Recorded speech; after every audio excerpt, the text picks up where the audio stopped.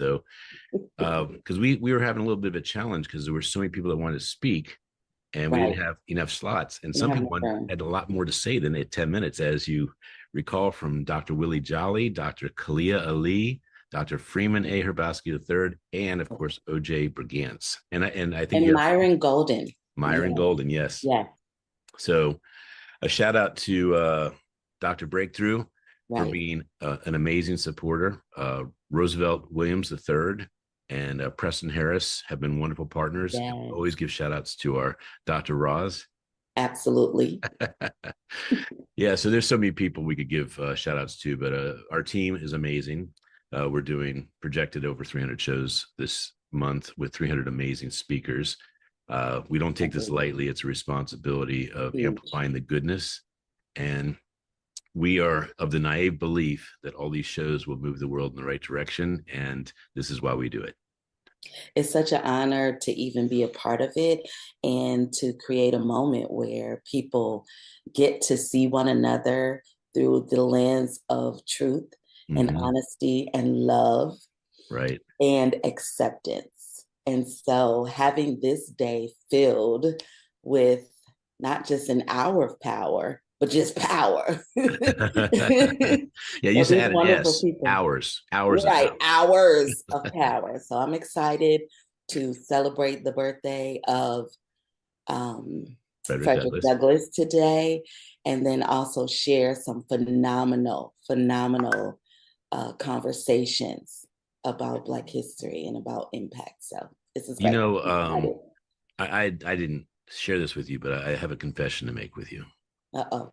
Well, I had to choose a day to speak, and I choose February 12th for two reasons. One, it was my favorite number, and it is still is my favorite number. I wore that number on my soccer jersey for 5 years in Germany. And then number two, it was one of the two people that created Black History Month, Abraham Lincoln, on his birthday, February 12th. But my confession to you is I wanted to do this presentation on the 14th. And because Ah, of our love day, I committed to Evans Cameron to have 12 hours of love, or 24, whatever we could actually get fit in. And so we couldn't have two shows hitting the same time. So right. this is God's way of saying, I got you. Exactly. Now we get to do it. We get to show love in our love day, and we get to express love by sharing hours of conversation in the Black Power Hour of Power about bold leaders of authority, courage, and knowledge who have made a difference and are making a difference in our world. And so it wasn't what we thought it was going to be, but it's even better. Amen. Amen. And I think in my ripe age right now of wisdom, I will say that what I've learned more than anything this year is grace.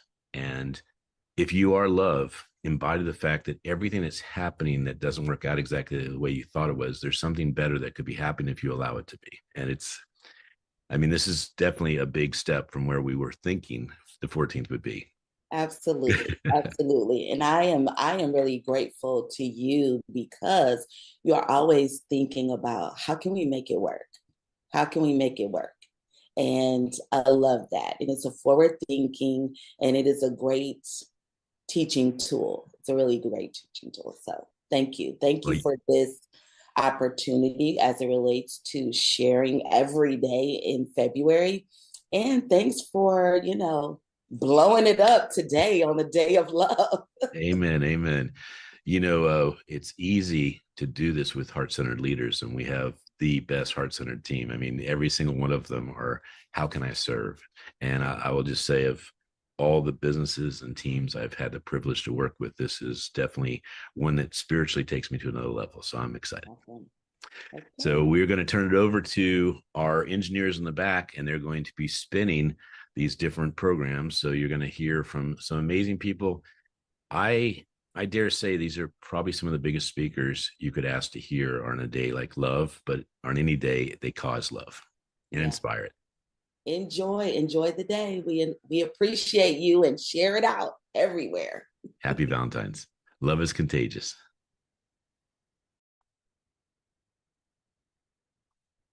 All right. So let's bring on our next person. Russell Thomas, you are the next person to speak.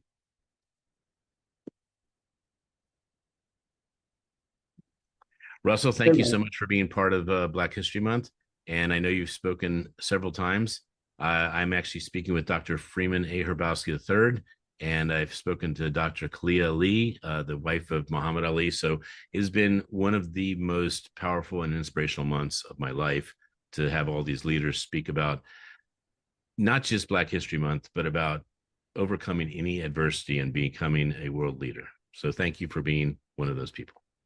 Well, thank you. I appreciate it, my bald brother. Um, the person that I would like to talk about today, as you see in my background, I have the iconic photo of the people who supported Muhammad Ali as he became a conscientious objector to the Vietnam War. One of those people was Jim Brown. And when you look at Jim Brown, you look at greatness. When you talk about legends, we often focus on statistics, and Jim Brown's statistics are staggering. In just 9 seasons with the Cleveland Browns, from 1957 to 1965, he became the most dominant running back the NFL had ever seen. He led the league in rushing 8 times, which is phenomenal. He also was a 3-time MVP. When he retired from the NFL as all-time rushing leader, he did it at the height of his career. But numbers alone do not explain Jim Brown. Before he ever stepped onto the NFL field, he was already making history at Syracuse University from 1953 to 1956. He proved that he was not just a football star, he was a rare multi-sport phenomenon. He excelled in football, track and field, basketball, but most notably, lacrosse. In fact, he was a first-team All-American in lacrosse and still considered one of the greatest players in the history of that sport. At Syracuse, he also pursued studies in education, philosophy, balancing academics with elite athleticism performance. He demonstrated on that discipline, intelligence, and preparation were just as important as physical talent. Syracuse would later recognize him as one of the greatest athletes in the university's history, a distinction well earned. Then he came to the professional stage. When Jim Brown, where Jim Brown dominated, he redefined what dominance looked like. He combined speed, size, vision, and power in ways the league had never seen. One of the things that, with him being learning philosophy, is that he would get up, if you watch the films, he would pretty much get up the same way each and every time. This way, the defenders did not know whether or not he was injured or he was ready to go until the next play. Defenders didn't just tackle him, they braced themselves. And then, in one of the boldest decisions in sports history, Jim Brown walked away. At just 29 years old, still the best running back in football. He chose to retire. That decision told the world something more powerful. He would define his life on his own terms. During the turbulent 1960s, Jim Brown stood at the forefront of activism. He was the most prominent, one of the most prominent who publicly supported Muhammad Ali when Muhammad Ali refused induction into the US Army. At that time, when speaking out carried real consequences, Jim Brown chose courage over comfort. He chose that true leadership extends beyond personal success. When he went on to break barriers in Hollywood, becoming one of the first Black actors to secure strong leading roles in major films. Although his work founded community organizations focused on mentorship and violence prevention, he invested in the next generation, not in just words, but with action. Jim Brown's legacy is not confined to yards gained or trophies earned. It lives in doors he opened, standards he set, and examples he gave. He showed us that greatness is not just about being the best, it's about being bold. It's about standing firm in your convictions. It's about leaving a mark that reaches far beyond your profession. Jim Brown did not simply play the game, he changed it. And in closing, I wanted to honor a man whose impact will continue to echo for generations to come. Why is this so important to me? Jim Brown was a level of excellence that we should all continue to try and aspire to. And with that being said, in my 35 plus years of orthopedics, that's something that I wanted to aspire to be great in the field so that I can actually help people who walk through the door injured, illnesses, conditions, to make them better by the time that they left our clinic or wherever I was at. This is truly an amazing man and an amazing example of what we should be about in our community. Thank you.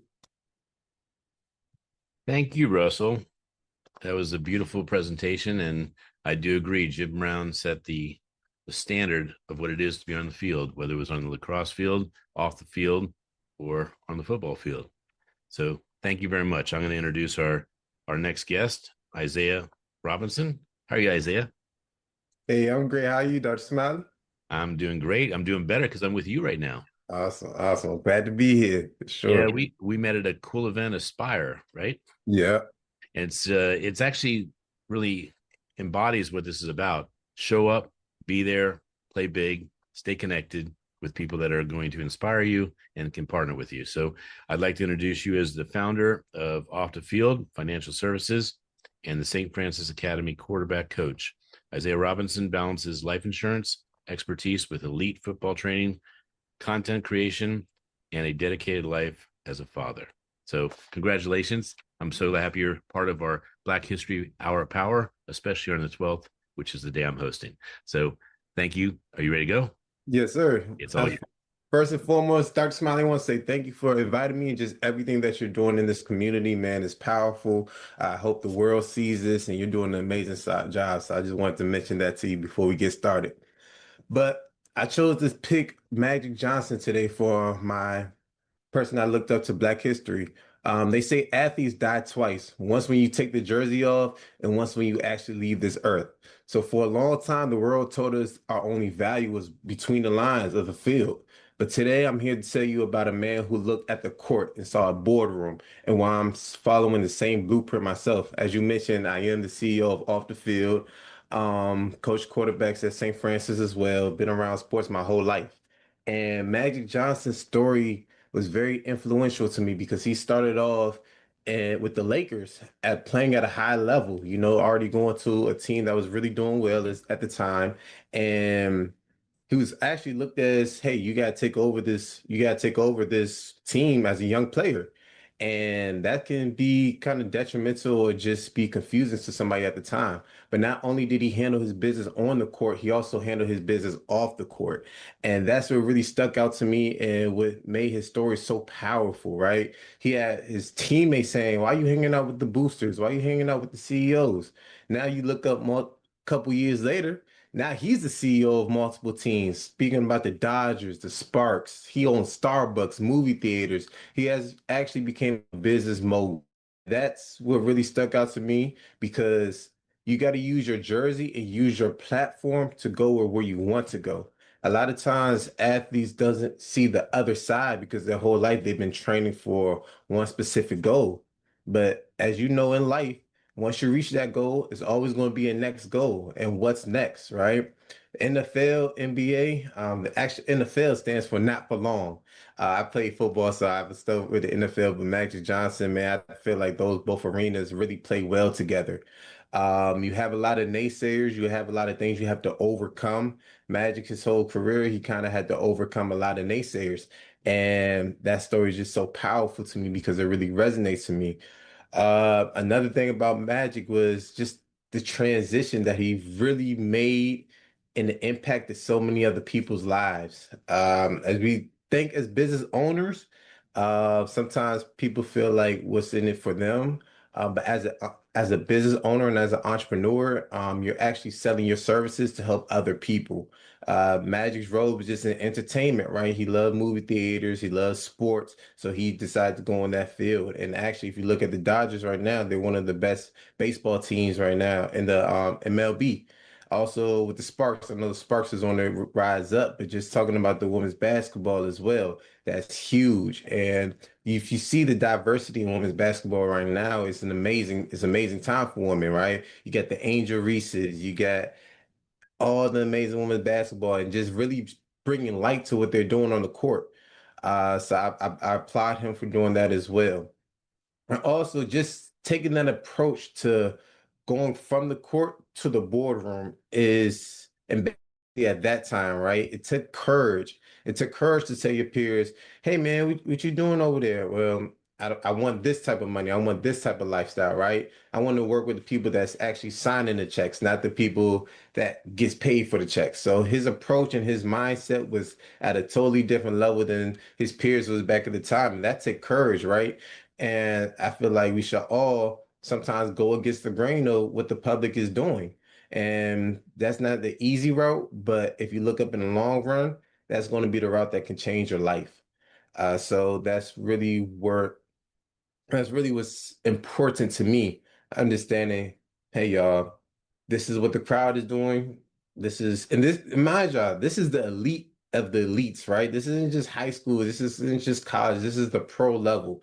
And the peer pressure and the things change. You get some money now, things change. You're with the hanging out with the star players or multiple teams, it can get a lot of peer pressure. For him to actually have that mindset to walk away and build his own thing, is very powerful and changed a lot of people's minds because nowadays you got college kids getting paid millions of dollars, right? And that's what we preach out off the field. You're not just an athlete no more. You're a business owner. You are a business. So you have to carry yourself as such.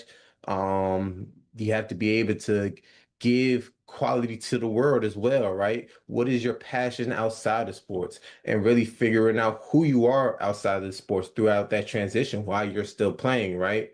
A lot of times the ball goes flat for everybody, but having a game plan and having something that you want to do once that ball goes flat is important. So really educating this next generation of how to be that mogul, how to be that business owners that can make a difference in this world and not just in your sports. So again, Dr. Smiley, I want to say appreciate you for having me on today.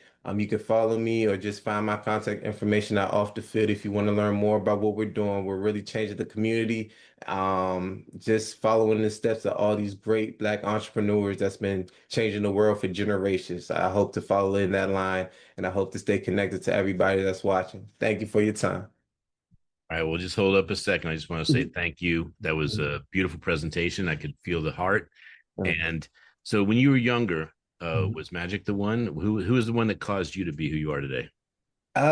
Magic was one of the ones that is actually Kobe Bryant. If you look in the back, I got I Kobe up see. there. I Yeah, see. but I definitely wanted to shout out Magic because he was the first one to really take that step in terms of the NBA. And then, of course, you came up with Kobe. Now Kobe having his own businesses and just seeing all the amazing things he did on the court. So I know they're all the way in the West Coast. I'm on the East Coast, but they definitely inspired me in multiple ways. Yeah, you're building the talent in the East Coast, though. That's the Hmm. important thing. Yeah. So, if you would like to speak again about Colby, I don't think we have anyone speaking about him, and he certainly is a leader that is, I mean, inspired millions, if not a billion people. I mean, he is one of the most interesting, transformative. He was a life learner. He Mhm. caused so many people to think way, way bigger. So I would love it if you spoke about Colby later this month. Definitely, definitely. You can definitely have me back on. We can schedule a day. I'd love to come back for sure. And what are your aspirations this year? My aspirations this year is we actually just launched our Off the Field Academy. So it's going to be a whole academy for a program for student athletes. We're going to be teaching them about how to break down film. We're going to be teaching them about finances, and we're going to teach them how to build a business life after sports. So that's what we've been working on right now. We have a wait list going on. So if you want to sign up, go to the link in my bio and join the wait list. We're only bringing on 25 people per session, which is a 6 weeks program. So make sure the seat spots are filling up fast and make sure you secure your spots today. So, I'm going to get in shape so I can be that 25th person. yes, sir. Yes, sir. We'd love to have you for sure. So I would love to be there just to support you and to give you some PR. Uh, Awesome. I want to acknowledge you because someone that is a stand for young leaders is a person that's causing someone to shift from not knowing what they're doing in life to doing something great in life. And you've heard the people that spoke today. They're speaking about people that were probably inspired by someone like you, Awesome. I someone that appreciate was a coach, someone that was a leader, someone that guided them. It's it. interesting, but it only takes one person to believe in you. Mm. And who was the person that believed in you? That's a great question. The person that That's why believed that's why I'm bald, because I ask Mm. great questions. The person that actually believed in me was my quarterback coach all the way back in 10th grade. And it's funny that you said that it only takes one person. He actually motivated me through my whole life. But just in that short period of time in high school, it really carried on for the rest of my life. So that's who So, it do you know why you got invited to this event? is. Mm-mm. So, I met maybe 100 people that day, maybe 300 people. I mean, somewhere in that range, right? Mhm. At Aspire. When you and I talked, you locked in. Your eyes were locked into opportunity. Your eyes were locked into listening. Your eyes were locked into what can I do to make my program bigger? And I gave you this opportunity because you are a person that actually changes lives. So, thank you. Of course. Thank you. Thank you. I appreciate that compliment. That comes a long way coming from you. So I definitely appreciate that. Well, I want you to talk about Colby. I also want you to help us fill up. We don't actually have any spots left, but I would make more spots available to people that want to speak about Black History Month.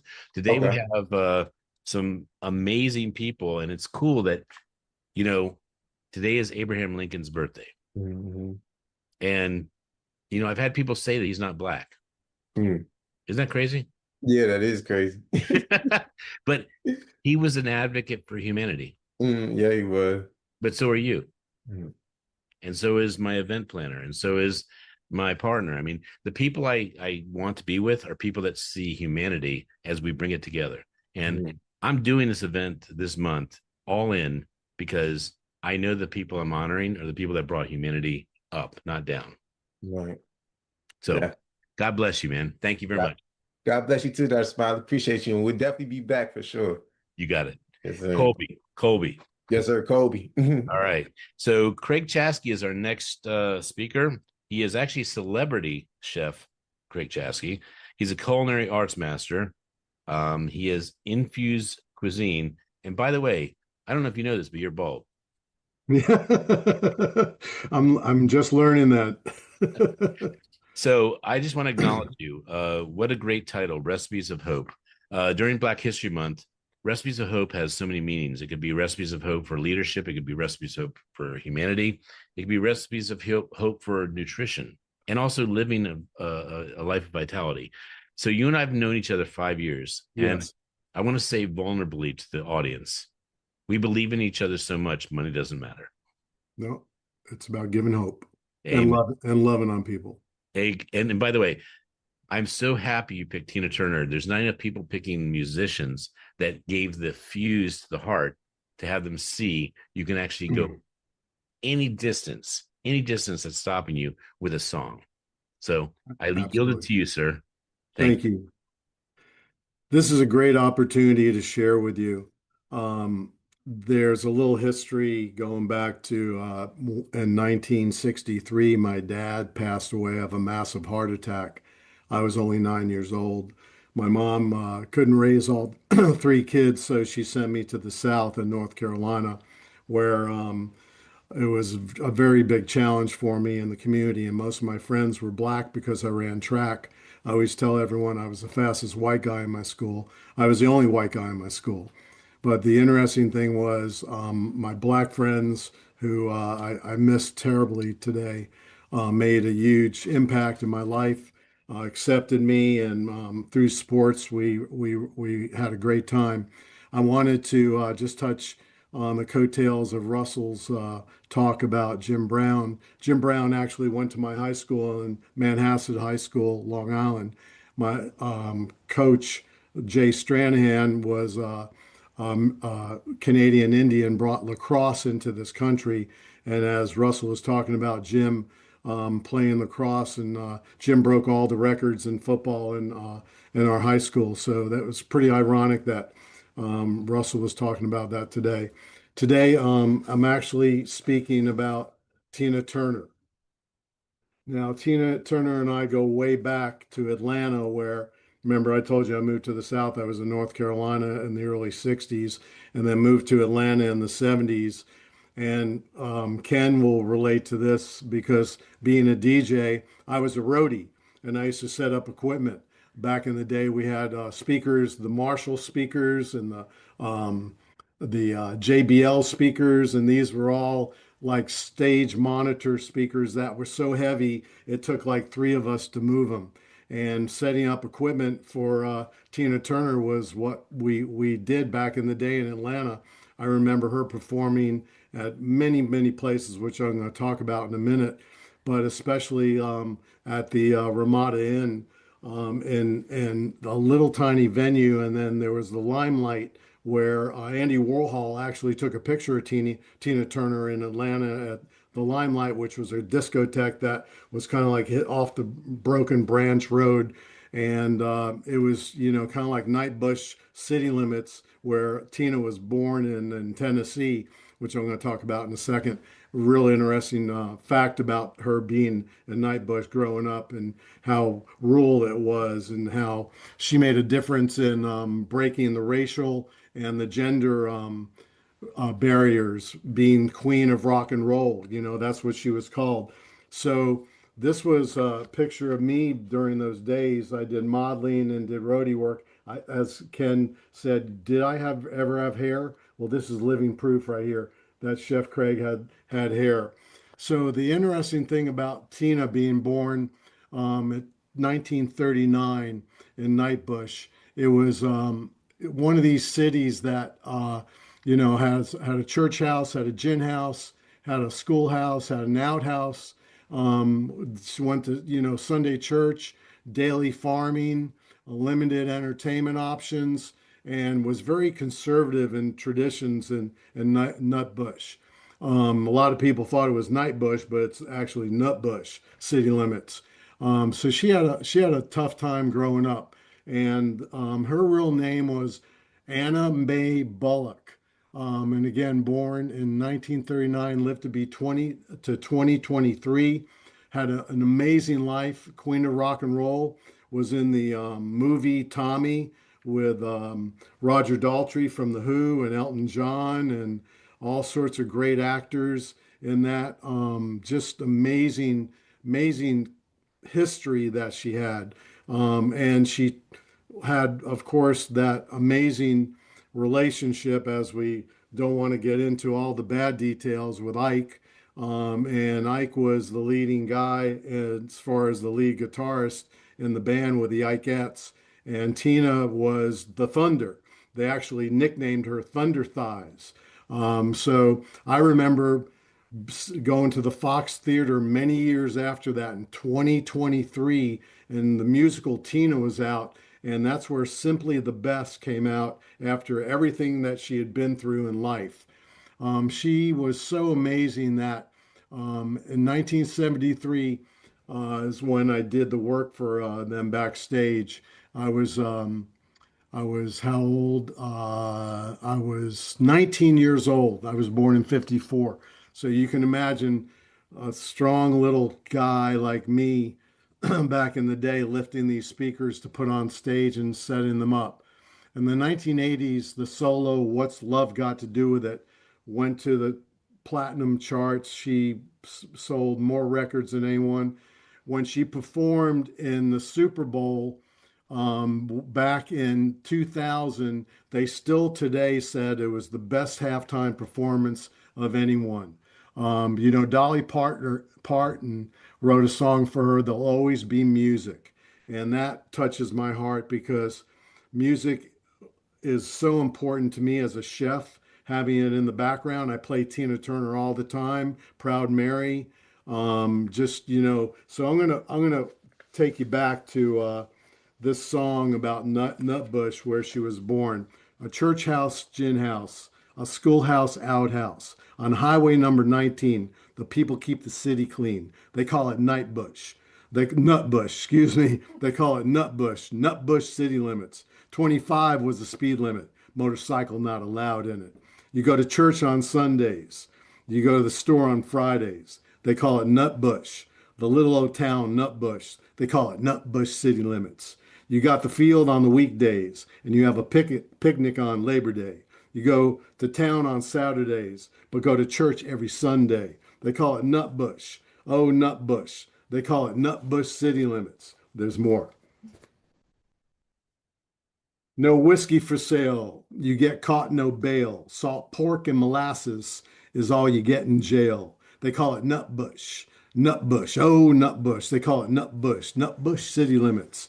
Little old town in Tennessee. It's called a quiet little old community. A one horse town, you have to watch what you're putting down in old Nutbush. They call it Nutbush. This is a signed autograph picture of Ike and Tina when I worked for them. This is one of my favorite shots of them backstage. They performed in Germany, France, Italy, all over the place. And, she was just an amazing inspiration. Her comeback single, Let's Stay Together, just blew things off the charts. I'm so proud to have that relationship with her. As I mentioned, I had a lot of Black influence in my life. I think that my housekeeper raised me when my dad passed away, and she did fried chicken with Crisco. I don't recommend that today, not health wise, especially with Recipes of Hope, but my cookbook launches this 24th of February. Dr. Smiley is going to be hosting me right here in Rome, Georgia. That's Rome, Georgia, not Rome, Italy, for those of you. But again, Tina Turner was such an amazing impact in my life. I'll never forget it. I still love her music today.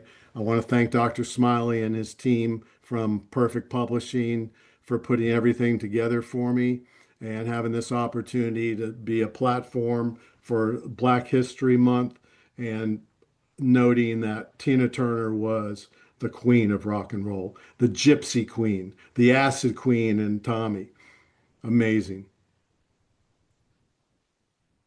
Wow, that was powerful. I chose Dr. Ben Carson because I met him. I chose Dr. Freeman Herbowski III because I met him, and you met Tina Turner. Yeah. What was it like? It was, her energy backstage with all the craziness that was going on prior to and the arguments and the, you know, physical harm and everything else. She shined in every moment. And when it came to stage presence, she turned that page and became a completely different person and gave her love and passion and her dedication to the audience to make them feel good. From the Rolling Stones performing with the Rolling Stones to, Mm. just all sorts, with Al Green. Al Green was one of my big favorites. And I Wow. saw him with Patti LaBelle and Your Arms Are Too Short to Box with God on Broadway, and they were out in the audience, and just that type of energy and presence, they can be teaching us white people how to dance and how to sing. Well, you're welcome to speak again. Isaiah is going to speak possibly on Colby. I'd love you to speak on another musician. This is very pivotal for me because I interviewed Dr. Kalia Ali, and she actually addressed the fact that it's the people that are the not Black that actually believe in humanity. Wow. It was her. And Wow. I just want to say that's what this is about. It's about humanity. It's about Black History Month, but it's about humanity mostly. Exactly. And when you see Denmark, or if you look this up, this is a better way to put it. If you look Okay. this up, Denmark was the biggest and most successful at saving Jews from the Nazis. That's pretty incredible. And they have Greenland. My point is, you don't know how the world is committed, and you don't know how a certain race is committed. You don't know how a certain person is committed. But I spoke about Frederick Douglass, and I spoke about him because he changed the world, and he's in my backyard, Baltimore. Dr. Ben Carson, in my backyard, Baltimore, worked at Johns Hopkins. Wow. And I share this with you to say, thank you for being a voice for humanity. Appreciate that. And everyone has thanked me for this platform. The biggest thank you I want is for us to embrace humanity. That's the biggest thank you I want. Amen. So your recipes for hope. Yes, sir. I'm flying down to see you. Yay. I get to cook for you. Well, more importantly, I get to rejoice what you're doing for humanity, which is nutrition, vitality, and education. Yeah. Thank you, brother. Thank you. Have a blessed day. My pleasure. You too, sir.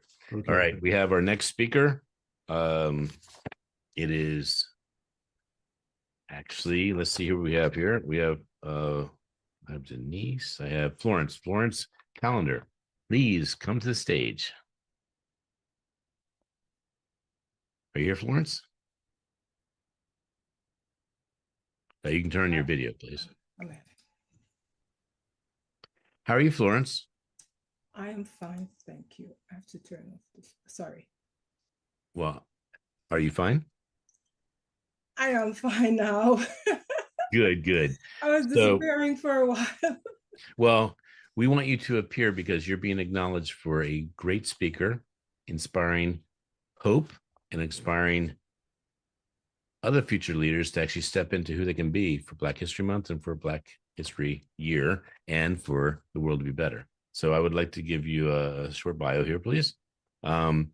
You are a coach, a consultant, the entrepreneur's communication with clarity across diverse mindset bridging, understanding and action so messages land, resonate and lead to meaningful change. So that is actually a short bio, but what does that mean to you and what does that mean for our audience? Well, 2 Nobel Prize winners have come from a small Caribbean island that most people would struggle to find on a map. And I was born and raised on that same island, St. Lucia. St. Lucia. Yes. I've been there twice. Oh, good. Most people don't even know about St. Lucia. Oh, it's a beautiful island. And by the way, not just a beautiful island, beautiful hospitality. Yes, we are known for our hospitality. Yes, you are. You are tourist friendly, but more importantly, you are tourist love. Thank you. And so for me, clarity is everything. I look at the people who've come before me and what they have contributed to life, the shoulders that I can safely lean on or sit on and move forward. So I use their lives and what they've accomplished as fuel for the fire in my belly that wants to do more and impact others, influence others, and just lead them on. Super. Well, I'm gonna yield the stage to you, but I want to leave you with, isn't it interesting that you, Isaiah, Russell, and Craig stepped up to the plate and said, I want to be a voice for humanity. Thank you. God bless you. Have a fun time sharing your message. Thank you. The island of St. Lucia is only 27 miles long, but when you grow up there, it feels vast. The mountains are high, the sea stretches wide, and it feels to you like it's the whole world. Years later, as I traveled beyond its shores, I began to understand just how small my island home really was. And around that same time, I discovered that this little island had produced a man whose ideas would shape the global economy. His name was Sir Arthur Lewis. Most people have never heard about him. William Arthur Lewis was born in 1915. Both of his parents were teachers. But when he was just 7 years old, his father died. And so his mother, Ida, she raised her 5 boys on her own, but she instilled in them a fierce commitment to learning. Because of his father's teaching at home, Arthur finished high school at 14. But he was too young to sit for university, and he had to wait until he was 18. When he sat the exam, he won a scholarship and left the Caribbean to attend the London School of Economics. At just 23, he became the university's first Black faculty member. And by 1948, he was the first Black professor to hold a chair at a British university. But he didn't stop there. He wrote books that gave voice to the world's overlooked economies, economies like those in Ghana and Jamaica and St. Lucia, guiding leaders on how to shape their nation's futures. In 1979, he won the Nobel Prize in Economics, the first Black man to do so. And incidentally, that same year, his little island, St. Lucia, won independence from Britain. But what made history wasn't just the prize he had won, it was what he did with his knowledge. You see, Sir Arthur Lewis believed that economics wasn't about numbers. It was about people, jobs, food, dignity, progress. When I look at his work, there's a word that keeps surfacing: systems. He worked on economic systems that helped nations grow. And today I work on learning and thinking systems, ones that help people be seen, heard, and understood. You know, I still remember when my daughter struggled to read in 2nd grade and how I did what Sir Arthur Lewis did. I built a new framework. I threw out what wasn't working for her and created tools that actually helped her connect sound to symbol, meaning to words. And I designed it for her brain, not for the system's expectations. The turning point came when my communication aligned with how her brain processed information, and progress followed quickly once clarity was present. Years later, she would walk across the stage as a class valedictorian. And that's not because the system changed, but just that I helped her work around it.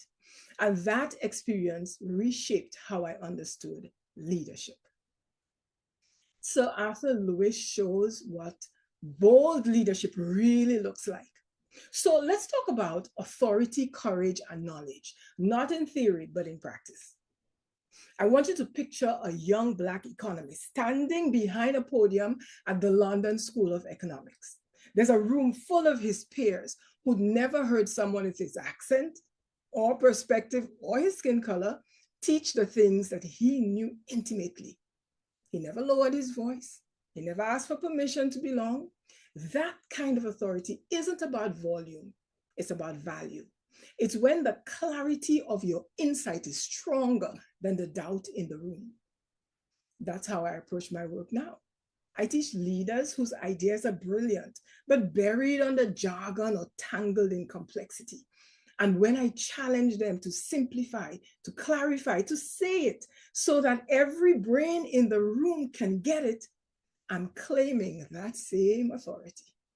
Like Sir Arthur Lewis, I want to lift people up.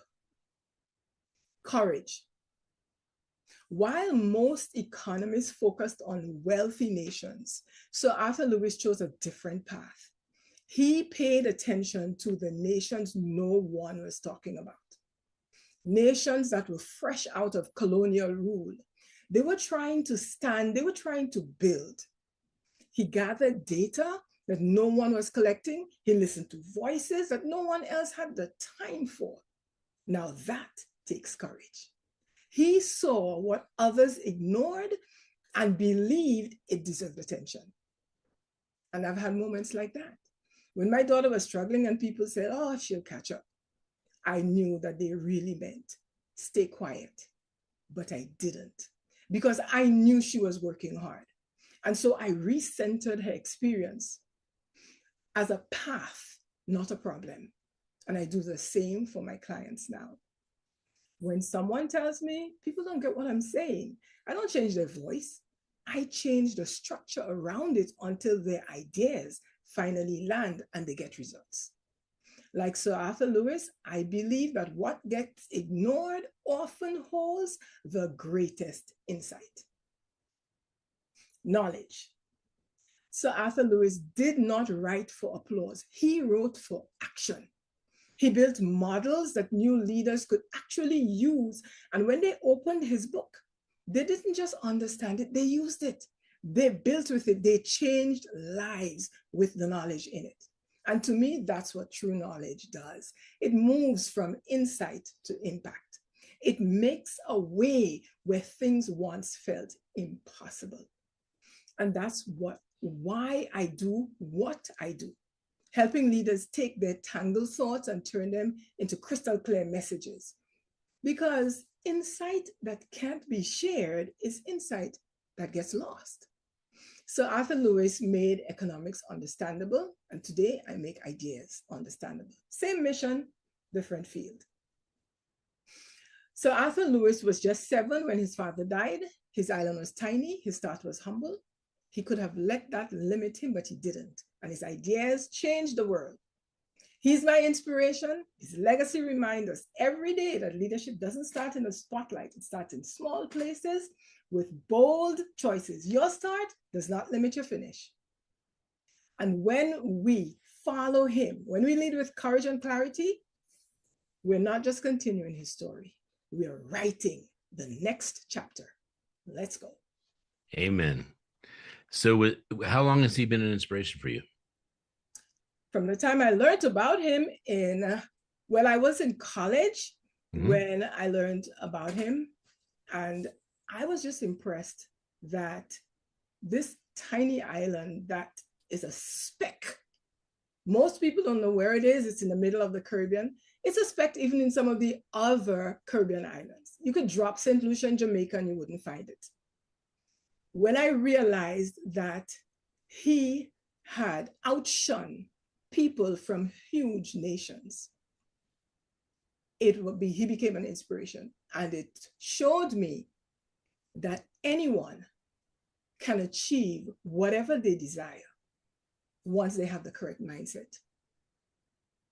Well, I was going to show some pictures of St. Lucia, and I just don't have the ability right now. So let me see if I can get that ability. I am seeing if I can do that right now. Okay. So just 1 second, because I've been to St. Lucia and I wish I could say all the beauty I've seen. So here is just a little piece. That's the flag. Yes. So I've been to 104 countries, and I just want to say St. Lucia is not just a country of beauty; it's a country of hospitality, and it's a country that actually believes in humanity. So that is part of it right there. And I wanted to ask you one question before we go to the group. All right. At what point did you know you wanted to be a leader and a speaker? Because this was not when you were in college. It was way before that. When I was about 10 years old, I wanted to be an author.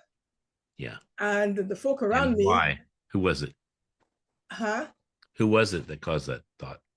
I read a lot. My Hmm. nickname was Bookworm. And I started, I don't remember what teacher got me to read an autobiography. I started reading autobiographies, and somehow they were most of them authors that I read about. And so I figured I like to write, so I can be an author too. I Well, where do you love live to. now? Where do you live now? I live in Tennessee right now. Okay, so I want to show one more thing, and I want to bring all the people. Everyone, please join us right now. So this is St. Lucia. I've been there twice, if not 3 times, but this is where it is. And I encourage you highly to go to St. Lucia. It's a beautiful, beautiful country. So we've had all these amazing people. Russell, was this amazing hour? Yes, it was. And I learned a lot. And this is fantastic group of individuals. Isaiah, please join us. So what I love about this hour the most is none of us look alike. None of us have been on the same born and what our story is, but all of us came to the same level of what it is to actually embrace love, humanity, and also leadership. So Isaiah, are you there? Yep, I'm here. All right, put your camera on. I think Okay. Chef had to leave. But my point is, Okay. do you know any other platform that brings so much diversity in one light, which is just human? No. And the reason why is because that's just love. So we have a big event on the 14th, which is in 2 days, called the Love of Day. And I want you to please, please, please be part of that day. We still have about 10 spots, maybe 20 spots left. And we have Carpe Diem Day, which is people that seize the day. And we also have International Women's Day. Florence, would you be part of International Women's Day? I would love to be. I would too. You know why? I'm a woman. No, more important than that, you are an inspiration. Thank you. Definitely. Let's see. Your story just moved me and inspired me as well, both of you all. So I want to say thank you. Thank you for the platform. I can't come on camera right now. I have to pick up my daughter. Okay. But Well, what did you think about Craig Chasky's presentation about Tina? I liked it. Yeah, I liked it. I didn't realize how much Tina really did because that wasn't really my era. But yeah, yeah, you're younger than we are. I mean, Russell's 95. I'm 106. I mean, so we're Um, so Florence. You know what I would do for you, and you know what I do for humanity? Was that? Do you know what I do for you and what I do for humanity? What? Tell me. I would wear that headdress just to show that you are me and I am you. Yeah. Thank you. Well, you did a brilliant job. By the way, everyone did. And I want to say in conclusion, this hour brought us together. But more importantly, this hour brought the world together. Yes. So God bless you. By the way, Russell Thomas, I want to acknowledge him. He always says, can I have 4 days? Can I have 6 days? Can I have 20 days? He wants to actually have every single day to bring people together. And he is, I mean, look at the backdrop of his. I know that, was that Photoshop, by the way, Russell? AI. AI? Because I see some amazing people there. I would encourage you to actually put names underneath of each of them when you get a chance. Yep. I know probably maybe 5. I don't know if I know more than 6, but we'll see. But those people are so symbolic of who you think this month deserves to emulate and also highlight. So, Florence, I look forward to getting to know you better, supporting you, and I am a fan of St. Lucia. Thank you so much. You do know that I put the flag up and I put all that up because I've been there and I love the people. Yes, definitely. You are the exception.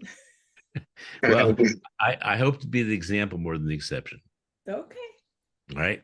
Yeah. Because the example is someone that actually causes people to say, we are all one. So God bless you. Thank you so much, everyone. We've had an hour of power. I want to give acknowledgments to my wonderful team, Tanisha Carroll, who's in Atlanta. She is the one who actually accepted the fact that we do 28 days in a row, 1 hour a day. and she steps up every single day. I love her so much. Dr. Michelle Mraz, who is a beacon of um, leadership, editing, and then Faison. Faison's actually in the UK right now, and he actually makes these shows happen, whether he's here or not. So, all of you, thank you for being part of the Hour Power. We'll be back tomorrow on the 13th. The 14th is Love Day. Please be part of both of those days. It's been a pleasure. Likewise. Thank you. Definitely been a pleasure. And we all meet in St. Lucia next week, right? Yes. I love to. By the way, Florence, you can be the one that actually causes Perfect Publishing to be in St. Lucia. Are you? Will you do that? Let's talk about it. Let's talk about it. All right, cool. Thank you. All right. Bye-bye.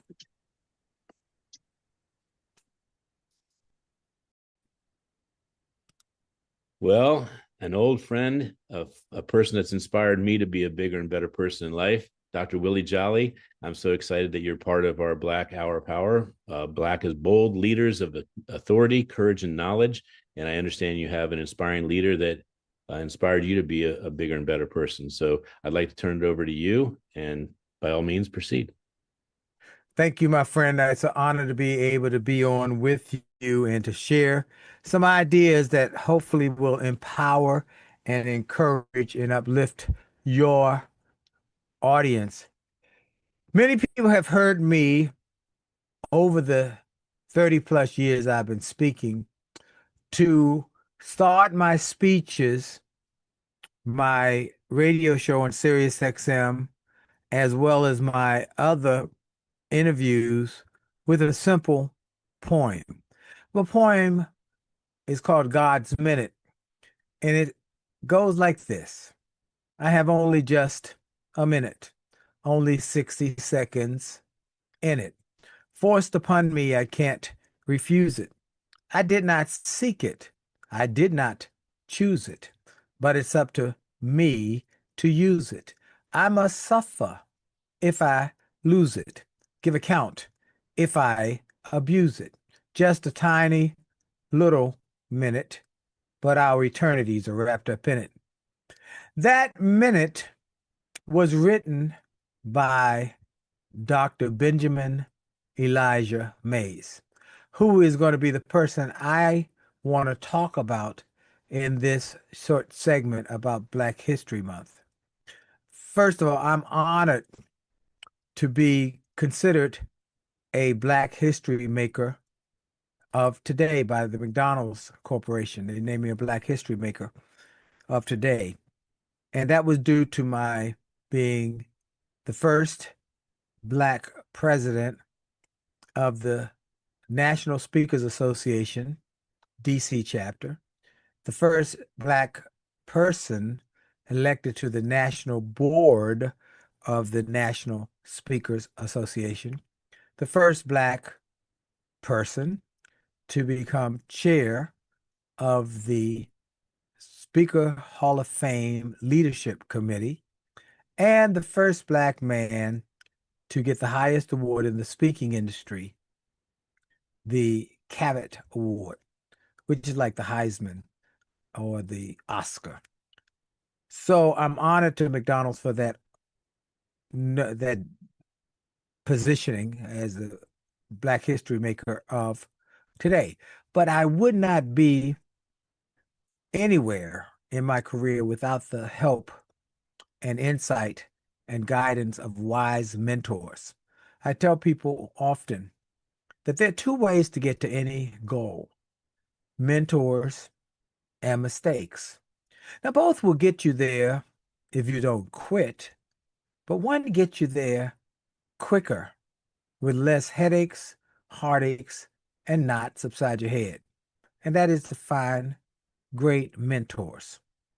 I've had great mentors. General Colin Powell, another Black history maker who I could have spoken about.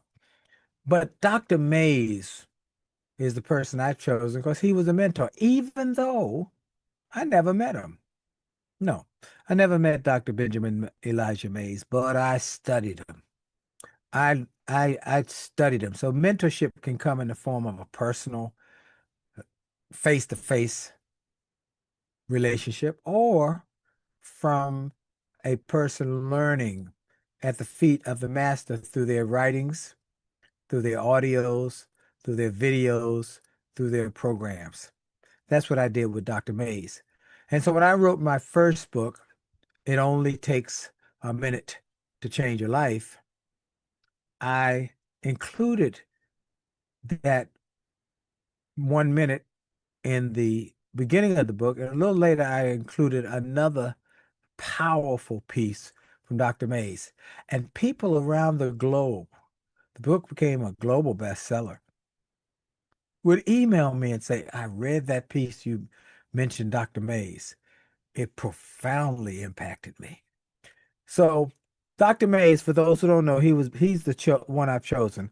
He was a minister, he was an educator, he was a philosopher, he was a philanthropist.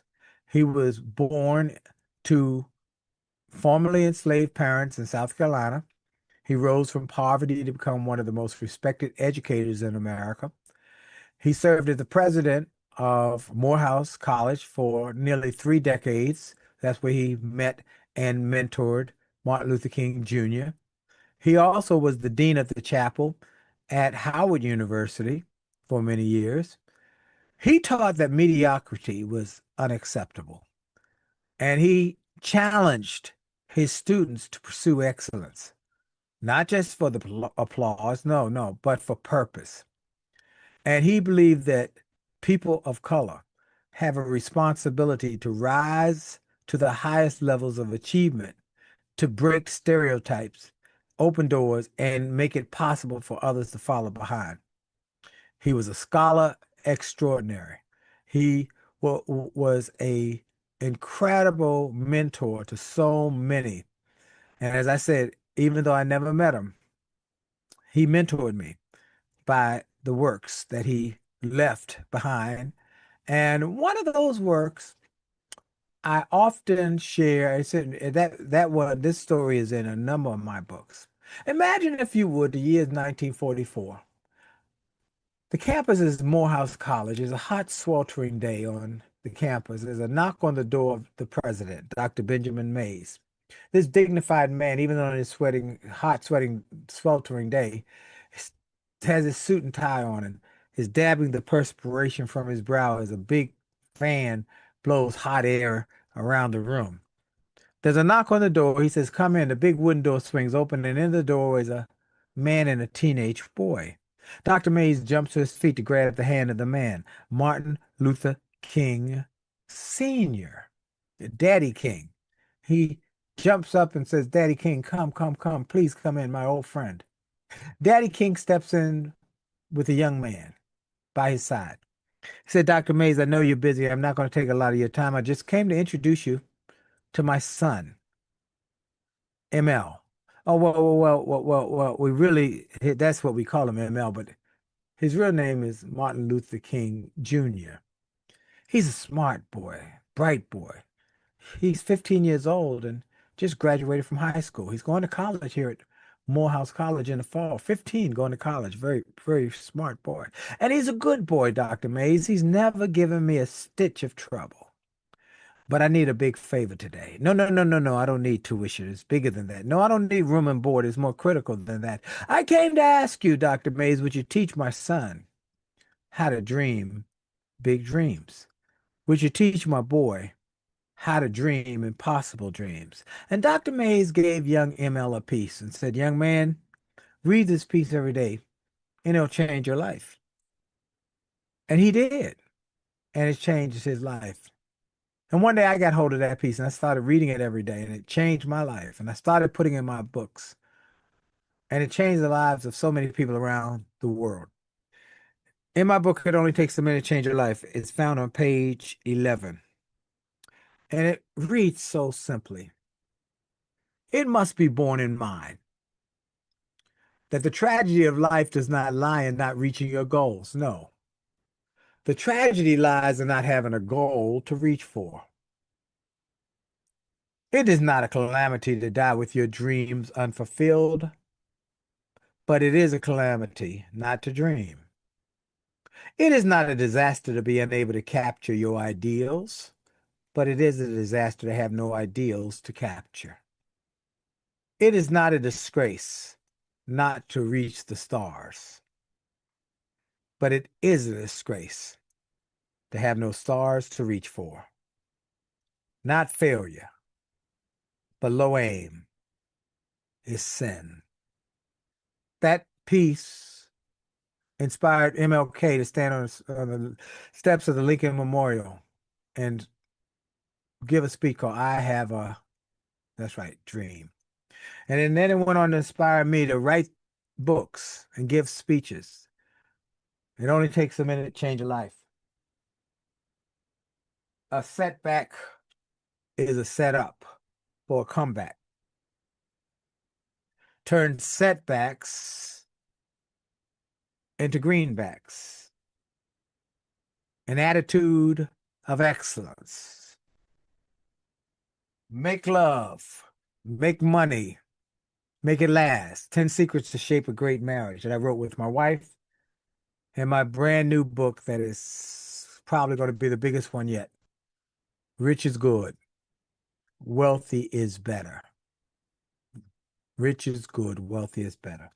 All those came from the fact that I made it a point to be a student, even though I never met him, a student of my Black History Month focus person, Dr. Benjamin Elijah Mays. Do what he encouraged you to do. Be excellent and make the most of every minute. You have only just a minute, only 60 seconds in it. It's forced upon you. You can't refuse it. You didn't seek it. You didn't choose it. But it's up to you to use it. You must suffer if you lose it. Give account if you abuse it. Just a tiny little minute, but your eternities are all wrapped up in it. This is Dr. Willie Jolly. Thank you for your time. Happy Black History Month. And don't let anybody make you stop celebrating Black History Month and try and diminish the importance of Black History Month. Anybody. Have a great day. Thank you, Dr. Willie Jolly. What a beautiful presentation and a sentiment. And it just goes to show you don't have to meet somebody to be inspired, and the power of a book, the power of a word, the power of a message, the power of a mission. So thank you very much for taking the time out to be part of this wonderful hour. And I look forward to our friendship blossoming as a result of all the great things you're doing. Great. It's a pleasure and a privilege. And I want to encourage people to go to winwithwillie.com. Winwithwillie.com. Just get some of the free resources as well as the other resources we have available there. Have a great day. And also, how can people reach you by Instagram or Instagram, The Real Willie Jolly. LinkedIn, Willie Jolly. Facebook, Willie Jolly. and so, but and if you want to just send us an email, info@williejolly.com. Info@williejolly.com. And North Pole, Willie Jolly. You got it. All right. Thank you very friend. much. Have a blessed day. You. Well, I almost could not be more excited about this month than to have my friend, Kalia Lee, Dr. Kalia Lee, and someone that I have just grown to admire so much. And what a happenstance that I met her last year, and that this event is kind of inspired by you. I came up with this idea only about 3 weeks ago or 4 weeks ago. And I said, I want to actually honor all the people that have made a difference in my life. And so I came up with this Black, bold leaders of authority, courage, and knowledge. And it's an hour of power. So you are part of the hour of power, and you're going to speak hopefully 8 minutes about someone who inspired you to be the greatness that you are. And so how are you doing? I'm doing fine. I'm honored to be on your show. I was honored to be with you at the Be Great convention in Orlando. And just seeing your smiling face, I can see why they call you Dr. Smiley. You as well. I mean, you could be called, I guess, Queen Smiley, something like Yeah. that. All And right. you know, when I was on a ship one time, it was called the Happy Ship, Yeah. and they had a thing going on for, to find out the people that was on the ship, to find out who was the happy person on the ship, who was nominated as the happy person. I had nothing to do with it. It was already set up that way. And I got on the ship, and everybody thought I was the happy one. I was Mrs. Happy on the ship. Actually, Yeah. you are. And I'll tell you what, just a little teaser for those of you who are seeing and hearing, experiencing. This show is obviously about Black history from a standpoint of who inspired someone to be better, greater, and change the world and change that person. So this is a teaser that you're about to hear about that on the Dr. Smiley Show. So I'm going to Okay. go ahead and give you all the stage, and I'll be back in about 6-7 minutes. All right. And You just got it. share your heart about who inspired you. Okay.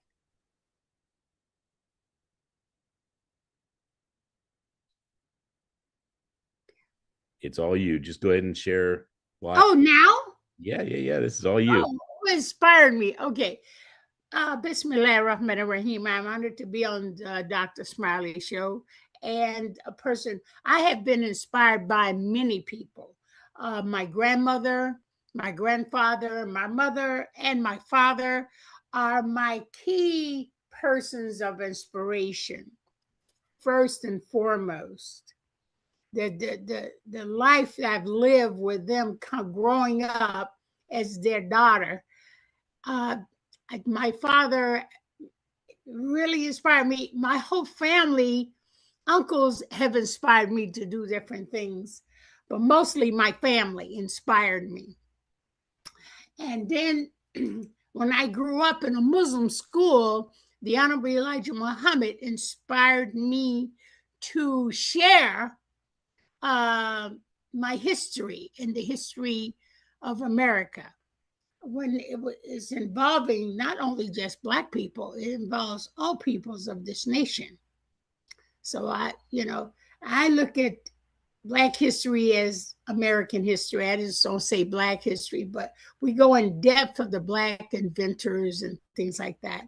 What I learned as a young girl at 5 years old. So, and then I was inspired by the teachings of Frederick Douglass and Sojourner Truth. I mean, there's so many people of our own history that I was inspired by. And I even had mentors like Walt Disney, Howard Hughes, Cecil B. DeMille. And those people inspired me as well. So, those who inspired me most of all, because I was fortunate to have Black American history in school when it wasn't even in the public schools. We went to a private school, and it taught me my religion. It taught me different religions with it, and it taught me discipline. And most important, my dad. I'm a daddy's girl, and my dad taught me a lot about nationalities, people of different colors. And I would ask my dad, why is it, this is when I was 8 years old. I said, why is it that I have to eat corned beef and cabbage on my birthday and my sisters and brothers don't? And he stopped and said, you were born on a Irish holiday. And he started talking about Irish people and how they drink and they fight in that order. And they fight and they drink with the heroes that they learn about. And, for their freedom of speech and their freedom of religion. And I said, wow. And he was telling me how beautiful their music was and how beautiful their country was and how beautiful their language was. And it was just amazing. And then my father was stationed in Okinawa in the Korean War, and he would buy chopsticks, and he would tell me about Japanese people, how they fought for justice and how they were humble and honorable, and how what they ate with chopsticks. And I had to learn how to eat with chopsticks, and I had to learn that he would speak Japanese to me as a little girl. But every nationality that I ever come across, my father always told me the most positive and most clean and direct information from people of different lands and different cultures. He says, whatever you do in your lifetime, if you meet somebody of a different language, a different nationality, tell them to teach you 3 words in their language: how to say I love you, how to say how are you, and how to say thank you. And if you do that, you will become friends to that person from that country for the rest of your life. So that's, I learned being with my dad. That's beautiful. Yes, Very sir. beautiful. Yeah. So thank you for being a voice for Black History Month. But more importantly, I think you might be the first person to say History Month, American History, American History World Month. History Month. Yeah, World History Month. It entitles all of us. It does. Yeah. And it honors all of us. And Yeah. the message I share before every show is that Black History Month is important because it teaches us that we're all important to work together, be together, support each other. So, you know what else I have to say about the Black history? When you teach Black history to others, you're talking really American history, because those who oppressed us gave us oppression, the slavery part. They don't tell you about the other Americans who helped us get freedom in America. When we fought for our freedom, the other Americans helped us become free. They worked in our favor. And it was a team effort, a united effort that gave us our freedom. We didn't do it all by ourselves.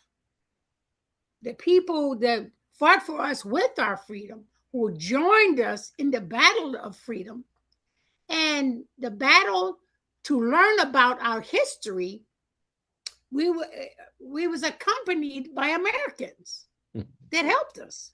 it's so that's the key thing, the jointness of people who was on our side to help us, and they understood where we were coming from, and they made sure we found about our history, just like they made sure we learned about animals and their environment. One great man is Jacques Cousteau, who taught us all about the animals. Jack Cana, all these people who taught about the animals, they did the same thing by teaching us about all nationalities and all races and people. You are very wise. I just heard someone speak at your wisdom level, and they said that when the Nazis persecuted the Jews, that was the oppressors. And then there were a very large amount of people that were the bystanders. And then beyond the bystanders were the upstanders who didn't want this to happen. And there were the rebels who said this cannot happen. Exactly. There was Germans who were the Germans who hated the fact that it came out with depression. But those were the people that was against, fought against us. Right. Their arrogancy. But there are Germans who helped us as well, who hit us, who hit the Jews. And that's why I can't understand Jewish genocide. Jewish people genocide. If anybody know anything about genocide, is the Jewish people with the Holocaust. And how dare they don't think that happened. That actually happened. A lot of people don't believe in it. No. And it's just wrong for them to be that dumbfounded, not knowing the true history of the Jewish people. Yeah. Exactly. This was the most profound interview for Black History Month that I've Yes, had. it is. And we have Thank 160 speakers speaking, but this is not a surprise that you would be the one that would knock it out of the park. you. So I'm so glad I did, because it it's a humanitarian thing, and the is. creator who created all life on this planet and other planets, uh, he created us for a reason, and he gave us all the dominion over the books, because we are people of the book. All our people is in the book, and he doesn't look at us being other than who we are and who he created us to be. And that's the unity of all humanity. I mean, you can't escape it. I'm smiling because this is our show. So we're going to cut this and we're going to go to the show, because the Dr. Okay. Smiley show is about who is this woman that you're hearing? How did she become the woman that she is? How did she find her Okay. purpose, and how did she make this purpose change the world? So, with that said, thank you for listening to Black History, Hour of Power, and we'll be back. Check out the show, The Dr. Smiley Show with Dr. Khalil. Yes, sir. Welcome to the Dr. Smiley Show. I am very honored to be with O.J. Brigance. I have been at his event several times, and many thanks to Drew Van Landingham, who is the president of his foundation. This is his book, and it is a wonderful book. And Strength of a Champion is a must read. It is a highly recommended book on our side as a publisher. And I read the foreword of Ray Lewis right here.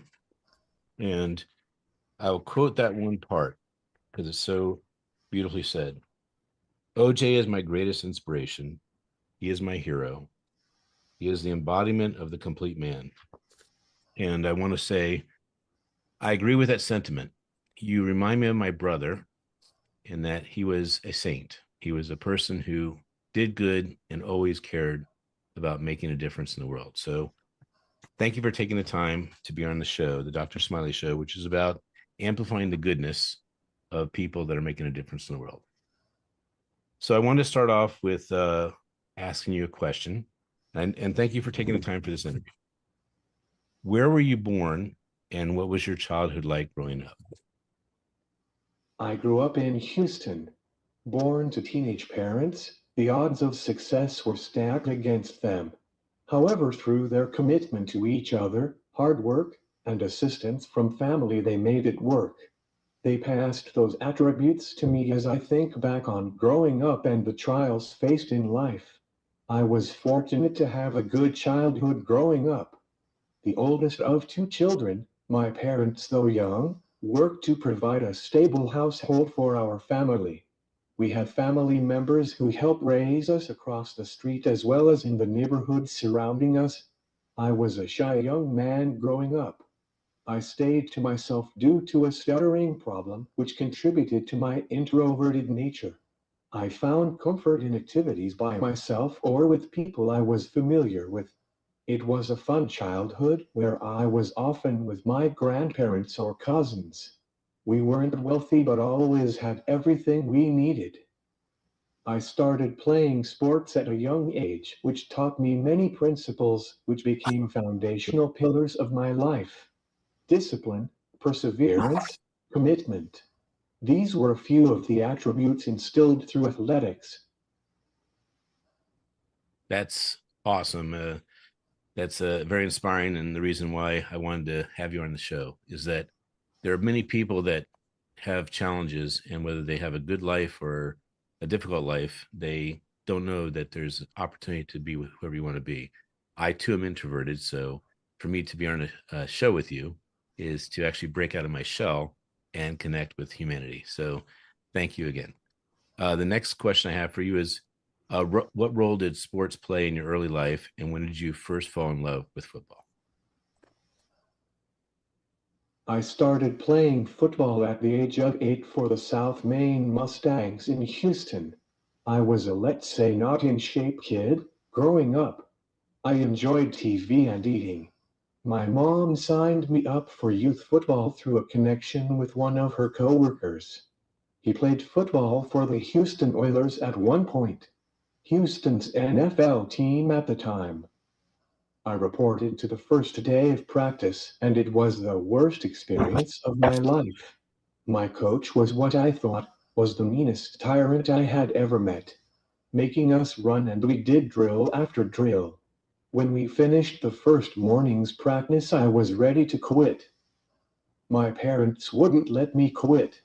Son, you started it, you have to finish it, they said. Mama, but you don't know what coach put me through. You started it, you have to finish it. That was life lesson number one. Just because something is hard does not give you the right to quit. If you start it, finish it. Once I committed, I built up stamina to make it through the practices and began to enjoy it. That's where my love started with football. So you said you like to eat. What did you like to eat?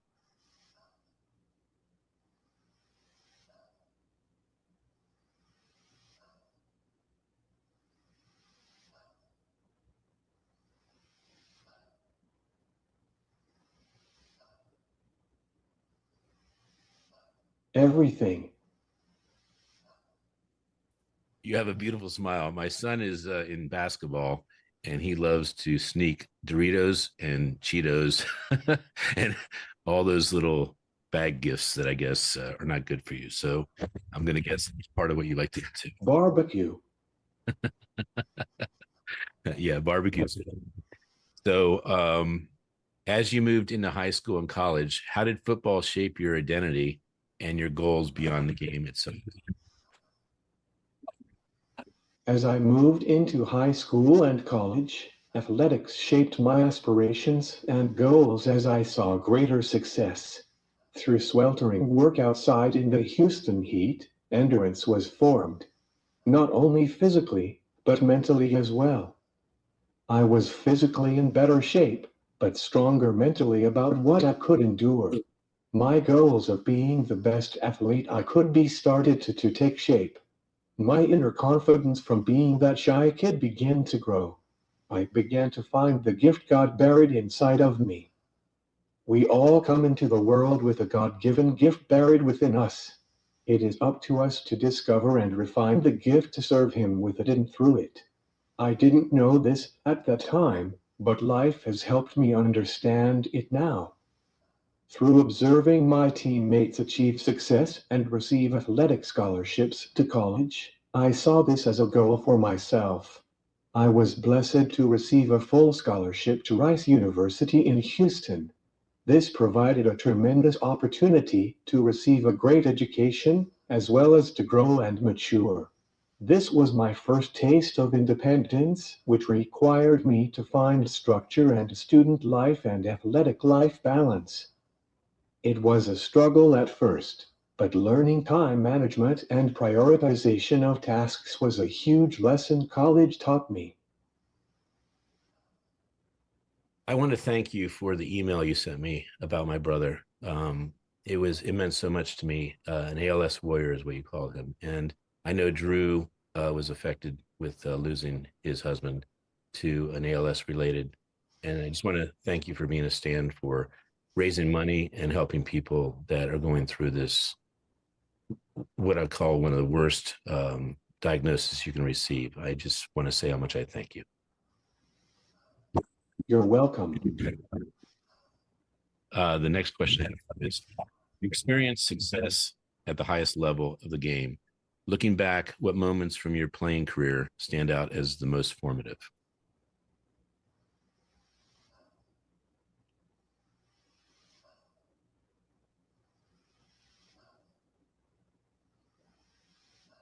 My first years in the Canadian Football League stand out first of all because I learned the skills required to achieve success.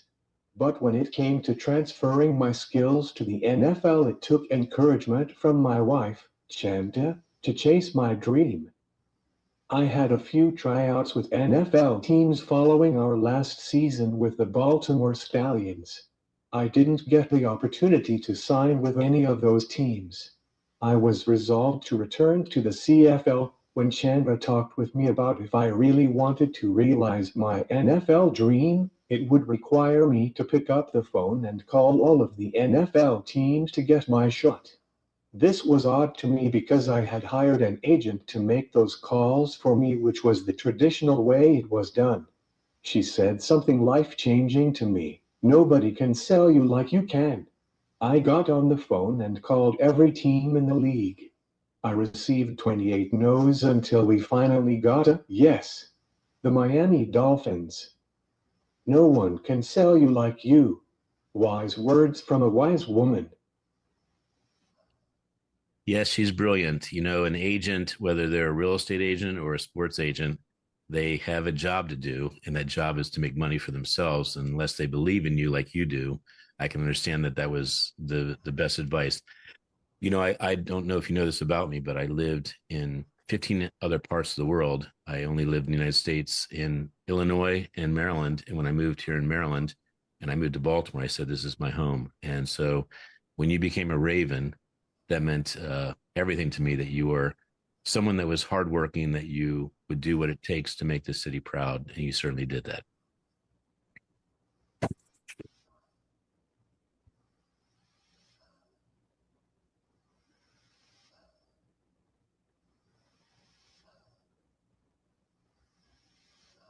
Thank you. You're very welcome. The next question I have for you is, do you remember the first signs that something might be wrong with your health? And how did you ultimately learn you had ALS?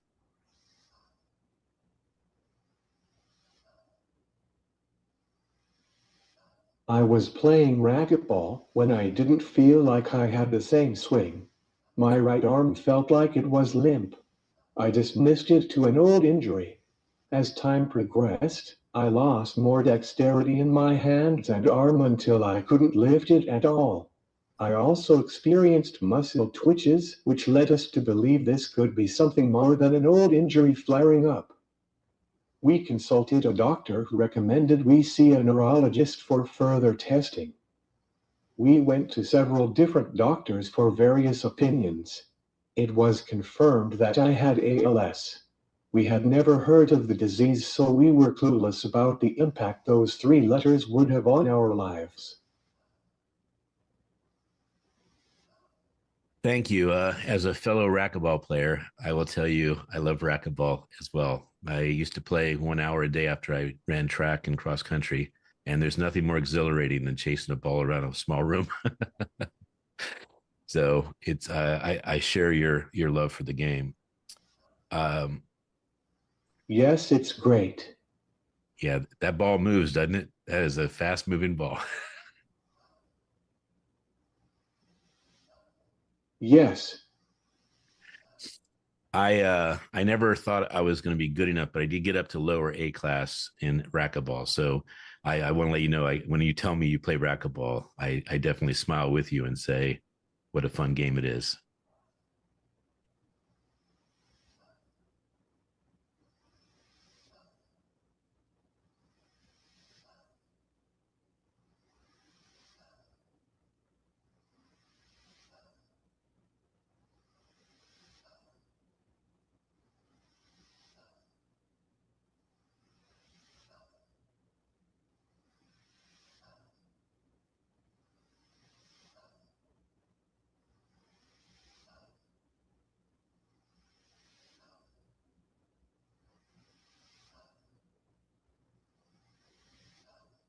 I was an amateur but loved it. You know, to my wonderful audience, I want to let you know that OJ is a brilliant, intelligent communicator, and he is using his eyes to read a screen and to identify letters, to turn into words, to turn into sentences, to hit a button that allows him to communicate what he's thinking. He certainly can respond very quickly, and I'm very grateful for this interview, because it is a chance for us to learn and be inspired at how greatness is always greatness. So um, I would like to ask the next question. What was going through your mind in the days and weeks after your diagnosis, and how did it begin to change your perspective in life? In the days following our diagnosis, we tried to learn about disease and its prognosis. We would learn that the disease has no cure and I could be dead in 2 to 5 years. I was 37 at the time. This was devastating to my wife and I. This wasn't what we thought would be our life outcome when we exchanged vows before God. We resolved to fight and to beat ALS. But as we experienced the daily realities of the disease's progression, it revealed a reality which brought both of us to our knees. Following a good cry and perspective from God about our circumstances, He revealed, my strength is made perfect in your weakness. And then again, never will I leave you or forsake you. So Chanda and I both received reassurance that the life lessons and circumstances had indeed equipped us for this very moment and fight. And a fight it is. I remember visiting my brother and him asking me to throw a pillow to him, just to catch a pillow and keep his strength in his arm. Like you, he loves sports and he could throw a football further than any person I knew. He was an amazing softball player. He loves sports and he's one of my favorite people in the world. So when I heard that I could be at your event to support your event on February 27th, your gala, to raise money for ALS and to raise money for families that are um, affected by ALS, I couldn't be happier to be a support for you. And if I know this wasn't one of the questions I sent you, but how did you learn of Drew Van Landingham?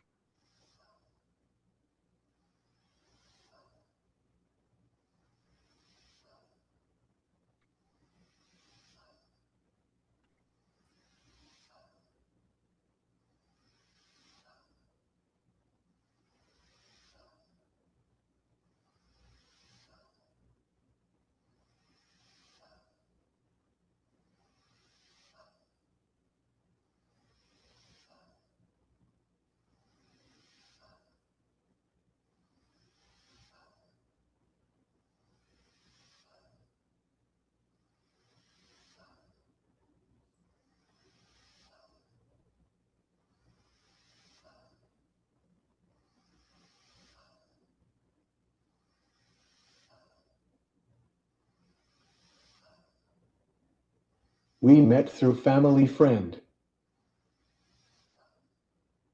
Very cool. So, um, your name OJ Orinthiel James. My middle name is James as well. Orinthiel is a very unique name. If you have a second, could you share how your father and mother picked that name?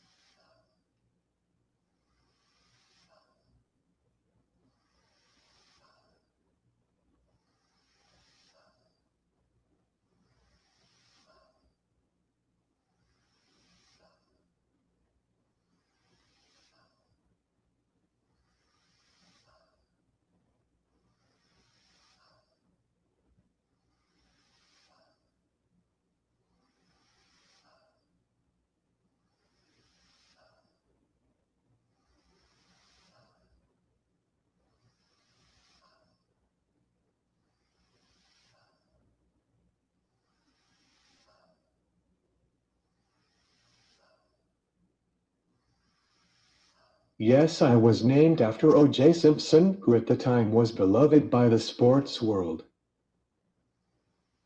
And I did some research while you were actually putting that together.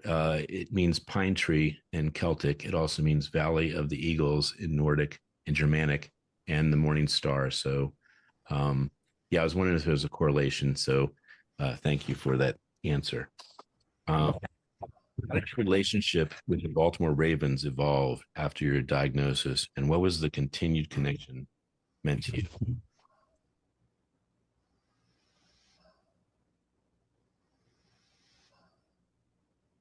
After retiring from football, I received the opportunity to join the Baltimore Ravens front office as the Director of Player Development.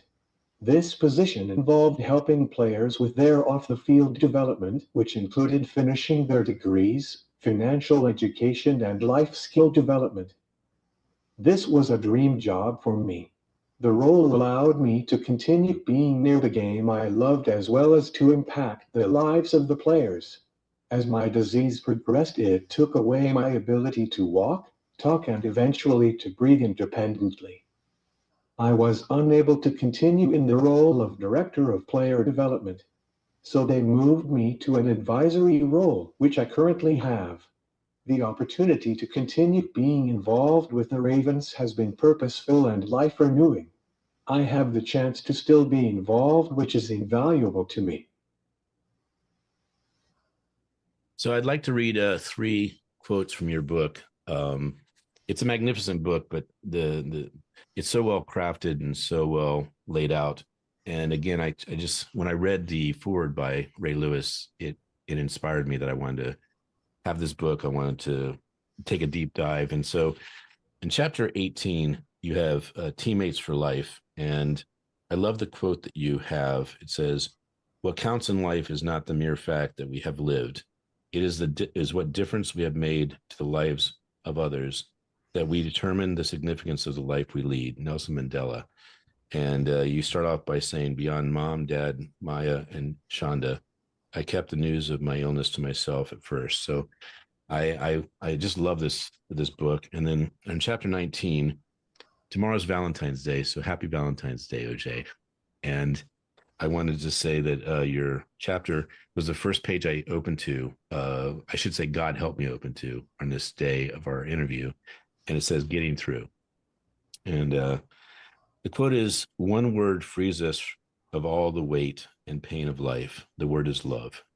Sophocles. And so on the 13th of February, the day before Valentine's, I am letting you know that tomorrow 52 people are speaking about the power of love, and we're making a book called Love Makes the World Go Round. And then the fact that this is Black History Month and that you are gracious enough to give me your time and be one of many wonderful voices. We have 160 voices sharing leaders that inspire us. And I will tell you that you are truly a leader that inspires me. You're truly a leader that inspires many, including Drew Van Lanningham. But on your chapter, New Friends, chapter 21 says, "Even if I knew that tomorrow the world would go to pieces, I would still plant my apple trees." Martin Luther. So I just wanted to smile and tell you that any part of this book is an inspiration, as you are. So the next question I have for you is, what inspired you to create the Brigance Brigade, and how did your sense of mission grow through that? Chanda and I founded the Brigance Brigade Foundation in 2008 after discovering the exorbitant cost of living with ALS. We assist people living with ALS with the costs insurance does not cover, such as in-home nursing care, home accessibility modifications, and durable medical equipment costs. We have been blessed, so we wanted to be a blessing to others. We have been able to grant over $2 million to our families to improve their quality of life thanks to our wonderful supporters. Thank you for sharing that. The fight my brother had to have with the insurance companies to continue living with ALS was horrendous. It was atrocious. It was an embarrassment to what we call provided health. And he had to fight to get a wheelchair. He had to fight to get this and that. And ultimately he had to move into a senior living home where he was the youngest person there at age 52. And the care was great, but it was extremely expensive and there was no insurance. So he had to work all the way until the time he passed. So I thank you for what you do with the Brigade Brigance. And again, for those of you listening, February 27th is a very beautiful event in Baltimore at the Martins West and I will be there, and so will OJ, as well as some other Ravens, to help raise money for ALS and to raise money for the brigade. And I have actually known you, I think almost 10 years, because it was, I guess around 10 years ago, Drew called me and asked me to do an event at the Engineers Club, which I think was one of the first years you did your gala. And you've always, I admire you because you're not just doing this for good. You will not stop doing this because you care and you know how much this diagnosis affects people and how tough it is to get through it. So thank you for that. My final question for you before we go into rapid fire questions is, when you reflect on your entire journey from childhood to football to living with ALS, how would you describe your defining moment and the purpose that drives you today? I would describe my life journey as one in preparation for what God had in store for me. Each phase of life served as preparation for the next. Every triumph and challenging moment provided strength and growth to handle the phase of life we currently are in. It isn't easy by any stretch of the imagination. It's hard and challenging at every turn. But God's presence has us covered. I think the biggest gift your mom and dad gave you was when you played football for that person, and it was so difficult, and you wanted to quit, and your dad said to you, "You can't quit." And my son, who is a pianist, he's a basketball player, he's a soccer player, he's a Boy Scout. He does say he wants to quit. I said, "You can't quit until you finish. You can't quit until you finish." So, I want to say thank you for being someone that never quits, and you are, Ray Lewis said. If you have a second, can you share how important Ray Lewis was to you?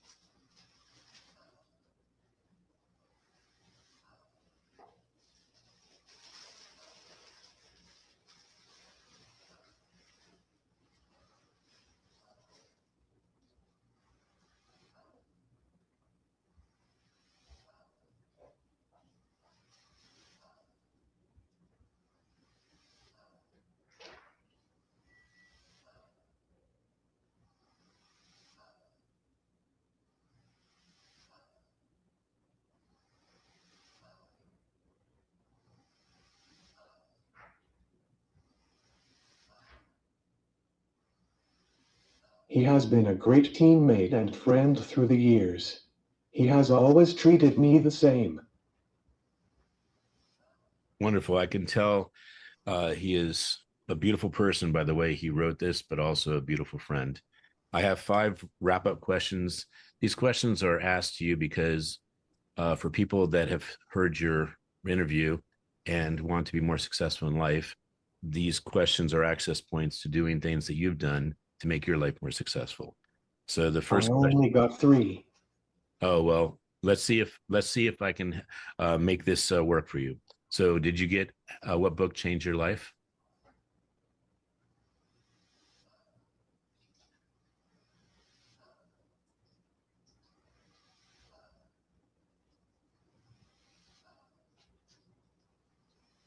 The Bible and Purpose-Driven Life. And what movie inspires you? Remember the Titans. That is a great one. I love that one too. What song gets you going? No Weapon Formed by Fred Hammond. I haven't heard that one. I'll have to check that out. I don't know if you got these last two questions, but who is your hero?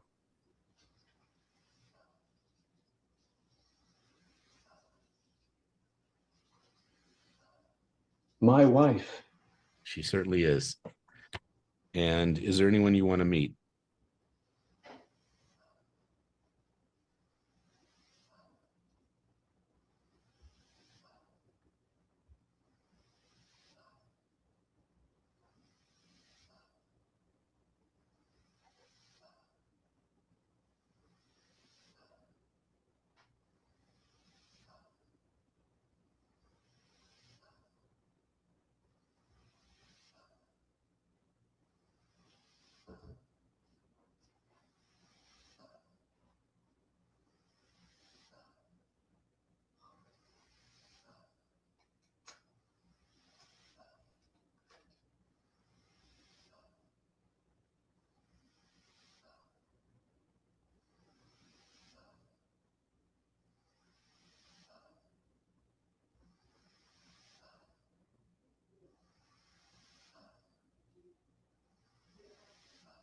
I met him. President Obama. That's amazing. I'll see you at the event on February 27th to find out how that was. But my final question in the rapid fire is, what quote do you live by?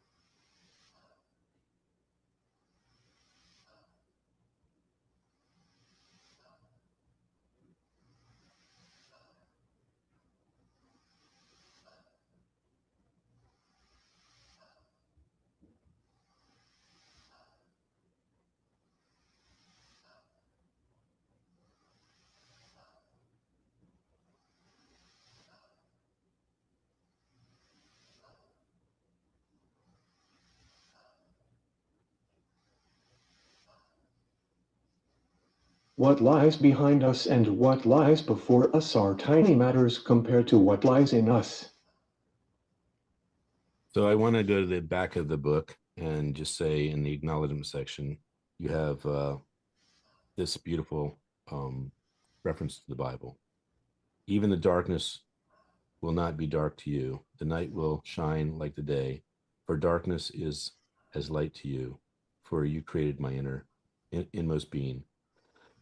You knit me together in my mother's womb. I praise you because I am fearfully and wonderfully made. Your works are wonderful. I know that full well. Psalm 139, 12-14. And then, Amen. amen.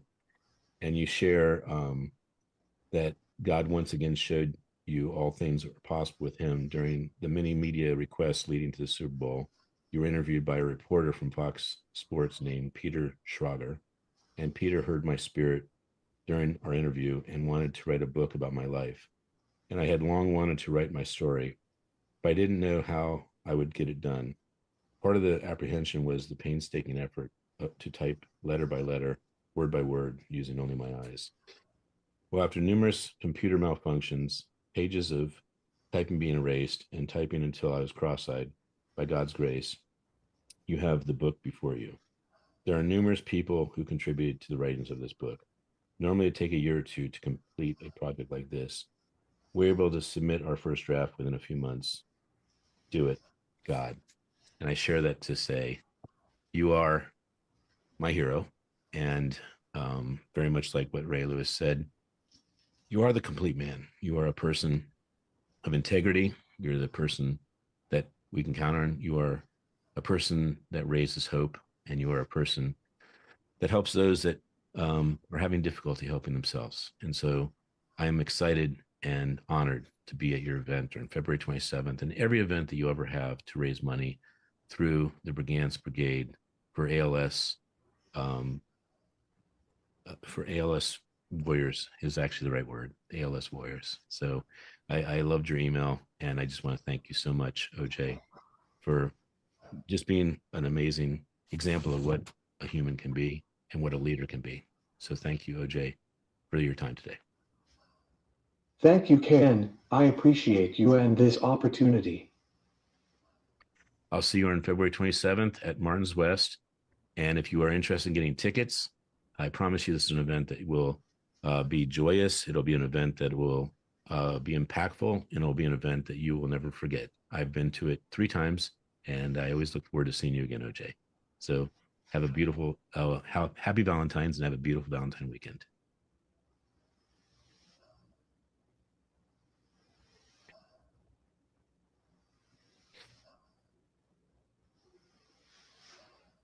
Thank you. God bless you, OJ. Welcome to the Dr. Smiley Show. Sometimes I think this show was made for Dr. Willie Jolly. I mean, Willie Jolly and smiles, they go together.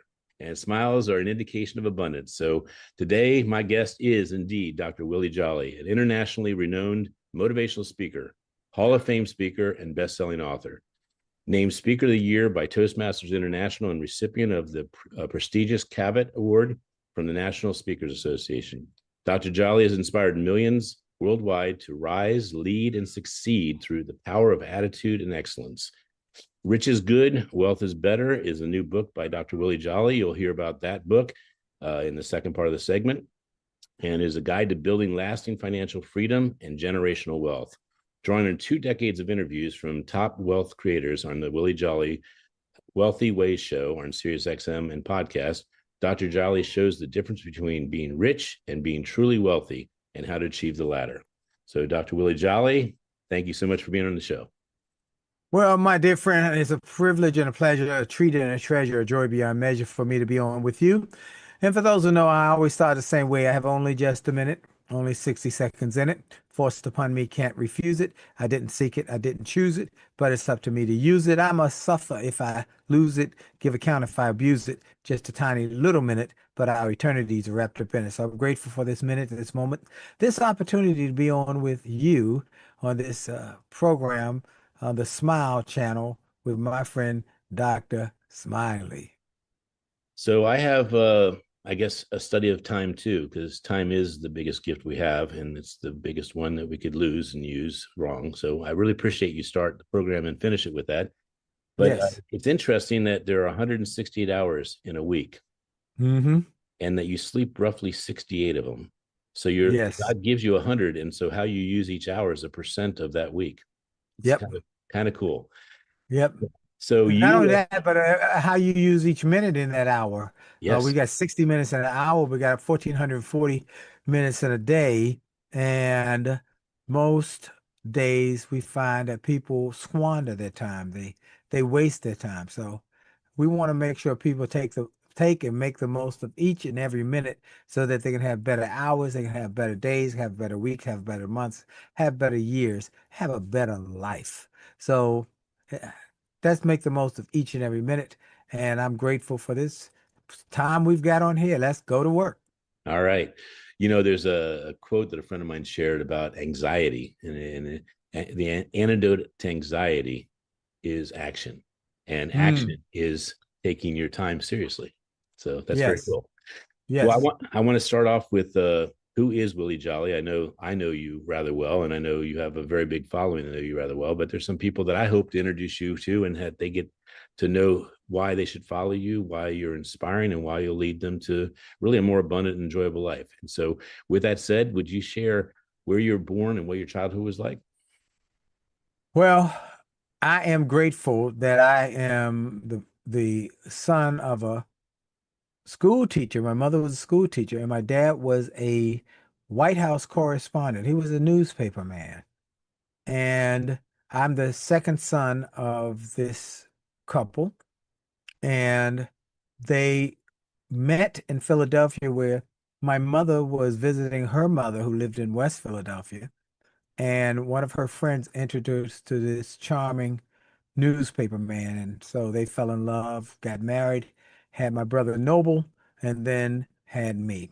So I was born, though, in Washington, D.C., Northwest Washington, D.C., and grew up in Washington, D.C., and have lived in Washington, D.C. all my life. And went to uh, s- um, school. I went to American University here in D.C., as well as I got my undergrad at American University and my master's from Wesley Theological Seminary, and with the emphasis on counseling. So I'm a Washington guy through and through, and the son of some really incredible parents who I'm very grateful for. That's awesome. Now your name is Willie, and your brother's name Noble. Were you born William? I am, yeah, I guess I was. But when my son was born, he took William. I gave him William, and I took Willie as my official name, Okay. so that when he grew up, when people called the house, they would not say, "Hey, which one is it?" We always got to go through that rigmarole. So I guess I had the foresight to say that. So yeah, my name is Willie, and this is where I've been for. My son is 40, so 40 years. I think I met you back in 2008 or nine with Mike Weiner, NRG. He'd have you come out and Oh speak. yeah. And then I ran into you with Teresa Royal Brown and Dr. Fraser. I mean, I would say at least a half dozen times I have photos with you, and I've seen you at NSA, and it's just something about Cream, right? It's that when you see people that are playing big in the world, you just keep bumping into them over and over and over again. So it is a kind of a dream come true to have you on the show. I've done over 600 shows of Voice America. I say one day this show is going to be good enough to attract the Dr. Willie Jolly. Well, I am honored that I'm able to just be on with you and all the great things you've done and all the great people you've interviewed. And so I'm honored to be able to be on.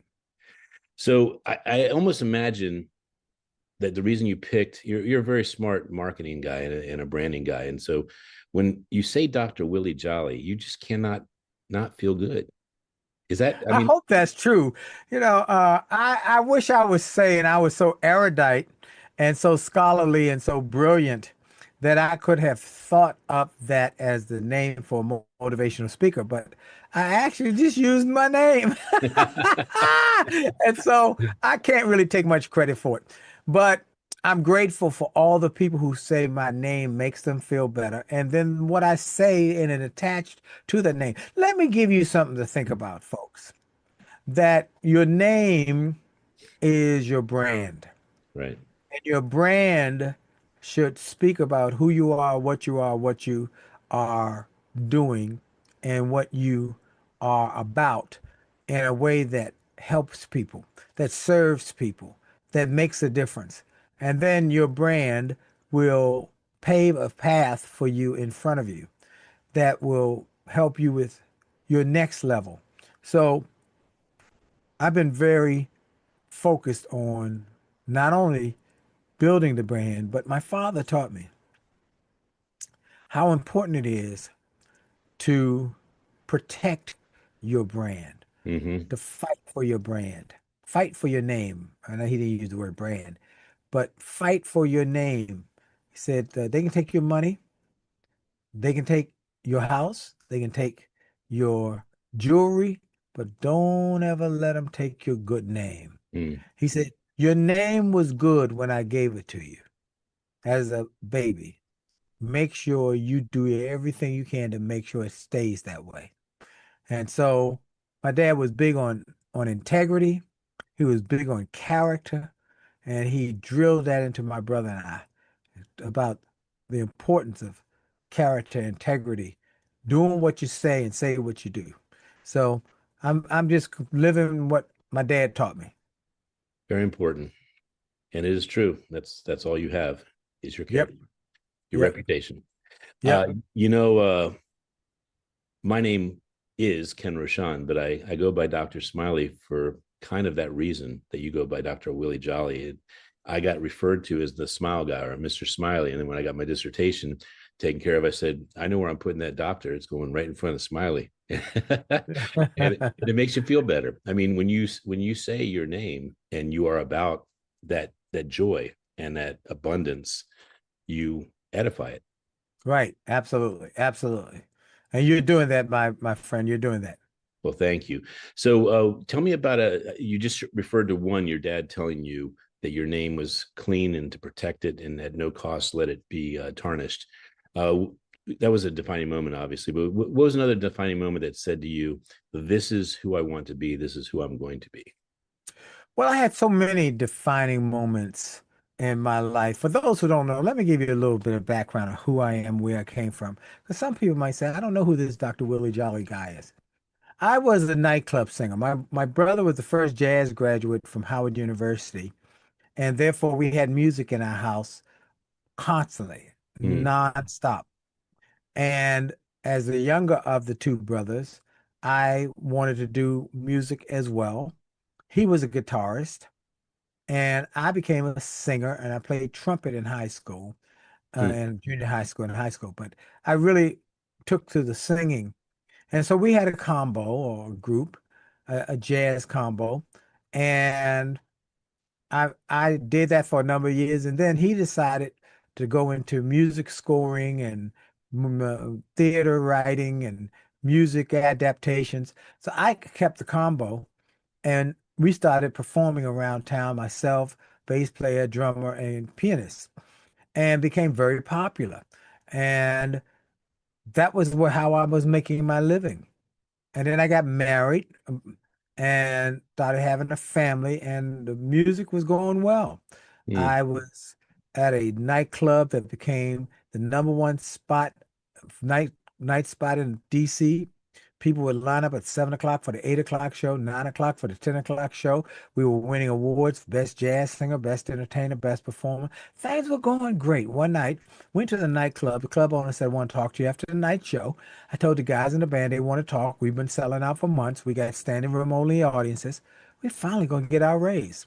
I walked in his office that night and he said, you were great. I said, thank you. We made a lot of money. I said, thank you. He said, we really love you. I said, that's great. Let's get it on. He said, that's why it's hard for me to tell you what I got to tell you. We really do love you, but we had to make a business decision. And that decision meant we were going to go in another direction because there's something cheaper that's really popular. They're blowing up around America, and it's cheaper than live entertainment. It's called karaoke. I said, what do you want? What? Karaoke. What is that? And he explained it to me. He said, we're going to go with that because it's a one-time investment. And then people are lining up two, three deep. You can have 4 or 5 shows a night. You don't have limits on how many. No one has to take a break. It's just phenomenal that the money people are making. So we're gonna go with that. And I was devastated. Mm. What about my bills? And I realized nobody cares about your bills, but you and the people you owe. And I was devastated. 'Cause I worked so hard to build their business, and yet I got fired. Mm. And I didn't know what I was going to do.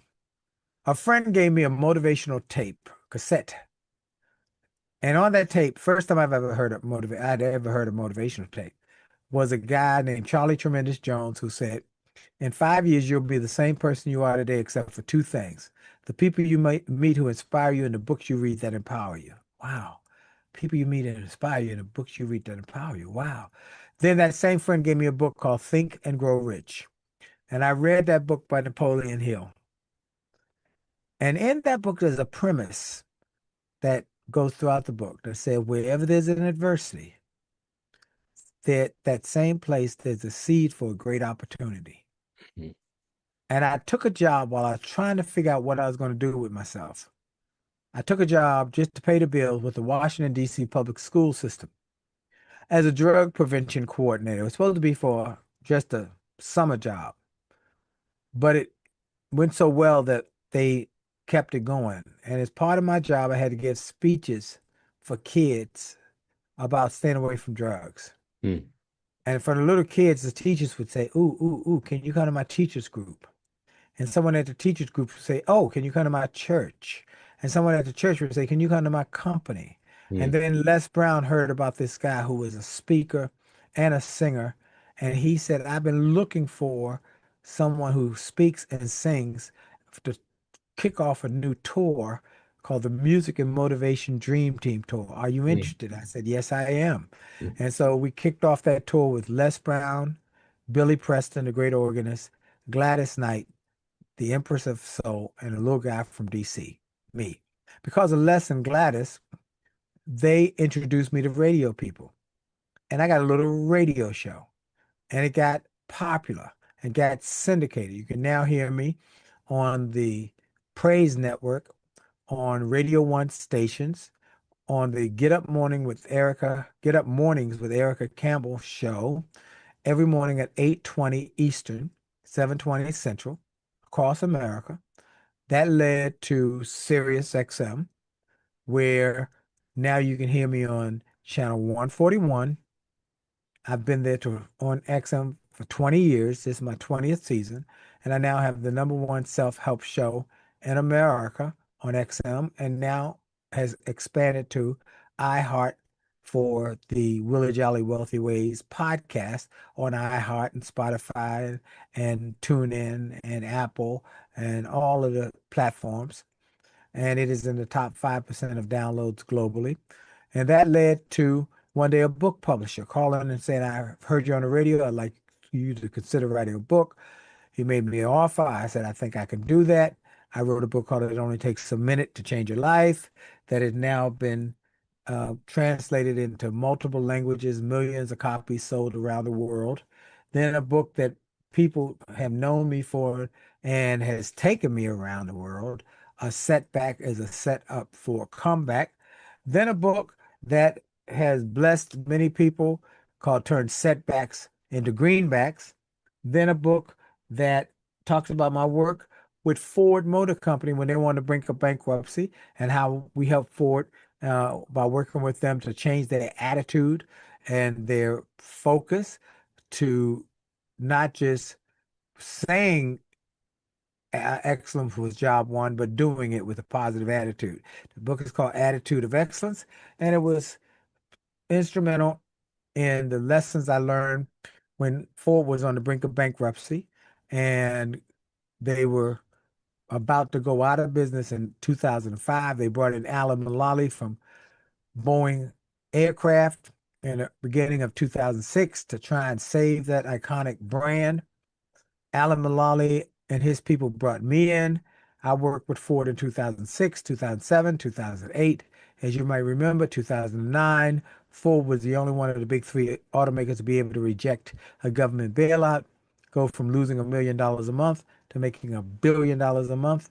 And that led to the Detroit Free Press writing an article about Ford's amazing comeback and saying in the article their secret weapon was a speaker named Willie Jolly. That day, General Motors called me. The next day, Walmart called me. Then Verizon. Then Coca-Cola South Africa. Then Johnson and Johnson Dubai. And then one after another, I was crisscrossing all around the world speaking uh, as a result of that article. And Mm. then I was blessed to get a call a few years later when Zig Ziglar died to replace him on the Get Motivated tour. And I was then on the tour with Damon John and Les Brown and U.S. presidents and so forth. And then that was up until the pandemic. And then in 1999, I was honored to be named one of the top 5 speakers in the world by Toastmasters International, joining people like Colin Powell, Norman Schwarzkopf, Nelson Mandela, Margaret Thatcher. And in 2005, I was inducted into Speaker Hall of Fame. In 2013, named a legend of the speaking industry. 2016, named one of the top 5 leadership speakers in America. And then a couple years ago, I was given the highest award in the speaking industry, the Cabot Award, which is like the Heisman or the Oscar. And all of that happened because I had a setback. I got fired. and replaced by a karaoke machine. But I didn't let that failure define me. I let it give me fuel for my future. And so that's what I want to encourage people. You might have had a setback, or you might have been impacted by what I call the devastating D's of life. You might have had a downsizing, or you might have had a diagnosis, or you might have gone through a divorce, or you might have had a disease, or you might have had a disaster, or you might have had a death of a loved one. I don't know what you might have gone through, but I want you to know that a setback is nothing but a setup for your comeback. And with faith, focus, and extreme action follow through, you can turn any setback into an amazing comeback. I'm the example of it. And I talk about it in my book, A Setback Setup for a Comeback. People who had setbacks like Lee Coker, Tina Turner, John Travolta, Wally Famous Samus, Vanessa Williams, people who had setbacks and turned them into great comebacks.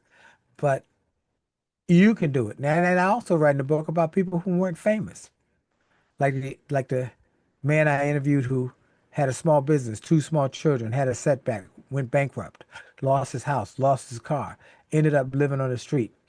Many thought that would be the end of his story, but he came back and built a company called Daymark, one of the biggest merchandising companies in the country, $240 million a year company. Or how about the ninth grade math teacher who was told she had terminal breast cancer and given 6 months to live? But she said, I'm not going to die. I got too many children to teach.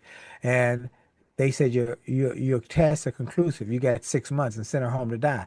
Well, she lived another 32 years. And when I interviewed her, she said, tell the people in your book I might have cancer, but cancer will never have me. And she said, tell them one other thing. The doctors can give you the diagnosis, but God gives you the prognosis. Or how about the lady going up the corporate ladder, trying to get to the top of the corporate ladder, and she got almost up to the top, and they fired her, told her she was too old, but she came back and bought the company. You're going to have setbacks, but a setback is nothing but a setup for a comeback. And so that's what I want to encourage people, that if you listen to my story, where I came from, how I have been able to be here for over 30 years, speaking and writing and doing radio and television. And yet, I'm just getting started. And so are you.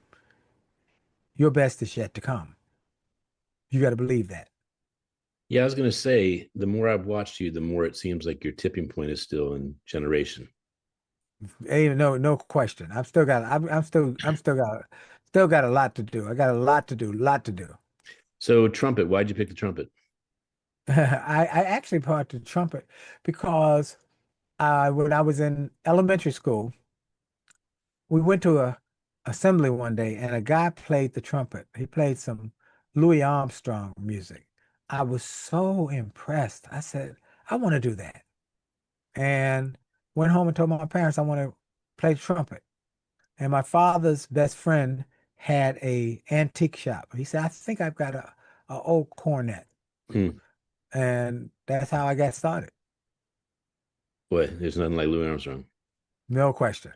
No question. So challenge you getting fired. I didn't hear really a lot of adversity or other challenges. I was just curious. You can share if you'd like, but Oh, every step had challenges. If I focused on the challenges, we'd be here for the next 30 years. Every step had some unique challenge. Every single step had a challenge. And let me tell you, even today, this new book, Rich is Good, Wealthy is Better, is a book that's on the Jolly Life Publishing imprint. And this is our publishing company. mm-hmm, And it challenges every single solitary day that must be met mm-hmm. in order for this book to continue to do all the great things it's doing and get out to audiences around the world. But you're going to have challenges. That's part of the process. And it is through the challenges that you become all you can be. So rather than trying to run from the challenges, meet them face on. Go right at them. I wish I could show you my office. I'll I'm come in my visit you. office. I'll come Yeah. visit you. But I, in my office, I've got 12 eagles. I've got statues, plaques, eagles on crystal. I'm looking around at all the eagles. I got them all over. Got them Mm-hmm. all over. Those eagles are there to remind me that I got to make a choice every day.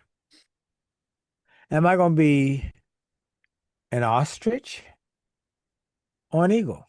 Mm-hmm. Now, the ostrich in time of trouble, when problems appear, sticks its head in the ground and says, "Wake me when it's over. I can't deal with that. I'm not going to deal with it." And it becomes somebody's lunch, some animal's lunch. Mm-hmm. The eagle, on the other hand, does something very different and very odd. When storms arise, the eagle takes flight and flies right into the face of the storm. It fights through the storm, it struggles through the storm, it perseveres through the storm until it's able to give above the storm and see the environment in a panoramic view. And it says, "Ah, I see over here. I see right there, right there, right there, right there, right there is a big problem. Oh my goodness, I see that. I see the problem. But I also see up the road, and there's good up the road. You just got to keep going. There's good up the road." And that's what these eagles remind me to do. Attack the problem, whatever it is, every day. Over the years, with each level, from being fired to the school system to making my decision to leave and become a full-time speaker, one challenge after another, after another. I give you one quick one. The day I quit my job with the school system and said, "I'm going to do this," my car engine died on the way home. My car engine blew up on the way home. Ah, what a moment to do it. But Yeah. if it had happened the day before, I probably wouldn't have quit and decided to go out on my own. But I just persevered through it and was able to get through it. And that was a lesson for me that when you start out after your goals and dreams, life is going to test you. Life is going to try you. Oh, so you want to start your own company? You want to go back to school? You want to become an entrepreneur? You want to start a podcast? You want to, whatever it is, life is going to test you and see, do you really, really want it? Or are you just giving lip service? Right. So, yeah, I've had challenges every step of the way, and even up until today. And tomorrow I'll have a new set of challenges. Well, I have two little points to make. One is, I remember when the pandemic just started, I couldn't believe it. I got a call from Jack Canfield's agent, or not his agent, but someone on his team, and saying he's happy to be on your show. And I had Jack Canfield on my show like the first week of the pandemic. Can you imagine? And Wow. and I had been doing audio. Well, with Mhm. the new Zoom thing, with this new Zoom thing, I said my first show will be Zoom and Jack Canfield. We got to figure this out. And Jack Canfield was on my show, and I said to him at the end, I go, "Wow, I'm so honored that you're on my show. Thank you so much." And he says, "Yeah, I got to get going." I said, "How many podcasts are you doing?" He says, 50 this week. And so, Mm. so I want to just acknowledge you for two things. One is that you are working this book because you believe in it. And I don't think a lot of people realize when you publish your own book or you have your book published, 99 times the effort is after the book comes out, not making the book. I was at church yesterday, and a lady came up to me and said, I want to talk to you. I have a book." And I talked to her for a while, and I said, "Now, we keep in mind, 40% of the success of a book is writing it. Mm-hmm. 60% of the success of a book is marketing it and promoting it." A lot of people write books and they buy books and they put them in their basement, and 10 years later, those same books are there because they thought the books were going to magically disappear, that they were going to run out the door. Doesn't work like that. You've got to work them and work them and work them and never stop. So I wrote It Only Takes a Minute to Change Your Life. 30 some years ago. Mm-hmm. I'm still promoting it today. Right. I sat back and set up for a comeback at least 30 years ago. I'm still promoting it today. So it's ongoing. And You remember, so you must promote it. do you remember the math I gave you? You gave me 40/60. I gave you 99/1. Hmm. I wanted to share with you. You're a very intelligent person. I taught physics and chemistry in PG County. If you do the math of how long it took you to write those books and how long you have promoted them since, you may find that that number jars closer to mine than yours. Oh yeah, yours is probably closer uh to I just gave her some hope Yeah, because I told her that's 99 to 1, she gonna give up. that's true. That's true. Yeah, but that's the tipping point aspect of it. That is the Malcolm Gladwell. You can get anything in life, but unless you're going to work it and exercise it and practice it and master it, it's just going to be another thing you did for a minute. Right, right. You have a great haircut. I mean, super. So And you do too, my friend. You have a great haircut. so mine came about when I was teaching in PG County. I guess I had a little something something back here, and they told me about it, and I said, "Well, there's not going to be anything just there anymore. It's going to be the whole thing." So, when did you choose to have that great haircut? That's a very, very profound question. That really talk about what made me shave my head. In 2003, my mother died. Now I'm a mama's baby boy, and every day I would every day I was in town, I had a routine. I'd get up, I go to the gym, go to 7-Eleven. I get my mother a cup of coffee and a sausage sandwich. When I was out of town every day, my mother got a call from me, either in the morning if I was in the eastern half of the country, in the afternoon if I was in the West Coast, or sometime at night if I was in Japan or one of the countries where Australia, somewhere like that. But my mama got a call from me every single solitary day. But 2003, my mother dies. My brother, my older brother Noble, and I, and her other son, what she called Les Brown, our third son, we eulogized her. 21 days later, or 25 days later, my brother dropped dead of a heart attack. 8 hours after my brother dropped dead, my father-in-law, my wife's father, died. Same day. And I felt like Job. And in the Bible, in the book of Job, it said that Job tore his robe after his children had been killed and his flocks had been destroyed and everything that could go wrong did go wrong. He tore his robe, shaved his head, and looked up to the Lord and said, "Yet though you slay me, yet will I trust you." Hmm. And so I just said, I'm gonna do what Job did. I shaved my head that day. And I said to God, "Yet though you slay me, yet will I trust you." And for those who don't know the story of Job, he got eventually got double for his trouble. And I have been blessed over these last 20 some years with tremendous global influence, impact, income. And it's because I said, yet though you slay me, yet will I trust you. And I did what Job did, so I shaved my head. That's interesting. I don't think anybody's ever asked me how what that was. That's kind of like something only my family knew. I remember when I said I would shave my head, my son said, "But Dad, all your books, all your stuff got pictures of you with hair."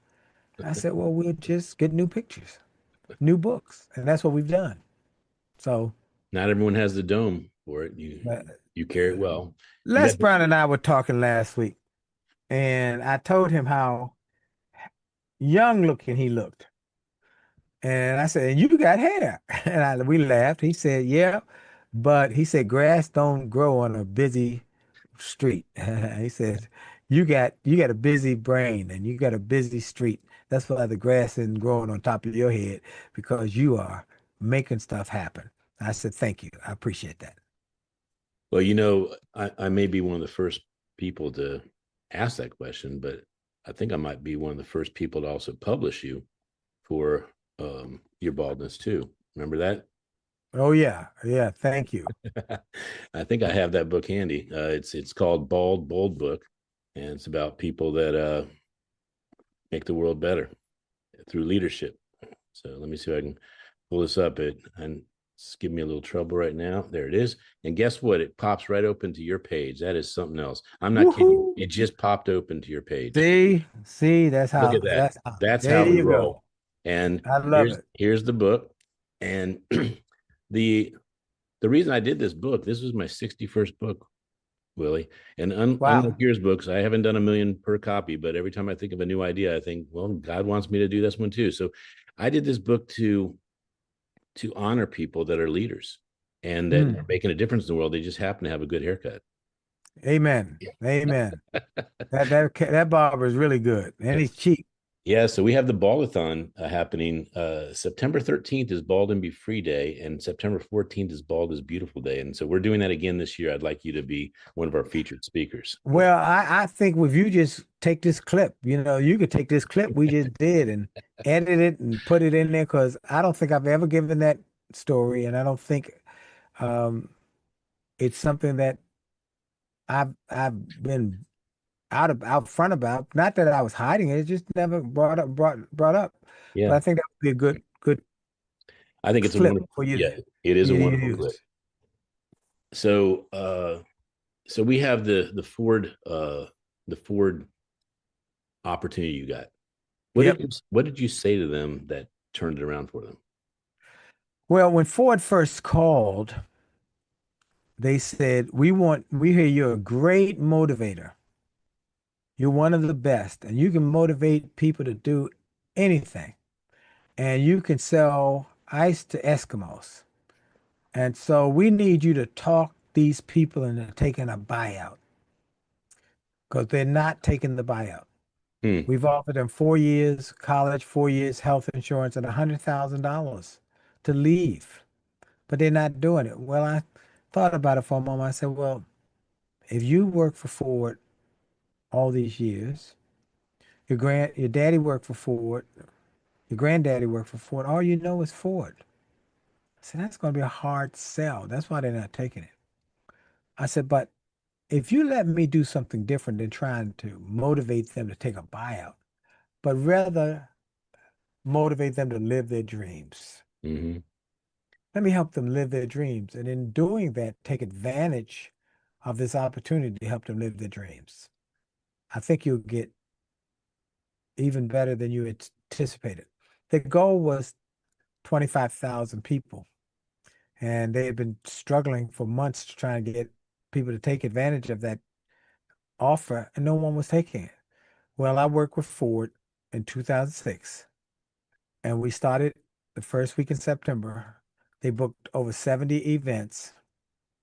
And by the time Thanksgiving came, when they did the Monday, they did the buyout vote, 38,000 people took the buyout. Really? 50% more than they had anticipated. And it's not because of me trying to push them to take a buyout, but rather push them to live their dreams. In my new book, Rich is Good, Wealthy is Better, I tell a story about one of the men I met at that Ford plant in Detroit. He What came year up was to that? me, that was 2006, Okay. and he came up to me and he said, I'm going to take this buyout. You made me believe that there was a dream. He said, because all I've ever known was Ford. He said, I've been working for Ford for 30 years and I'm only 54 years old. Mm-hmm. How could you work for Ford 30 years? Uh, and yeah, and he told me that he had been there since he was a teenager, working for Ford and would work the summers and doing it off time from school, or 30 plus years, he had said. I said, okay. He said, I'm taking this buyout. He took the buyout. He didn't go and spend it on a new car. He bought a Subway sandwich franchise. Beautiful. And over the years, he stayed in touch with me. He now has 12 Subway sandwich franchises or Mm-hmm. stores. and he's a multimillionaire, and his children are running some of the stores.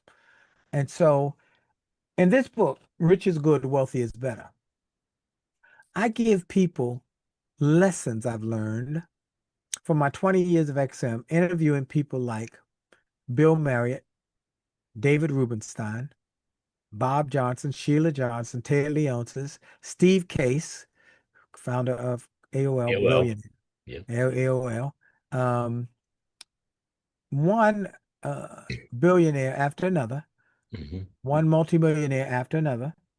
And one day, Dr. Smiley, that proverbial light bulb went off above my head.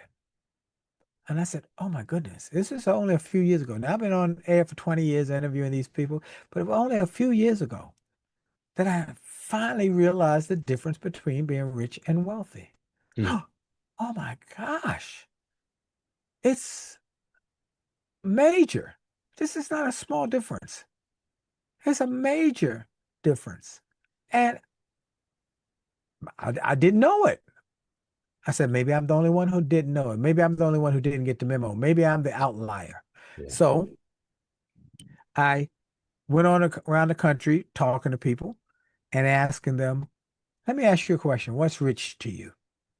And the number one answer was always $1 million. You got $1 million, you're rich. I said, okay, if $1 million rich, what is wealthy to you? They'll look up in the air. They say, well, I guess 3 million, 5 million, 10 million, a billion.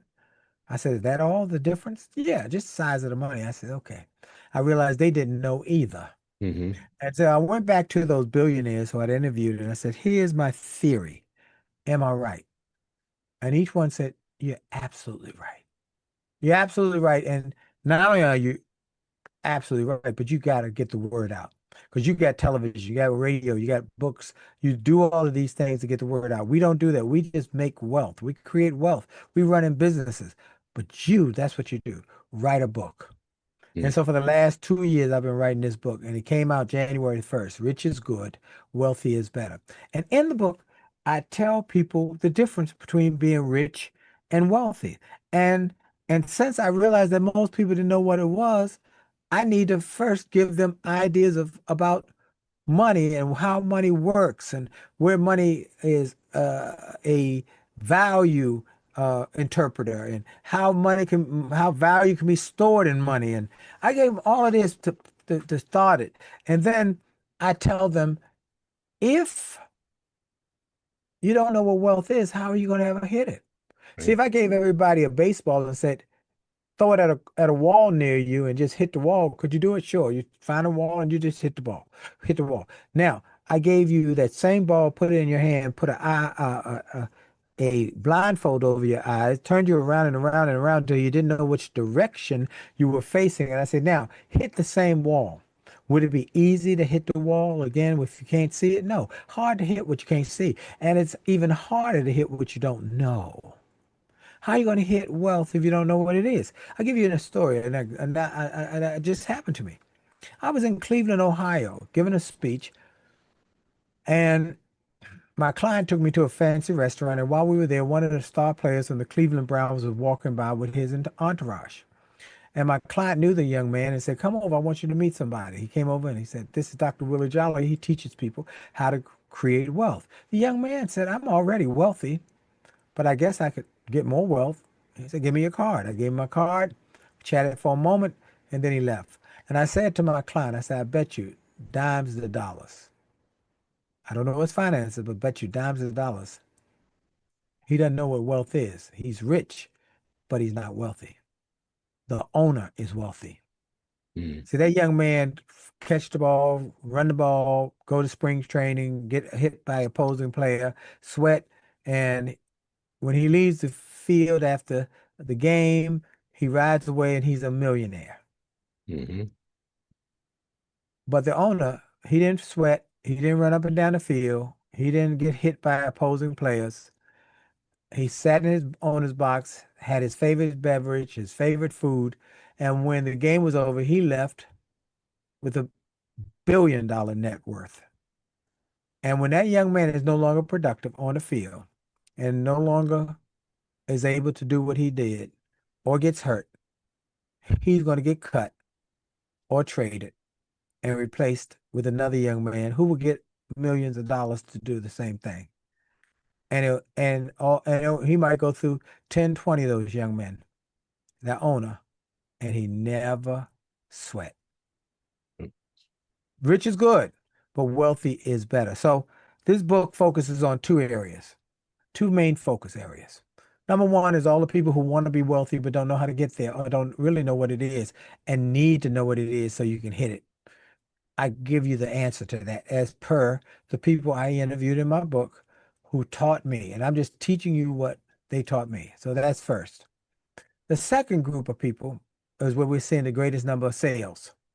People are buying it in droves and buying it in volume, 5, 10, 15. One lady bought 30 copies, a box of books. All the people who have saved and sacrificed and scrimped and struggled to create a nest egg, but they're concerned that their children will not take care of it and will squander it. Or as one man said to me after he had read the book, Dr. Jolly, my greatest fear is my children will not treat my money like I treated it and will go through in months what it took me years and years and decades to grow. He said, I made a decision after reading this book that my children, I'm buying 10 copies, my children and grandchildren, none of them are going to be put in my will until after they finish reading this book and have proven to me they have read it and know what it says. This book is one of the best books I've ever read on finances. And so, Rich is Good, Wealthy is Better. It's the name of the book. And I want to encourage everybody to go to richisgoodwealthyisbetter.com and get the free chapters. We have put a bunch of free chapters on the website just to help What you. is it? What is it, Willie? Rich is Good, wealthyisbetter.com. Rich is Good, wealthyisbetter.com. It's a tremendous book that I'm so grateful that I'm able to be a part of. I tell people this book did not come from me, it came through me. And so go to richisgoodwealthyisbetter.com, buy the book, get some of the free chapters. You will be inspired and empowered and encouraged by them.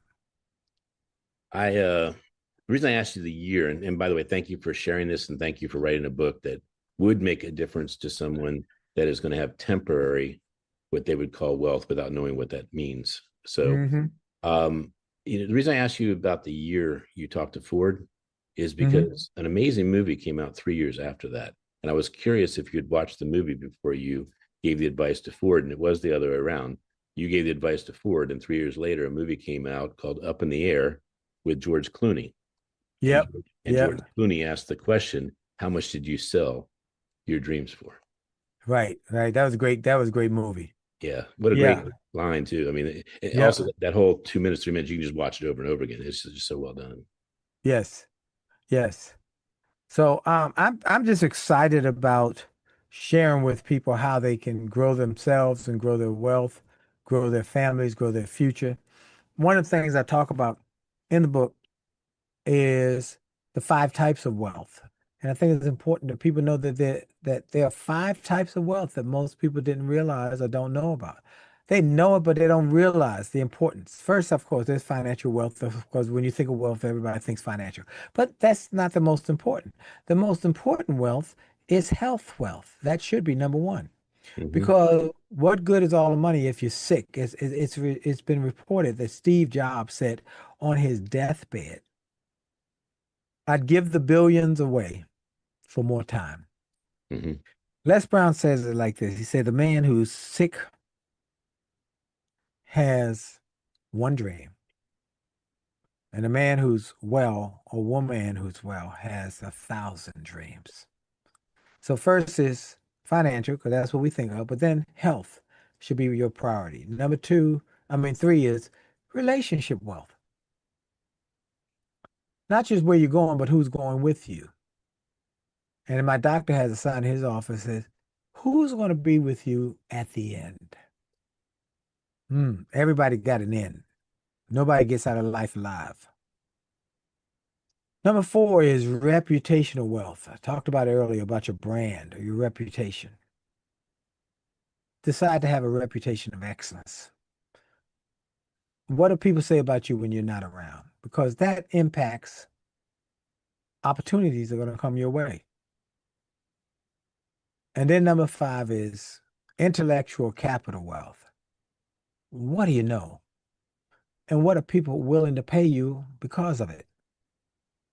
Or as I like to say, and I've been saying in these interviews I've been doing to promote the book, it's not just what you know, it's helping you use what you know to make more dough. Come on, somebody. I love that line. So financial, health, relationship, reputational, and intellectual capital wealth. Those are the five types of wealth. And then there are five money mindsets. You're a big mindset guy. You're a mindset guy. You understand the importance of mindset. Well, there are five money mindsets, and everybody fits in one of those mindsets. There's the lowest level is the one-day mindset. People who stand on the street corner with a cardboard box saying every day at the same place every day, give me enough money for today. Got any spare change? Give me some money today. Then you got the 30-day mindset folks who are on whether welfare, SNAP, retirement, Social Security, who live month to month. Because they sometimes say, I'm on fixed income. And when I was interviewing a friend on my XM show, when I mentioned that, she said her husband, who was a doctor, when people would come to his office and say, I'm on fixed income, he'd say, who fixed it? Who fixed it? Then the third mindset is the 1 year mindset. People who live year to year and gauge their life on that 1 year. Did I get a cost of living raise this year? Did I make more money this year than last year? Then you got the fourth is the rich mindset, which is the decade to decade mindset. Often you see that most often in entertainment and athletics.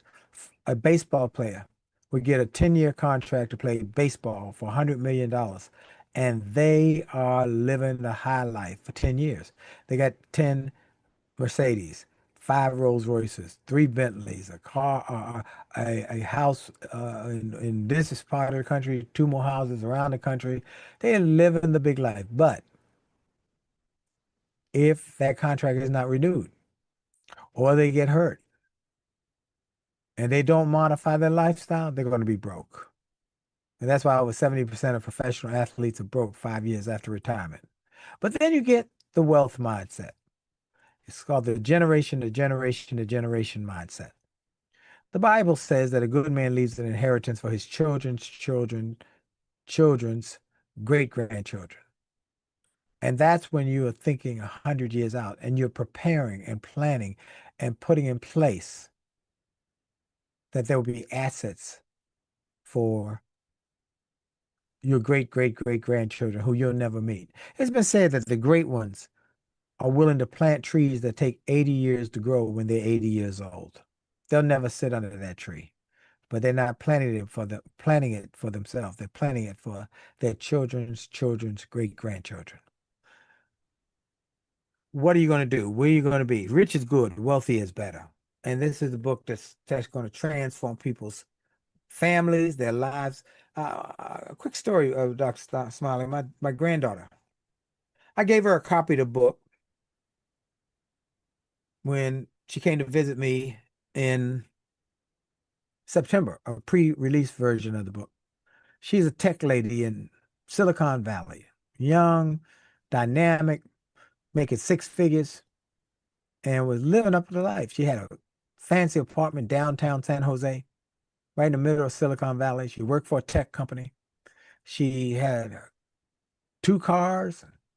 She traveling all over, going on vacation to Hawaii, jumping over to for a weekend trip to Mexico, going here, there, everywhere. But she said, wow, I need to read this book. Well, she called me about 30 days later, said, I finished the book popping. Gotta tell you, this changed my life. See, I didn't tell you, but I'm in debt. I'm up to my eyeballs in debt. Because I've been just spending, spending, spending, spending. And your book made me realize I need to change. She said, what I'm about to tell you, you're not going to like. She said, I decided I'm going to give up this 3,000 a month apartment and I'm going to live in my car for 3 months. I could sleep in my car and park the car in the lot, which is gated of the office where I work.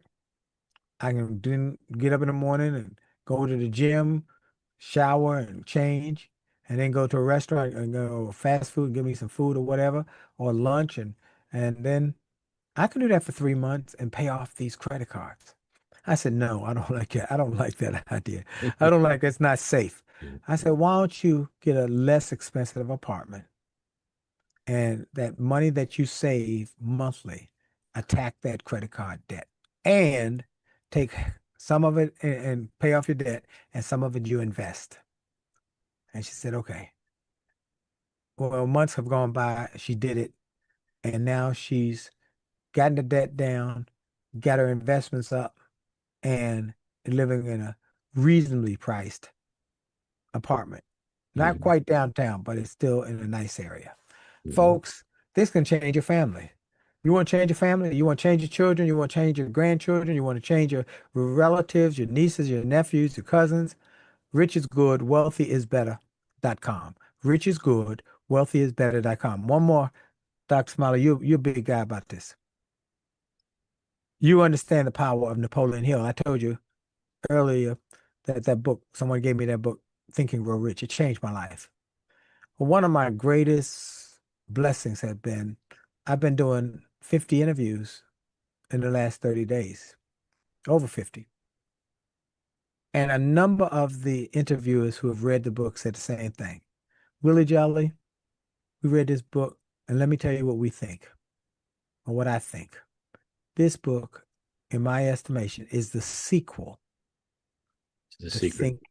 It's the sequel to Think and Grow Rich. Okay. It's the sequel to Think and Grow Rich because in 1937, Napoleon Hill released Think and Grow Rich after interviewing the titans of business of his day, Henry Ford, Andrew Carnegie, Wanamaker, Firestone, DuPont, Edison. Well, for 20 years, I've interviewed the titans of business of this day. Right. Marriott, Colin Powell, David Rubenstein, David Stewart, Bob Johnson, Sheila Johnson, the list goes on and on.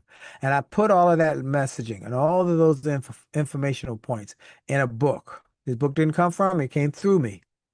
And they said this book is the sequel to Think and Grow Rich. Wow. When they said that to me each time, I said, wow, wow, wow, wow. Yeah, certainly a compliment. I was thinking the secret just from a standpoint of what you attract as well. Yeah, what do you attract?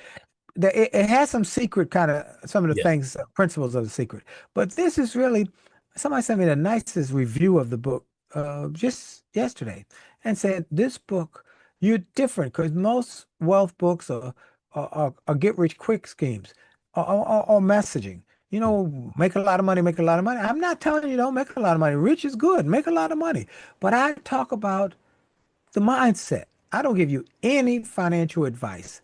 I'm not a financial planner or a financial advisor, but I'm a really good listener and I take really good notes. And I'm telling you the mindset, the strategies of developing and thinking, because wealth starts in your mind. Mhm. Wealth starts in your mind. So you can get rich on accident. You can go to the ball game and somebody, when you walk and say, "Hey, you're the 1 millionth person who came through the door. You get to take the shot for $1 million tonight, the half court shot at the basket. If you hit it, you get $1 million." And that person get that ball in their hand and they close their eyes and they just fling it in the air and swoosh, it goes through. They're a millionaire. You can get rich on accident. It happens a lot. Or somebody hit a lottery. Rich on accident. But wealth? No. You got to think about wealth. You got to think that you don't squander the money and make the money. See, regular people work for their money. Wealthy people make their money work for them. Mhm. Well, I applaud you because you started the interview today with one of my favorite quotes. And it's one I actually say when I start every single presentation of every single opportunity I've had to speak on a stage. And that is Charlie Tremendous Jones. the difference between where you are today and where you'll be 5 years from now are the people you meet and the books you read. And you have surrounded yourself by wealthy people. So it naturally, in an osmosis way, became part of your identity. And Absolutely. yeah, Absolutely. Changed my life. That quote by Charlie Tremendous, who was a friend of mine, by the way. And I went to visit his home a number of times, and we did a tour together. That's why I really got close to him. After I'd read somebody, I'd hear this cassette, and then I get to know him. And we did the Crystal Cathedral had a men's tour with myself, Mark Victor Hansen from Chicken Soup for the Soul, and Charlie Tremendous. And then they took that same tour on the road. So we would have dinner tonight every night together while we were on the road. that's And Charlie just blessed me. And let me tell you one more real good Charlie story. Charlie was a great man of faith. He loved God. He made it clear. Well, Charlie got diagnosed with cancer and he was given months to live. And you'd say, Charlie, I'm praying for you. He said, don't pray for me. What are you talking about? Don't pray for me. I'm trying to see Jesus. And you laugh. And so, even though he was given months, he ended up living, I think 8 years later. Cancer took his eye, had an eye patch on, and and one day, I called to check on Charlie. And his beautiful bride said, oh, Willie, Charlie would love to hear from you. Call him on his cell. He's in the bed now. He can't move anymore. And I called Charlie on his cell. And he said, hello, Willie. You know I love you. Hmm. And so, Willie, I'm going to tell you now, I won't see you anymore. I won't talk to you anymore. I'll see you on the other side. Hmm. I'm leaving soon. I'll see you on the other side. I love you. And he hung up the phone. The Hmm. next day he died. Wow. And that confidence that he had that there is another side. Wow. And so when people tell me they don't believe in faith, they don't believe in heaven, they don't believe in that there's, I say, okay, that's your choice. But I could tell from that conversation with Charlie, he knew something. He knew something Hmm. and he saw something. And so, what a great guy, Charlie Tremendous Jones. Thank you for bringing that up. I have a very, since you've been so entertained, I hope to match you with an entertaining story that's very short. His daughter, I contacted her through LinkedIn, just asked about her dad, and he says, since your name's Dr. Smiley, I have a story for you. I think you'll really enjoy. Whenever he walked down the street, no matter who he passed, he would say, thank you for smiling, whether they were smiling or not. Mm. So the ones that were smiling said, you're welcome. The ones that weren't smiling started smiling. And that's That was Charlie. yeah. That was Charlie. What a great guy. Well, So I'm grateful. Thank you for having me, my friend. thank you. I have 5 exit questions just so people can be a little more like Dr. Willie Jolly. They can do the things that you do to be just a little more successful, better, and happier. You ready? Sure. Go ahead. We call it rapid fire. I ask you 5 quick questions. You give me 5 quick answers. Great. Expanding is not necessary if you don't want to. Great. Here we go. Book that changed your life. The what? A book that changed your life. Um, The Power of Positive Thinking by Dr. Norman Vincent Peale. Okay. Movie that inspires you. The movie that inspired me and continues to inspire me is, what's the name of the movie? It's the one with Cuba Gooding playing a deep sea diver. Oh yeah, that's a great one. Yeah, Oh man, Good Men or something like that. no, Something no, like no, no, no. Great Men. What was it called? And this diver was the first Yeah, black. it was with De Niro. Yes, right, and exactly right. And I'm having a brain moment. It's Men of Honor. Men of Honor. Me- Yeah, it is. I just looked it up. We're good. all right, all right, Men all of right. Honor. Yeah, and how he lost his leg Yes. and he wanted to continue to dive, and De Niro said, push it," when he was going through when it was hard, when he was using a prosthetic. It's a powerful movie. I love that movie. Okay, that movie. I love it. And you just charged me with wanting to see it again because that is a great All movie. right. Who's your hero? My hero is my grandfather. Who's someone you'd like to meet? I got to tell you more. Please, please. I never met him. Hmm. He died in 1949 from prostate cancer. But I spoke at the church where he was a trustee just last week. Hmm. And there's a picture of him on the front row next to the bishop of the church in the area. Why he's my hero is because everybody I met who knew him said the same thing. They'd come up, old ladies would come up and say, when I was a teenager, young boy, if you could be half the man your grandfather was, you'll be quite a man. He was a man of integrity. He was a kind and compassionate man who took care of his daughter and did everything he could for her. He's a hero. Mm-hmm. I'm trying to make sure I don't soil his legacy. Okay, go ahead. You're keeping it clean, really clean. Thank All you. right. Who's someone you'd like to meet you haven't met? Oprah. I'd like to meet Oprah. I will dial her up. I give her a holler. I'd like to meet Oprah. I met Barack. We met in the airport. He gave me his cell number. That was before he became president. And so, but I'd like to meet Oprah. That's awesome. And the final question is, what quote do you live by? Romans 8:28. For we know that all things work together for good for them that love the Lord and are they're called according to his purpose. So when stuff goes crazy, when stuff is all to pieces, believe that it's working for your good. Have faith. Because just like that day I got fired, I didn't know what I was going to do. I was depressed. But once I realized that the old folks knew something that we need to know, they would say in a song, we'll understand it better by and by. By and by. We'll understand it better by and by. So just keep going. And what looks bad today will be working for your good tomorrow. Romans 8:28. Because you're in the music, do you mind if I ask one more quick question? Sure. Because I asked what song gets you going. What groups did you like when you decided you want to become a singer? Earth, Wind, and Fire.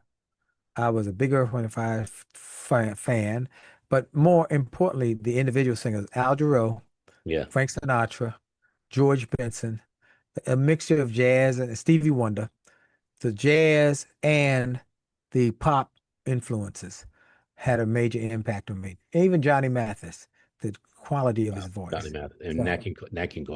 Nat King Cole. There you go. All right. I mentioned Mike Weiner and Teresa Royal for bringing us together a couple of times, but I did fail to not. I usually start my show with gratitude. I just want to say, Dr. Stan Harris, Dr. Breakthrough, he is a big fan, and he's the one who reconnected us. And I just want to say on the air, he is a person that really edifies and has given me just so much reason why I wanted you on my show beyond what I already had. Dr. Stan, the Breakthrough guy. And I gave him that name, by the way. I know. Dr. Breakthrough. Yeah, I gave him that name. He did an event with me and opened for me. He was breaking stuff. I said, "You're Dr. Breakthrough." He took it and ran with it. Yeah. So praise the Lord. So thank you for having You're me, welcome. Dr. Smiley. This is a wonderful treat for me to be able to reach your audiences. In fact, I want to give your audiences a gift. Great. If your audiences anybody who watching will send me an email, say, I'm a friend of Dr. Smiley's, I will send them a gift called Only the Best on Success. It's a gift of Hall of Fame speakers who came together to create a product that is powerful. So if you just say, email me at info@williejolly.com, info@williejolly.com. Say, I'm a friend of Dr. Smiley's and I'd like the gift. That's all my staff will need to know. They'll send you that product free. Amen. It's a digital product. Super. Thank you for having me. Thank you. And this is Dr. Smiley Show. Please connect with Dr. Willie Jolly, but more importantly, get his book and be a better and bigger person. You'll love him. Thank you. Oh, yeah. Rich is good. Wealthy is better.com. Rich is good. wealthyisbetter.com, and then go to winwithwillie.com, winwithwillie.com for all my sites, all my resources, everything. Winwithwillie.com. Thank you. Amen. Welcome to the Dr. Smiley Show. And yes, you are seeing Dr. Kalia Lee. And I met her in December of 2025, a highlight of my life. And I was told I would meet her in Africa. I was told I'd meet her in other places. And when I went up to her, I said, I have been destined to meet you. And I gave her a smile card, and her beautiful smile appeared. Oh, you gave me a smile card. You gave me a smile book. And I just love it. I love it. And I'll tell you what, this is the photo I earned. I don't know if you can see it, but this is. Oh, yeah. That's it. And That's it. Thank you for, my son is so happy about the book you signed and also the photo you signed. But I don't know how many people know about you, but I will tell you. I don't think a lot of people don't know. They know a lot about Muhammad Ali, but it's soon going to come out about, there's a lot of people, like, for instance, I love celebrities. Okay. I love them. I admire what they work, how they did their work and how they came about. And, you want to know what drives these great individuals. And you don't get that's what I want to learn about, because my podcast, God willing, will be coming out in 2026. And it's called Mama Ali Speaks. And I've gathered some guests on my show who are celebrities, well-known people. And I'm going to be asking them questions that people don't usually ask, is what drove them or inspired them to do what they do. That's what I'm going to be doing. That's the purpose of the show. So it's so funny that you would copy me. So thank you for copying me. Oh, yeah. I said, if I ever do a show, that's the only thing I'm going to ask them. Yeah, because you got to ask the why. And not just the why, but the question no one asked. Yeah, I used to do that when I used to meet celebrities like Louis Armstrong and you Jimmy met Louis? Durante. Yes, sir. I met Louis Armstrong, Jimmy Durante. Because I used to look at the Jimmy Durante show. Jimmy's amazing, but Louis, come on, Louis is another level.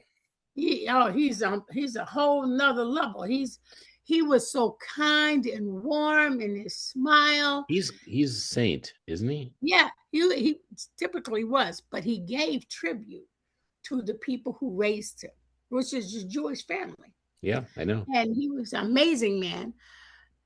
And I always ask somebody who I admire the most important questions that I've always had it embedded in me to ask them. So Jimmy Durante used to go off on the show. I don't know. I might look young on screen, but I've been up there. I'm an old goat. I've been around a while. And I used to hear Jimmy Durante sing these beautiful songs on his show, and at the end of his show, he would say, "Good night, Miss Calabash, wherever you are." And I said, "Jimmy, who's Miss Calabash?" And she actually was a real person, a friend of his who he loved dearly. Yes, wow. She's a real person. Where was he out of? I was I saw him on the show, but I was in California at a dinner, and he was no, take that back. New York City at Toots Shor's restaurant in New York City, where Frank and the Red Pack used to hang out. It's a Jewish guy who used to own an Italian restaurant. And I met Jimmy Durante there. I met George Global there. I met Henry Youngman, who was an older comedian that played a violin. And Don. Why is that important to mention right now? Why is that important? Sorry? Why is that important? It's important to me because I never thought I'd actually meet these people who I've been looking at through my years. Yeah. Ed Sullivan, do you know how much I felt meeting Bobby Darin? Bobby Darin was such a gentleman. These men were gentlemen back in those days. Bobby Darin would wear these shiny mohair, tight pants suits with skinny black tie. And he was such he was so gracious and so respectful. It's just amazing. You know, you don't get that to these entertainers today. Well, you don't get that. Red Skelton. Good night and God bless. Who ends a beautiful show like that? Nobody does that anymore. do you love Red? I love Red. Red was amazing. You know, when I saw Red, I was a big fan of Emmett. Wait a minute. Emmett Kelly. He was a clown. I think his name was Emmett Kelly. Something like that. And he used to play like Emmett Kelly. I think that was one of his inspiration, being a clown. And he would portray Emmett Kelly. All right. Clown. So you ready for Emmett Kelly? Yeah. All right. So my show's a little different. We just do it. We just do it. Good. Yes, that's him. That is him. He was the hobo clown. I know. I remembered that name since I was 6 years old. So can we stop the show for a second? Sure. All right. So this is very important. Okay. This audience that I am trying to get to be 1 billion is to bring the world together. And you have gone into tangents and superstars and also shooting stars, etc. But you are the star of the show. And I want to actually ask you the big question. Uh-oh. Who are you? And how did you become who you are? And so I want to ask this from one standpoint is, where were you born? What was your childhood like? Let's start there. I was born and raised in Chicago, in the suburbs of Chicago. My father and mother raised me there with I have like a brother and 2 sisters. And I'm the oldest. I was around for like 8 years before I had a sister and brother. And my dad just took me everywhere, and I learned everything. But when I was growing up, when my father joined the Muslim organization, when did he do that? It was in 1947 or 48. Yeah, but when did he do that in his life? How old was he? My dad. I would have to really think about that one. Well, let me ask you a different question. Yeah. What caused him to do it? Well, he told me he come up from a Christian background, beautiful Christian, church going people. He had 14 brothers and 3 sisters. They all went to church in Mississippi. He was raised in Mississippi, and they owned their farms, and there was nothing in the supermarket they would get out of the super, not unless it was thread and buttons. Okay. Or flour. That's it. Right. Everything else was grown on the land.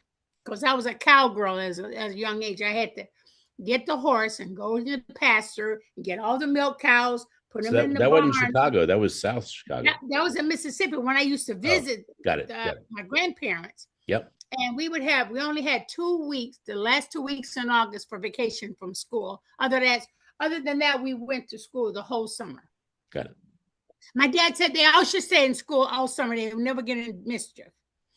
So, and by my father joining the Elijah Muhammad's, the Nation of Islam at that time, while my dad went to work, my mom went to work, I would go to the leader's house and grow up with the grandchildren, his grandchildren, because we all went to school together. Mm-hmm. So that's what I learned a lot. And my father did that. He joined because he didn't believe that God was a man.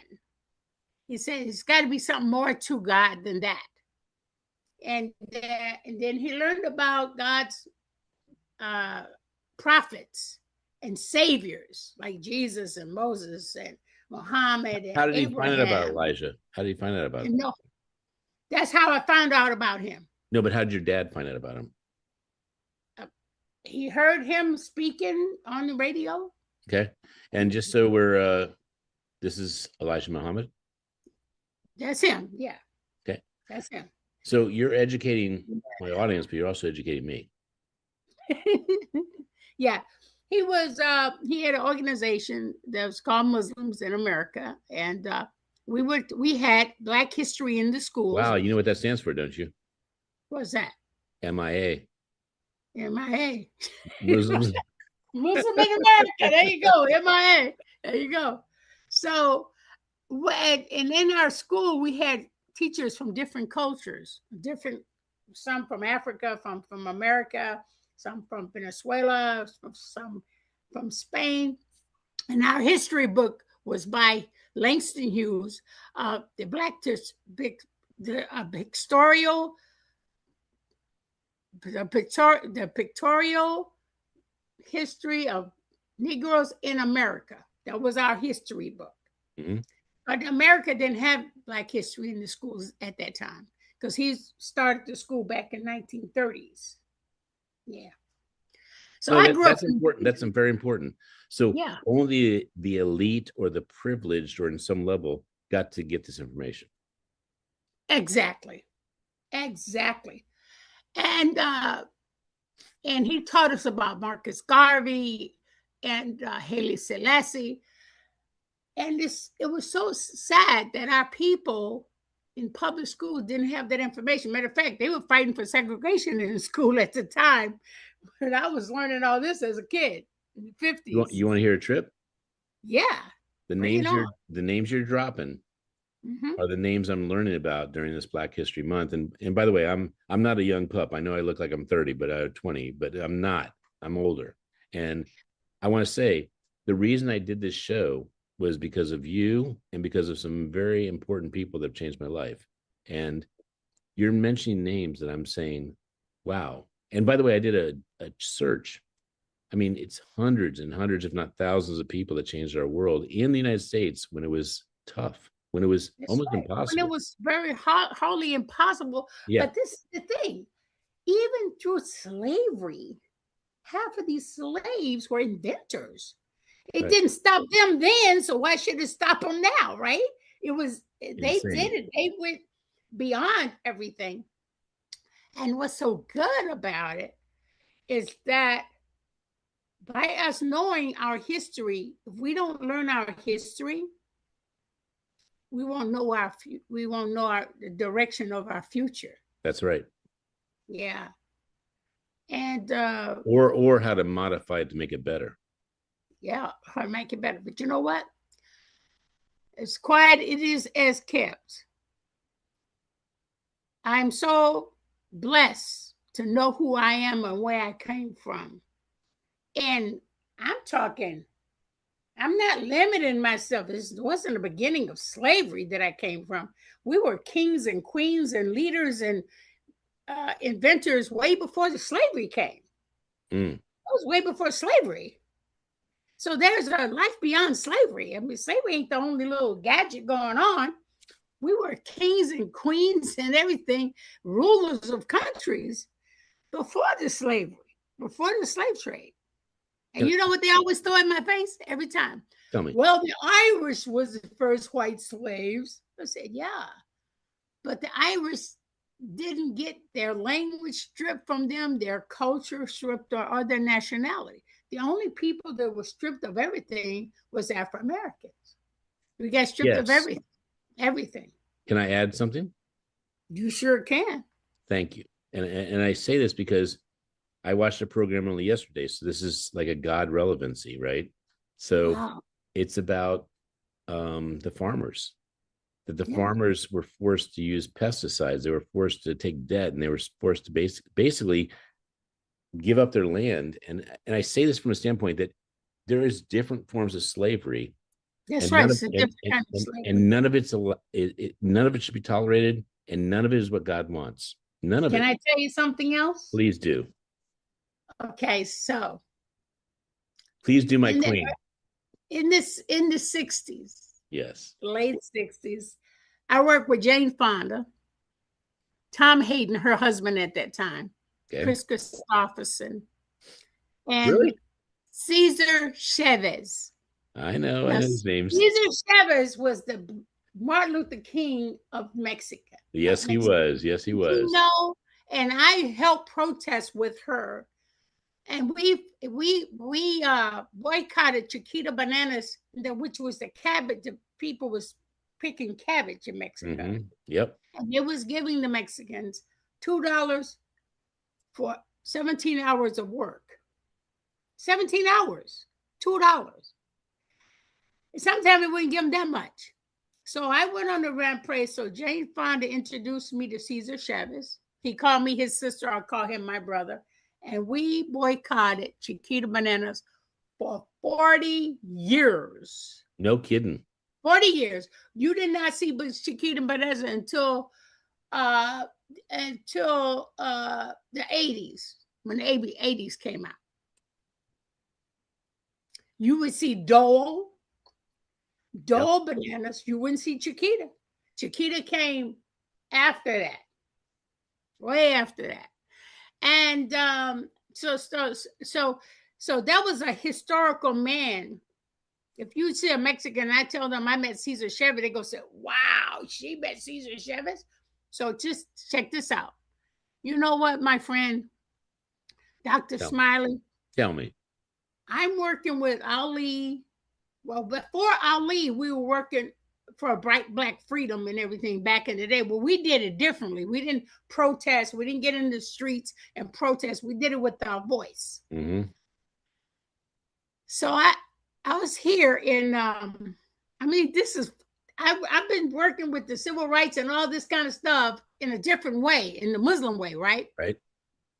I went to a University of Miami when I came down here in 2010. All right. And I would say a good 5 years ago, maybe 9 years ago, I think it was 5.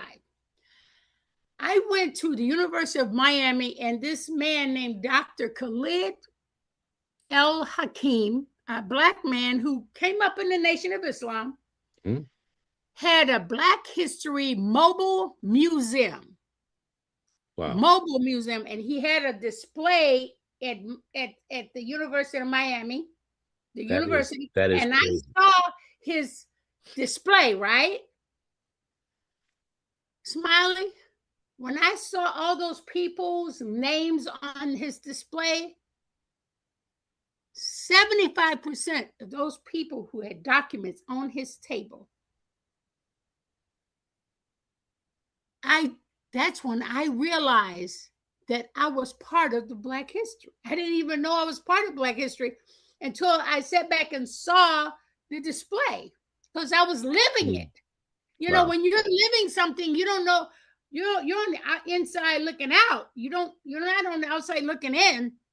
I realized I was part of the Black history. The Muhammad Ali, the all these Black, athletes. I met them all. I met Martin Luther King. I met Malcolm X.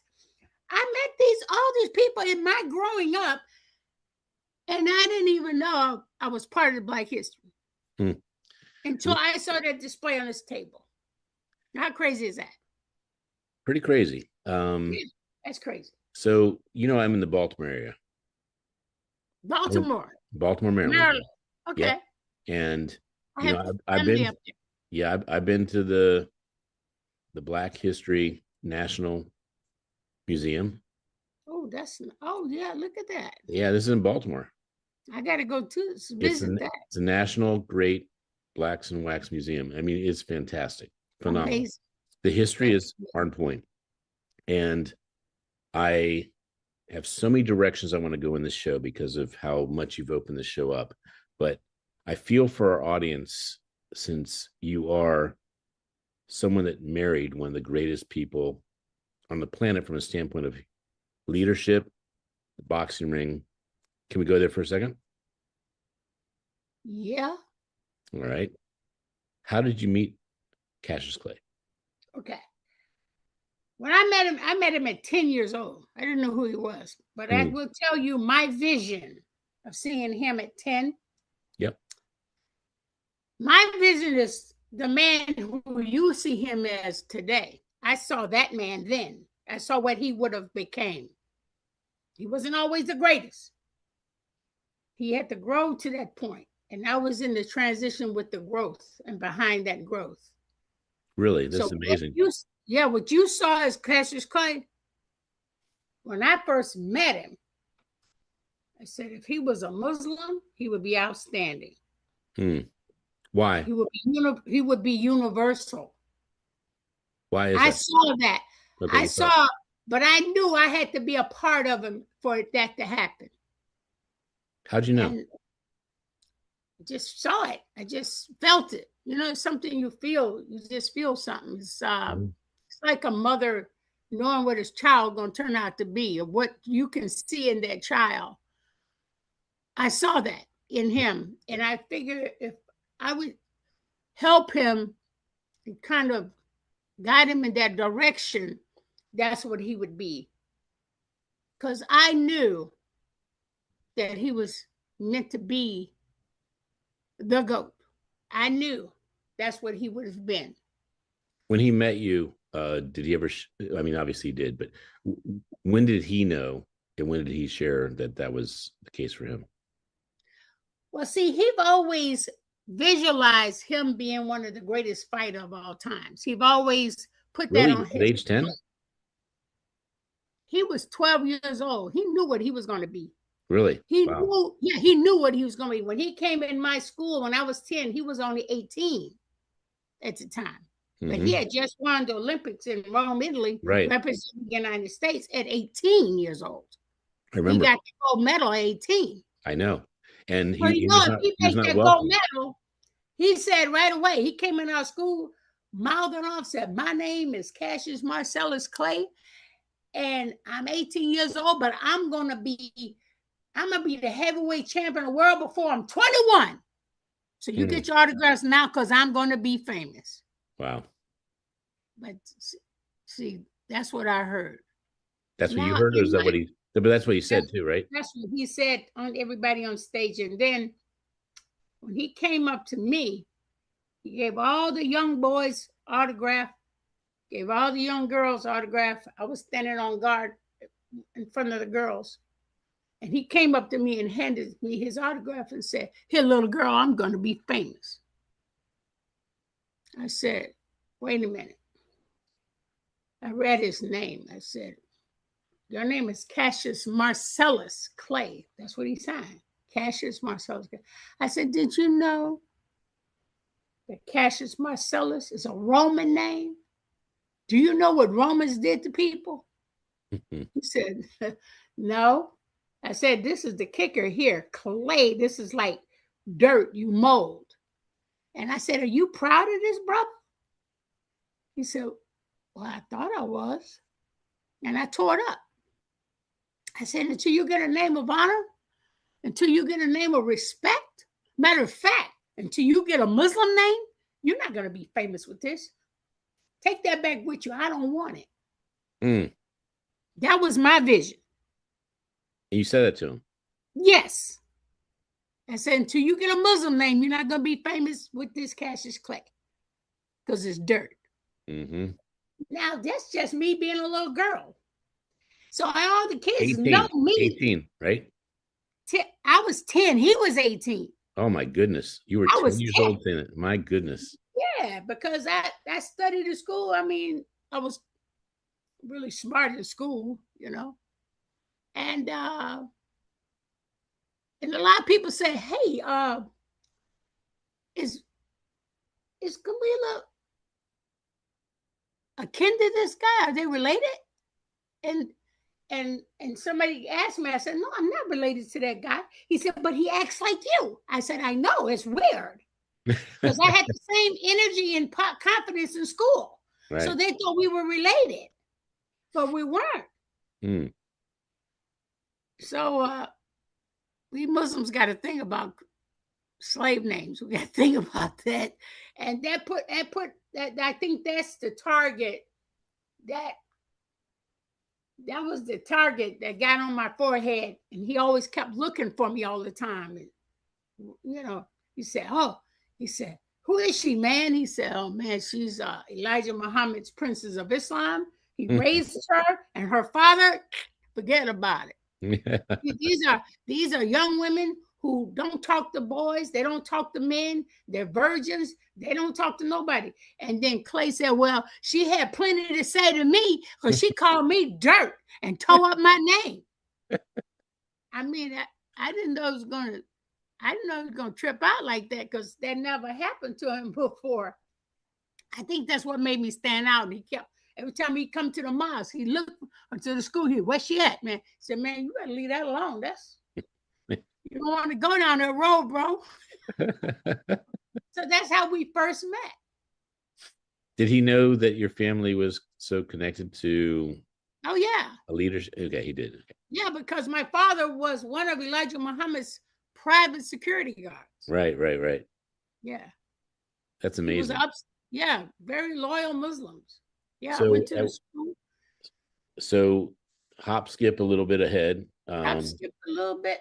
That's You where you got. you decided you just That's where you got to buy my book, bro. You got to read all that. I can't tell you everything. well, you don't have to tell me. And by the way, you'll sell more books than you've ever sold because I'm going to make it that we support you, not that we steal from you. Okay. Oh, I know. You've always been supported from the moment we met. You've been a happy camper ever since. I love the energy that you have. The Be Great Award. The Be Great Award. I was already gotten a humanitarian award from Brian years ago in 2022, helping people and children. Well, and the fact I'm going to be a publisher, I got to work 10 times harder. Yes, you do. But this is the thing. So can I no one before you say the thing? Let me tell you my thing to get your thing to be bigger. How about that? Is that cool? Okay. All right. My thing is no matter what you share about your book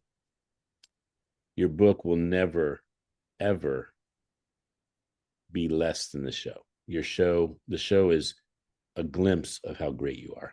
The book is an expansion of that. So I just want to say, I am only honoring you and amplifying what I saw in you and the reason that this is one of the biggest shows I've ever done. So please understand, I am honored and I will never, ever, ever take anything you give me and not give it tenfold back because I want that for you. I tell you this. Bring it. My book is basically, it took almost 40 years for me to write the book. It was very painful. I bet. Right. It was very painful because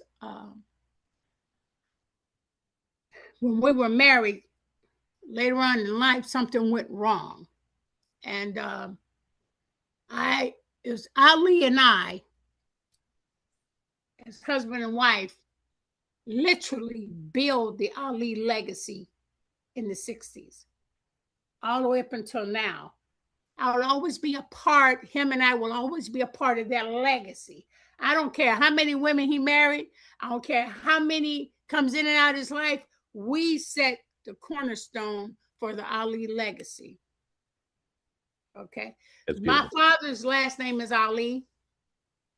So that's my maiden name as well. So Ali is actually wearing our legacy name, my legacy name. So all those women who married Ali, they're wearing my name. They're not wearing his name. They're wearing my name. So I know that. That. It's a historical moment. It's a historical moment. And it's a respect moment. That being said, I stuck by him and made sure he got, and I believed in what he wanted. And he gave up. He said, oh, I've been stripped of my title. I'm not going to be able to fight. Here I am in my prime, and I can't fight now because I don't go to the army. You got to represent your religion at the same time. And then I was the force behind that. That and the Elijah Muhammad's teachings taught him about what it meant to be a Muslim in America. To be a Muslim in America. And it's sad that America is targeting us as the enemy. And it wasn't America, though. It was never America. No. It was the leader of America. It was the government of America, but it was never America. Yeah, well, it wasn't America itself. That's right. It was the government makes us the enemy. And you know what makes me angry? But I know God has his plan. So I'm not too angry about it because God has a plan. And he's working his plan, whether you know it or not. All these people buying all this money for guns and bombs and nuclear things and this and that, where they should be taking all this money to rebuild and uplift these lands and countries and let them live off of their oils and minerals in their country. Africa is the most richest. Africa alone, Greenland, Australia, all these countries, the UK, you know, all of these countries, Europe, Ukraine, Moscow, all of these countries have beautiful, strong minerals in their land that nobody should ever be poor in these countries. Nope. None of this should be poor in this country. And they're robbing people, and they've always, Marco Polo was the first robber that was robbing manganese and rubber out of these countries. He was a thief. He came and took everything and put it in one place. It's crazy. I love that comedian Sinbad. He said, "How you gonna be a person who discovers something when people are already here? You can't discover something when they're already here. I know that's you funny. you might have invented the name, but you didn't discover anything." So I agree. Yeah, all these countries, the foreign countries, these different lands, they have minerals, they have people who are lovely and they can't speak their own way. They can't fight for their own country. Otherwise, they'll kill them. But they killed us when we fought for our freedom. So they just got to stay there and die until they get their freedom. They don't even have to come over here. They can stay in their own country and be free and rich and prosper. They can visit here, like you visit the world, like you go to Italy. It's a visit. You don't have to park your car and stay there. But this whole country was built on people around the world. As you say, immigrants, aliens. You know what? You know what's really gonna mess them up? Tell me. When the people from another planet start coming down here, that's what's gonna happen. That's gonna be the real kicker. When other people from other planets, what makes you think you so bad? Because you're on Earth, living on Earth, living. If you're on this planet, living day to day and prospering, you're not the only one to do that. They got people on other planets. So you ready for a trip? You ready for a trip of a question? Yeah. Why do you think there's hatred? Hatred was built by people who doesn't have the spirituality of kindness. They didn't learn.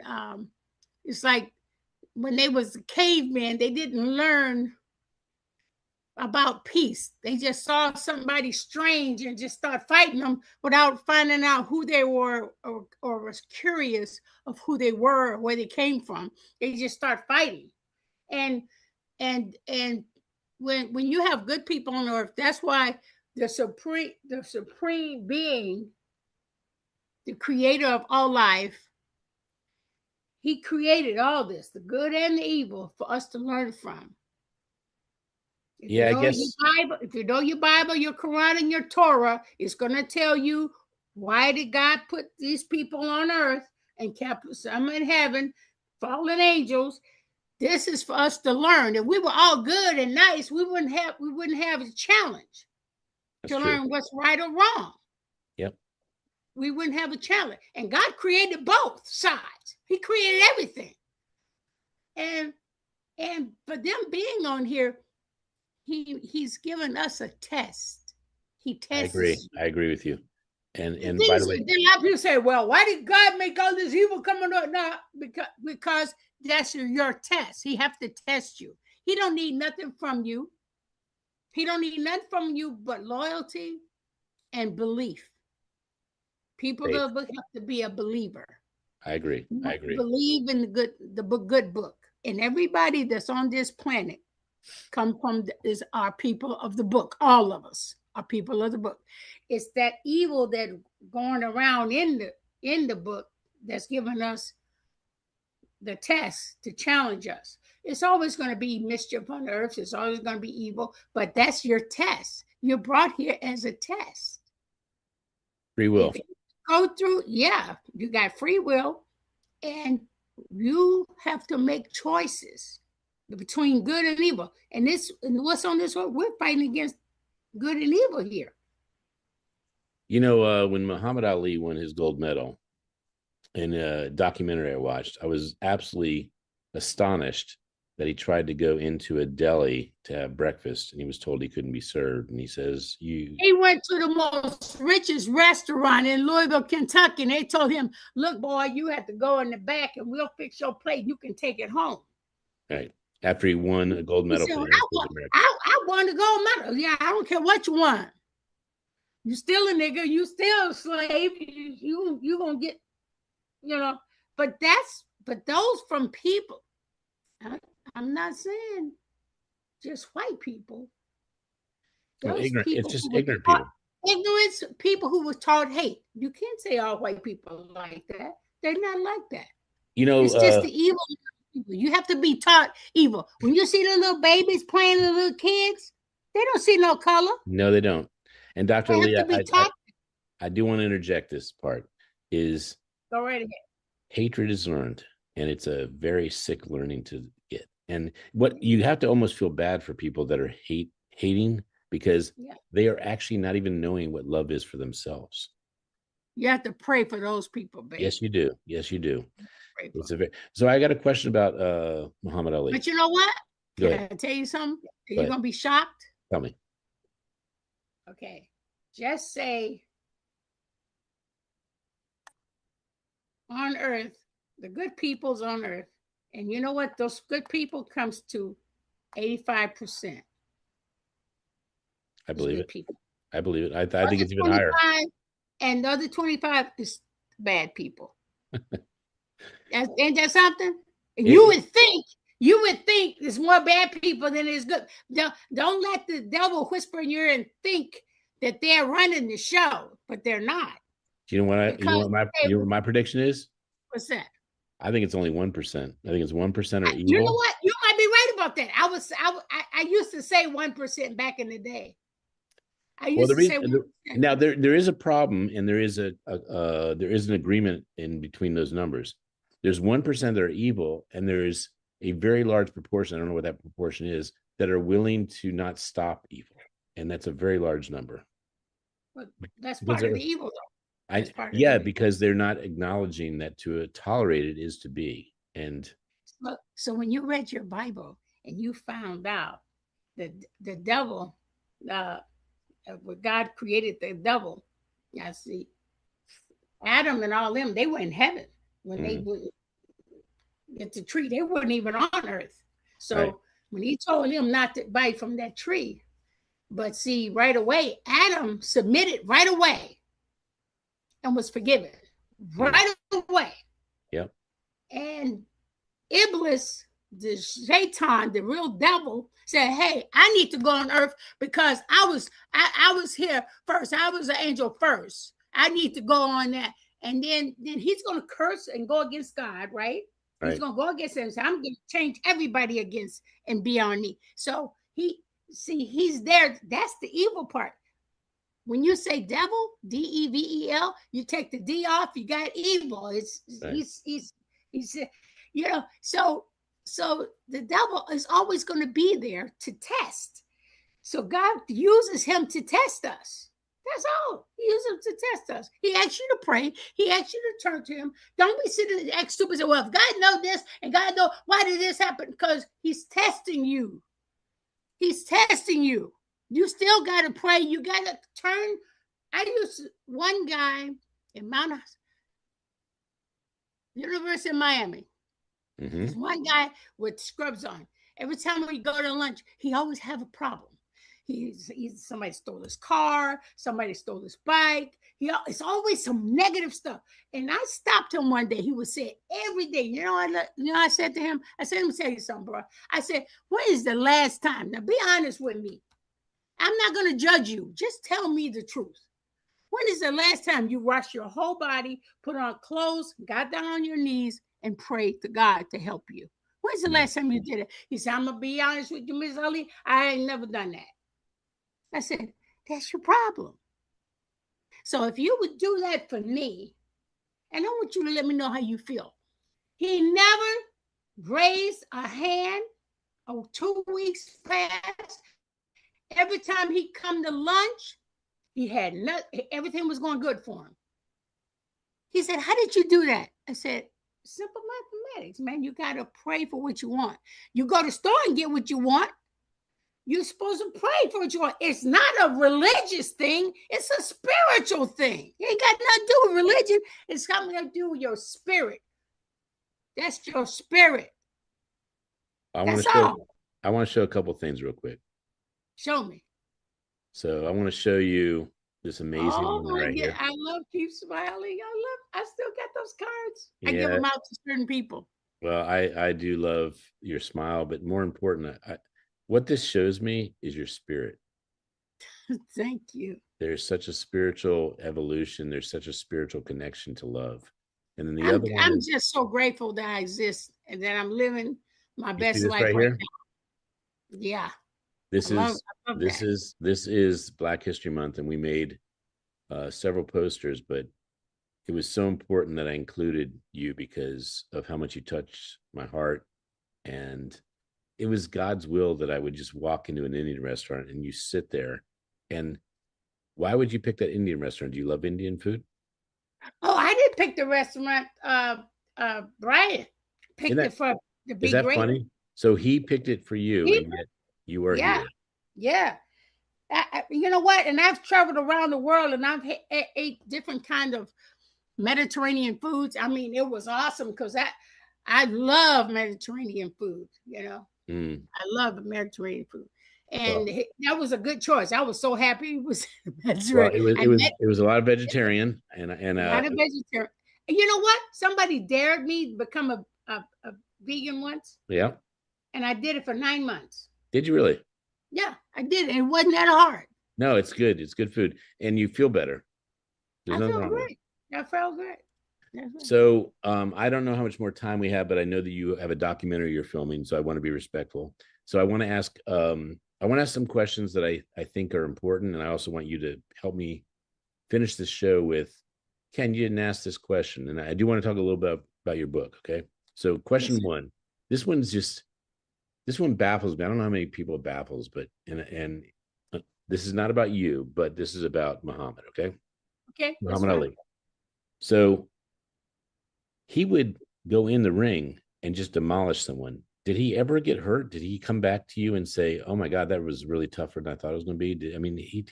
I know he took a punish on some level because of his brain, but it's incredible what he did in the ring.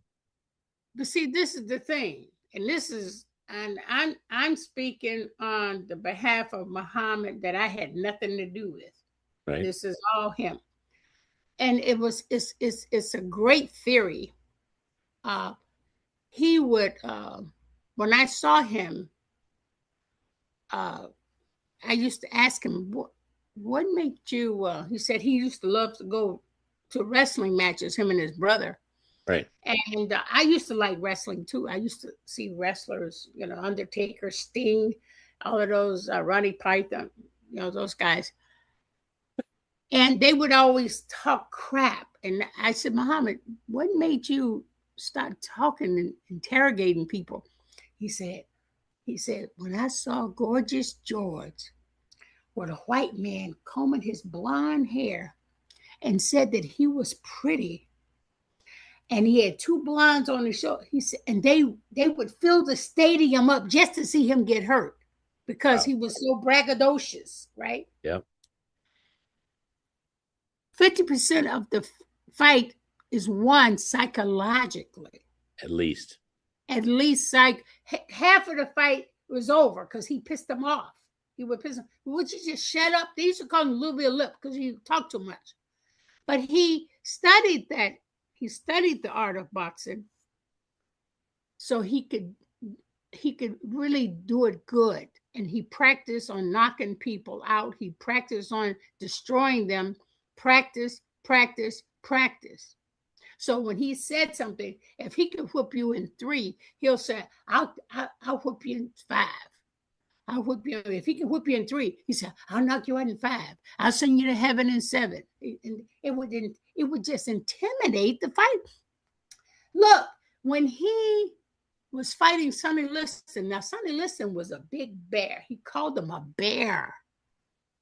He went to Sonny Liston's house and put a bear trap in front of his house and opened up the bear trap. He said, I'm going bear hunting. Who does that? And he's talking and scaring him.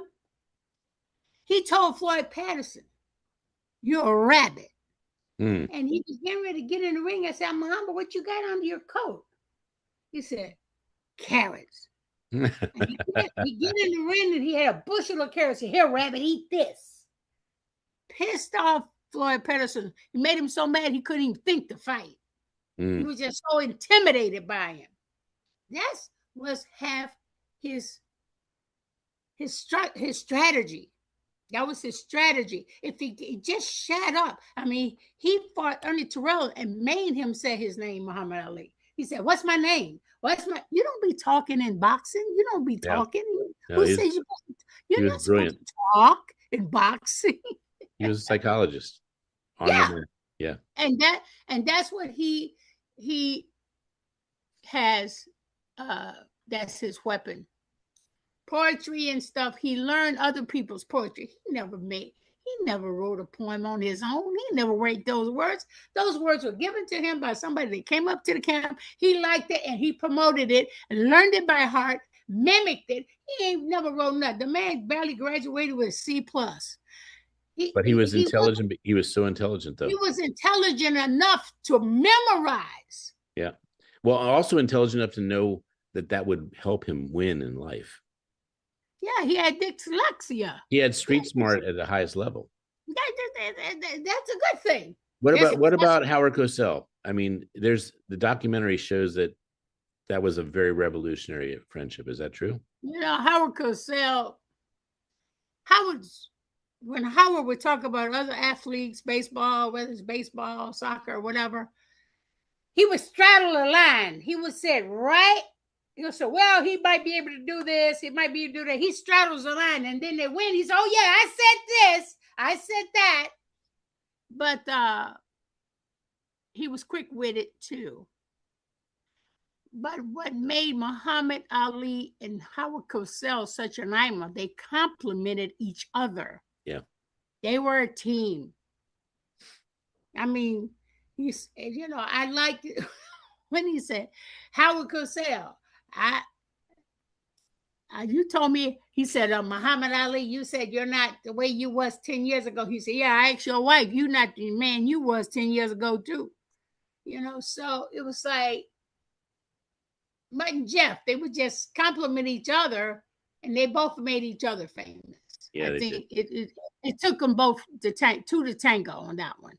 Did you think the movie that Will Smith did was pretty accurate? Was it? It was all right. It was all right. But what was missing was my part in the movie that I really loved behind the scenes. But I couldn't be a part of the movie because I was divorcing him that time, and I didn't want to have anything to do with it. I mean, you can't write a story about him without me because we built that together as a team. I had to bow out. And I said, if I'm gonna be famous as an actor, I'm gonna do it on my own. I'm not gonna have him to help me. I'm not gonna be a part of that. So that's right. They didn't have the rights to say what I wanted to say because I wasn't gonna help. I wasn't gonna help it. But so that's why they made him look like he did it all by himself. Mm-hmm. He didn't do it by himself. He did not do it by himself. No, I was clear when I met you that I was missing lots of information. Your hands, do you play piano or you seem like an artistic person? You know what? A lot of people say that I do play a little piano. They always said I had piano fingers because I have long fingers. Yeah, piano. I wish I did play the piano. If I did, I'll play Claire de Lune. I like music. I like the violin. The violin and the clarinet is one of my favorite, and guitar is one of my favorite challenges. I love You know, the you keep flute. naming instruments, I'm going to think you like the orchestra. That's all I like is classical music and folklore music. I'm a big fan of Isaac Stern. He was a Jewish violinist from the good old days. Mm-hmm. A piano artist by the name of Stan Kenton. And when Harold Belafonte, well, my father loved classical and folklore music. And that's what I took on, the folklore with Harold Belafonte. And my mother, on the other hand, she likes blues and rhythm and blues. And I don't. I like what my father likes. So Harry Belafonte and Sidney Poitier were kind of close, right? Yes, they were. They were great, beautiful men. These were men that they don't make men like that anymore. No, they don't. They're out there. I mean, they're not as classical as them and Sammy Davis. And Sammy Davis was an amazing individial. I mean, I had the whole Rat Pack at my house. Can you imagine me feeding all these people? I've written down, I have a little notebook and I wrote about, I tried to remember all the people that I met. I met Moses, Charlton Heston. Yep. And he helped me in my acting career because before I even got into acting, I asked him, if you had to give an actor some advice, what would you tell an actor? And he said something to me. He looked at me and said, let me tell you something. Be careful of the actors because they will try to make you look like an idiot. Especially you co-star, you could be doing a play on stage or something, and they will make you look it. And it has happened to me twice. Really? But by knowing what Charlton Heston told me, I survived it. Yeah, that's amazing. The late Damon Wilson, who just passed away just recently, we did a play in Chicago, and we did the movie version of "Come Blow Your Horn" with Frank Sinatra and Barbara Rush, and they made it a black comedy. And so I had this pretty hat. I was rich, getting ready to marry this Damon Wilson, and I had this beautiful fur hat in a box, and I was going to give it to him on stage in Chicago at the Drury Lane, right there, McCormick Place, right on stage. And this guy, when I looked at the box and I opened up the box, supposed to take the hat out the box. You know, Damon Wilson put a rubber chicken in the box. And I go, oh my goodness, this is what Charlton Heston was telling me about. And I said, oh, it's a beautiful hat. But you know what? I'm not going to let you see it because I'm not going to give it to you till you're on our honeymoon. And I put the top back on the box and put it on the table. So, and I didn't look like an idiot. You are something. I'll tell you. I want to show something that I had held earlier. I don't want to not show it. And it's going backwards in the show, but I'm still going to show it. So Chiquita Banana and Crimes Against Humanity. And that's right. The reason I'm showing this, by the way, Dr. Lee, yes, is because this show is about amplifying goodness, but it's about not missing a beat or making the world better. And if Chiquita Banana is on the web for doing that type of atrocity, every corporation needs to know that's not allowable. That's not something. Right. That's not something you do with your responsibility. Right. Yeah, it was that company who had cabbages, Chiquita McCann, and the cabbage and some other fruit that came out of Mexico that they boycotted. Cesar Chavez, boy, it's probably written in history. You get a whole history, and it was a shame how they did that to people. And this was like the 70s. What's wrong with these people? Why would they do that? Greedy people would do that. Greed is a very dangerous thing. Yep, it is. So protesters. That's what I liked about Jane Fonda. She stood for cause. If you couldn't talk about it in the news, she would make a movie about it. just like we did China Syndrome, the movie China Syndrome. They wasn't doing the inspection on the power plants back in the day, and Jack Lemmon found out that they overcovered it over some age. So I played in that. That was my first feature film called China Syndrome.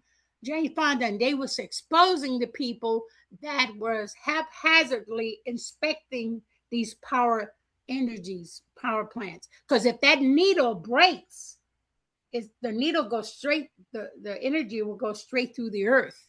And that's something you cannot neglect, and they was neglecting that issue. So Jane has a way of, if you want to talk about something, she was the anchor woman for the TV, and Michael Douglas was the cameraman. Really? Jack Lemmon was the guy who found out about the issue, and they killed him.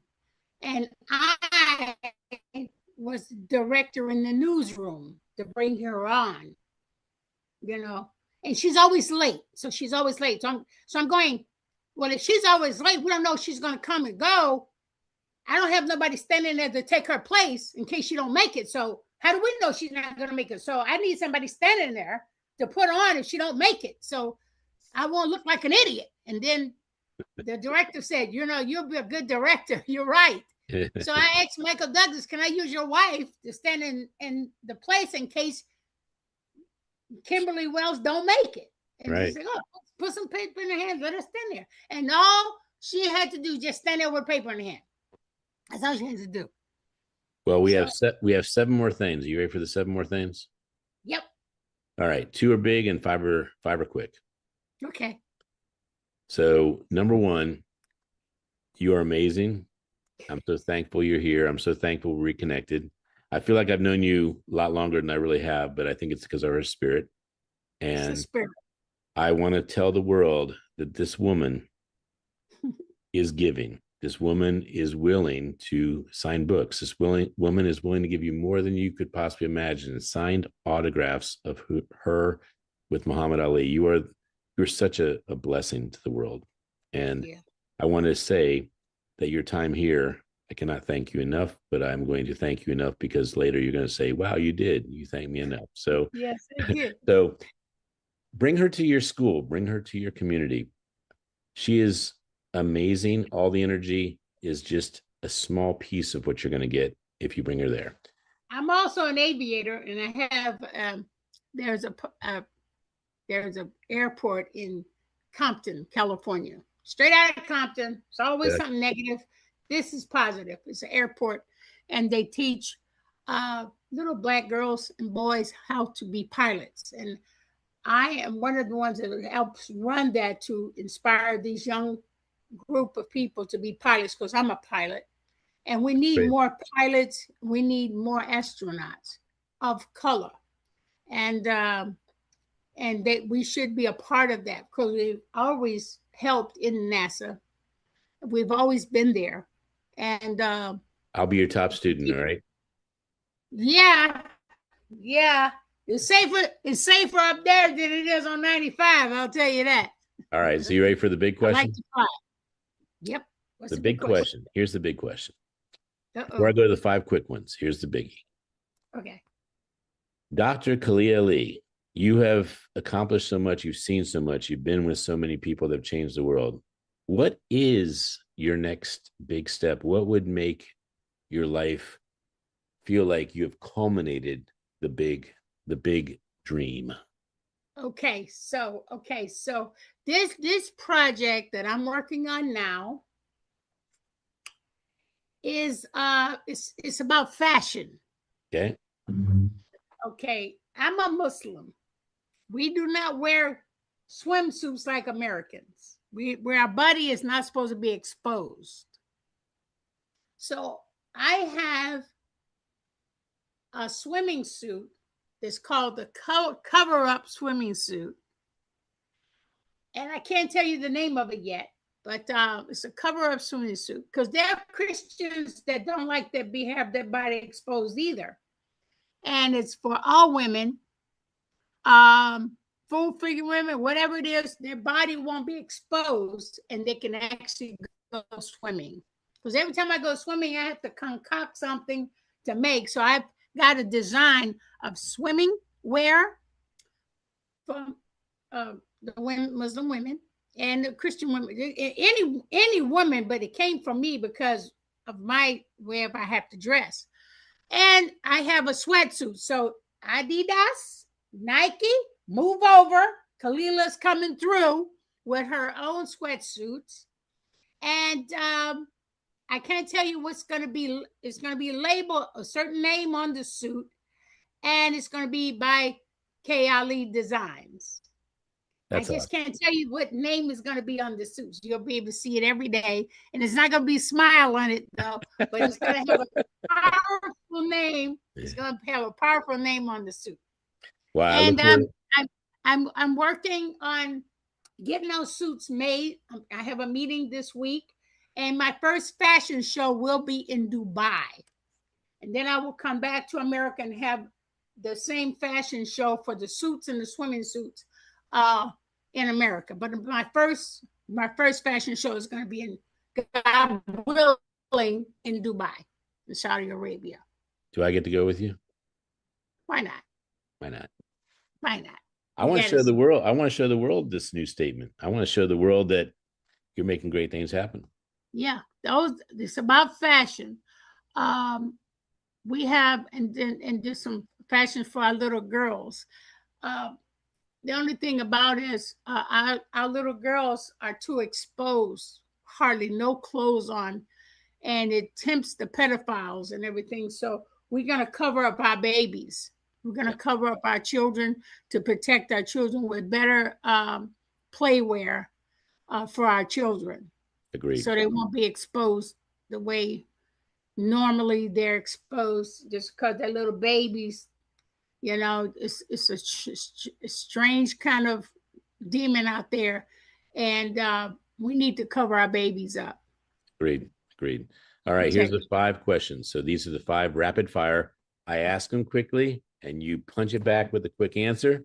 The explanation is minute. So if you want to say something beyond the answer, just say something quick. All right, you ready? Okay. All right, what book changed your life? Are you serious? The Holy Quran changed my life. All right. What book besides your own do you give to people? Because your book is amazing. What book do you give to people? Yeah. You know what? That's a good question. Oh my God. Oh wait, watch this. That Kamal, I am on the Zoom with my man, Mr. Smiley, right here. Say hello, Kamal. Hello, Mr. Smiley. How you doing today? I'm doing great because I'm with. So what are we working? So what are we working on today, Kamal? We're going to be working on the skeleton and the synopsis of the project of the TV show you want to put together. Yes, sir. So I will call you as soon as this is over, my friend, and we're going to get into the pages. No problem. Take your time. Nice meeting you, Smiley. Nice to meet you, sir. He's a great actor. He played in a lot of movies. Matter of fact, he was in a movie with. Hey, come on! What was the name of that movie with you and Anthony Hopkins? It's called Mary, Mother of Jesus. Mary, Mother of Jesus. It's on Netflix. It's on Netflix. You should see it. Mary, Mother of Jesus. He plays opposite Anthony Hopkins. Wow, that's amazing. A great actor. I'll call you soon. Come on. All right, take your time. No worries. Take your time. Okay, thank you, baby. Yeah, so he's with him and I working on the script. Yeah, he did a movie. I saw it the other night. Mary, of course, Mary is Mother Mary, which we give great homage to as the beautiful woman that gave birth to our Savior. So it's really a great movie, and he's a great actor, and he's one of my cops in the movie Pure Justice. That's the movie we're working on. I've always wanted to be, when I saw the movie The 10 Commandments, Moses. The very first movie, Samson and Delilah, which I saw in school, Cesar B. DeMille was the greatest man ever. I wanted to be like Cesar B. DeMille. I might not be like him, but I was inspired by Cesar B. DeMille. Close up my Cesar B. DeMille. You ready for the last 4? Yes. Last 4. What movie inspires you?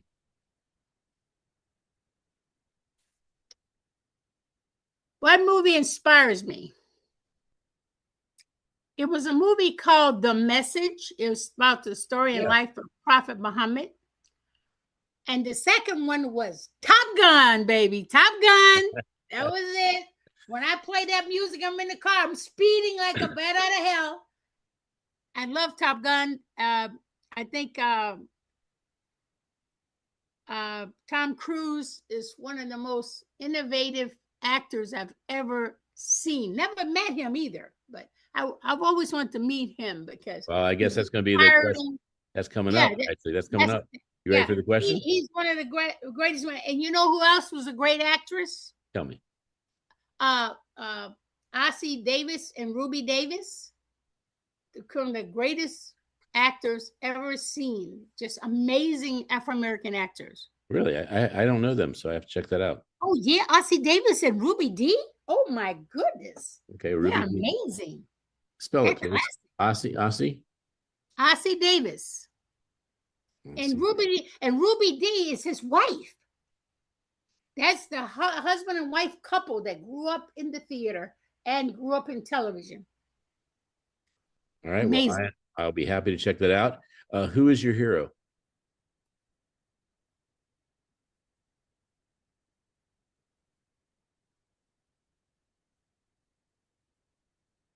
Muhammad Ali. He's the greatest fighter of all. Muhammad Ali and Bruce Lee are my two heroes. And what quote do you live by? I live by a quote that I made up myself. It says, "Don't count the days, make the days count." Boom. That was my last poem I gave Muhammad Ali. How can people reach you to have you read, sign books, and celebrate you? Okay, I will have my website coming up. We're building it now. It was derived around my podcast, and I'm getting ready to get into the social media thing so I can be heard. If you ever want to do anything, just dial Mama Ali, and more than likely you'll get me on the website, Mama Ali. And you can also, you'll be able to buy the books off my website as well. And the very first book that I wrote before I wrote my life story, because when I divorced Muhammad, all my energy, everything that I ever did was to help his career, our career. And I didn't know where it was going to go and what I was going to do when that ended. Do you know how confused I was? Yeah, I don't, but I can imagine. I can imagine. It's the most horrifying thing that I ever went through. So I read the story of Prophet Muhammad, Jesus, Moses, Noah, all these prophets, and they got over 135 prophets, but those 5 famous ones, I learned that their character was built on etiquette and the best character you can have. So I said, if we can teach our children good etiquettes, good manners, is very important. That'll open a whole range of doors other than education. But if you teach them good manners and good common courtesy, that will open the extra doors beyond what you study to be a professional. Whatever you do as a professional pilot, a professional teacher, a professional officer, police officer or fireman, you have to have something called good manners, common courtesy. And that's what's needed today. It's not because your business go out of business because of food or no money for this. Your business go out of business because of no common courtesy. That's key. I agree. If you don't have that, you're lost. You're totally lost. Well, I appreciate that you gave a way that they can reach you. Yes. If you want to reach her and you can't reach her. You can get me on Facebook at the Dr. Khalila Camacho Ali. You can get me on, I got 2 pages on Facebook. I have on Instagram, the same thing, Dr. Khalila Camacho Ali. And on X, you can get me Dr. Kalila C. Ali, and on LinkedIn is Dr. C. Ali. So There we I'm go. a doctor of theology. I got my degree in 2018.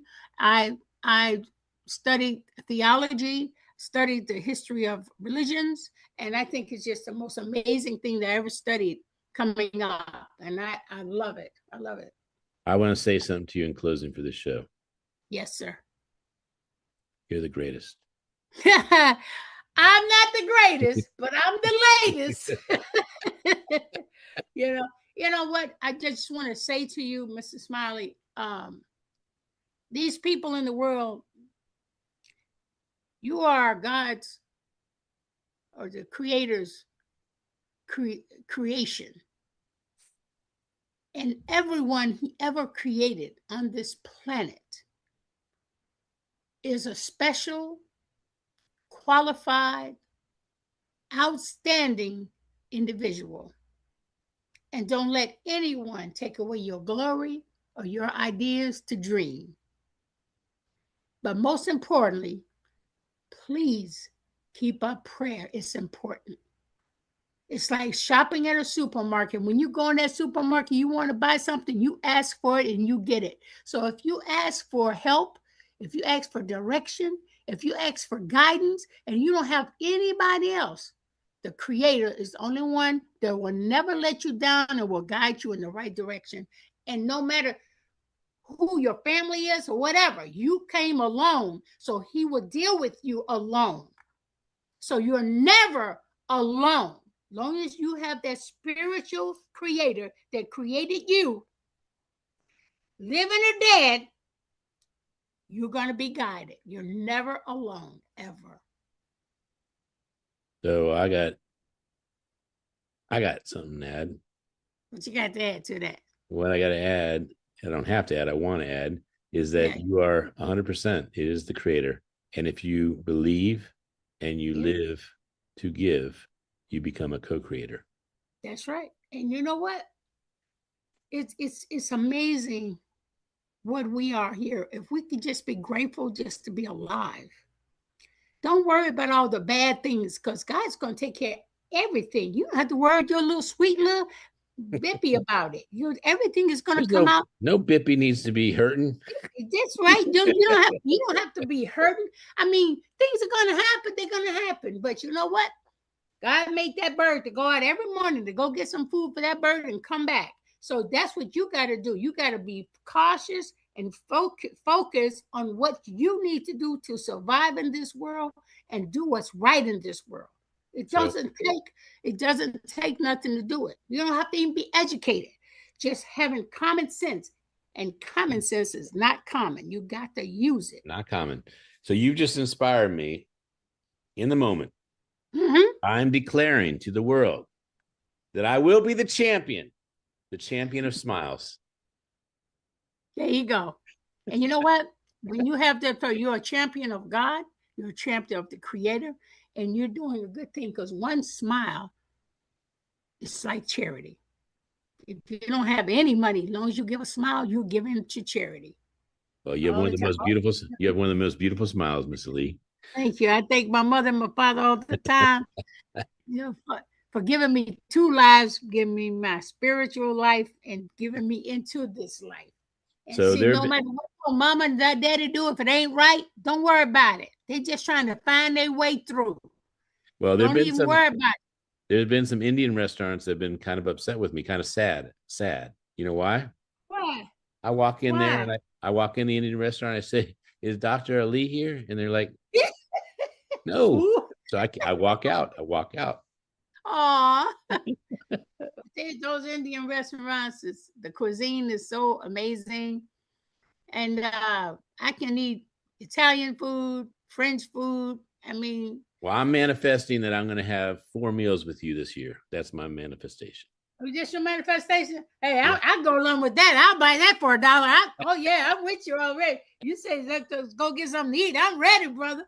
I'm ready. And you know what? I just want to say to you, when I see your face and I see your head, you're like that light bulb that turns it on and just shows light. You radiate light, brother. You do too, sister. You do You too. radiate light, and I'm always happy to see you and know that you're there. And it's I if you would do me a favor, if you Anything. would just say to me today on this evening, God willing, when I get my podcast, would you join my podcast on my show, please? I will not only join it, I'll bring the world that I can. Okay, bring those books too. I like that. We're gonna do that. That's God, nice. God bless you. God bless Thank you. you. Thank you. And tell everybody I wish them the best of health and live your life. Feel this journey and be happy when you do it. Be happy when bad things happen. Be happy when good things happen. Just the fact that they happen. Amen. That's all I gotta say. Amen.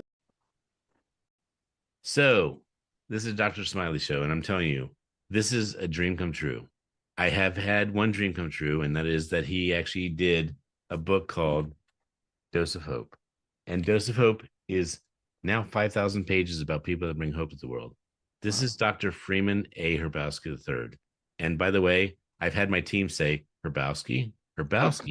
That's how you spell. Yes, the H is really solid. Hrabowski, you got it. That's it. That's it. Yes. So I am privileged that I went to my sixth college. My sixth college was UMBC, Oh, and you were the president. You started that year. yep. Yep. That's absolutely I right. did my master's through education, Mhm. and besides, honestly, Dr. Ben Carson, the two of you are people that guided me who I wanted to be. It's very nice. It's very So, nice. Honored. I'm truly honored. so we have a very short period of time. So I want to actually ask you the most important question, which is, how did your defining moment in your childhood happen become who you are now? Okay. I was listening to a gentleman speaking at the lectern in my church as I was doing my algebra in the middle of the week. And he said, if you, the children, will walk with me downtown, all of America will understand that even young people know the difference between right and wrong and that they want a good education and want to be treated as first class citizens. And I did go with him, with the group. We all marched in Children's March in Birmingham, and we spent a terrific time horrific time, I should say, in jail because we were treated like animals. But You were? but You oh were? yeah, oh yeah. This was literally when I was 12 years old. I spent a week in jail, and it was not enough beds. We were on the floor, not enough bathrooms, and it was a very, very empowering but horrific experience. But it was a defining moment because it taught me that even children can understand more about the world than we know, and that those children and young people in general can help to define their own destinies. They can help to shape the direction in which they move. It was a powerful moment for me in 1963. Really? Okay. So, Dr. Bowski, I just want to say that's not the common name of a person who's Black. Yes, yes, yes. It comes from my great great grandfather was from Europe and was Polish slave master in Selma, Alabama. In fact, literally. And I grew up in Birmingham, Mm. and that's been generations. But to put history in perspective, I was born in 1950, and my father in 1910, and his father was born in the 1870s, and his father was the first generation to be born free. In other words, it was his father who had been the son of the slave master, and then you had that person from Europe who was the slave master. That just shows you how close we are to the 19th century. And so as my students, you'll appreciate this, Dr. Smiley. My students always said, "You walked with Dr. King, you marched in the Children's March," and they said, "Doc, you are walking history." So I am that bridge to a place, a time when 80% of Americans were not even born in the early 1960s. It's amazing. And you Yeah. just recently spoke at MLK, right? Yes, I did in Minneapolis. It was a powerful experience for me to see those wonderful citizens standing up for the truth and for justice. and wanting to be encouraged to stand up and to fight for what they thought was right in the world. So I had a book called Dose of Hope, and this is it. And it was during the pandemic, and it was about people that bring hope to the world. And I prayed that I would meet you. And I went to your college. I went to the college that you were president. And Sure. the thing I love about you is that you're like the Gandhi who walks through the college, and people attract you to be inspirational for themselves beyond. That's pretty crazy that you have the energy. I have to say to you that I've never been compared to Gandhi, so this is truly where a special moment it is. I think you need to take those lenses off. Wait a minute and see. I'm not even close, I don't. but I will tell you this. I enjoyed my 30 years as president at UMBC, and I loved walking through the campus and having students come up to talk about all kinds of things and wanting to take selfies and wanting to give me the latest news. And my last several years there, I was studying French, and there's so many French speakers on our campus, and they all wanted to talk to me in French. And they Really? loved correcting mon prononciation. So, bonne journée, Oh, enchanté. And I oh, want to say, you are actually the depiction of what I believe a Gandhi is to walk into campus, because a Gandhi is someone who is peace and magnetizes people that want to have humanity work together. oh, well, you've heard me say that one of my heroes and mentors, though he just talked to the children. It wasn't my parents knew him well, but he would be. Gandhi was a hero of Martin King, very Yes, he much. was.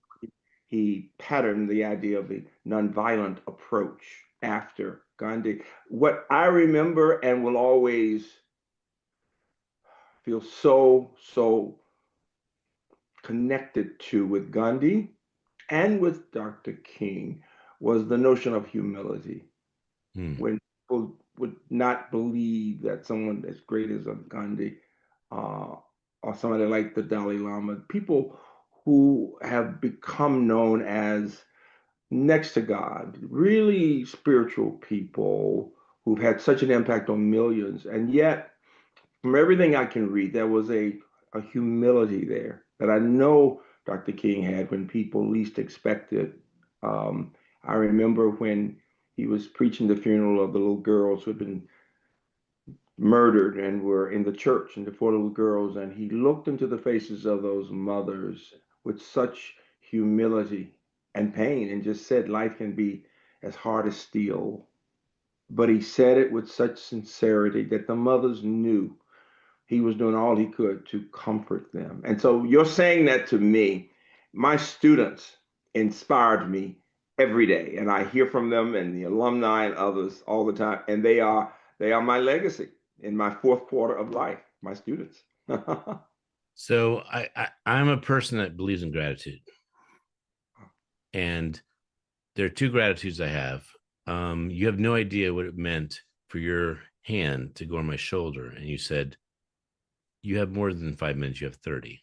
That was mind blowing for me. And the other person is actually someone that actually protects your time, and he is actually Stone, Mr. Stone, right?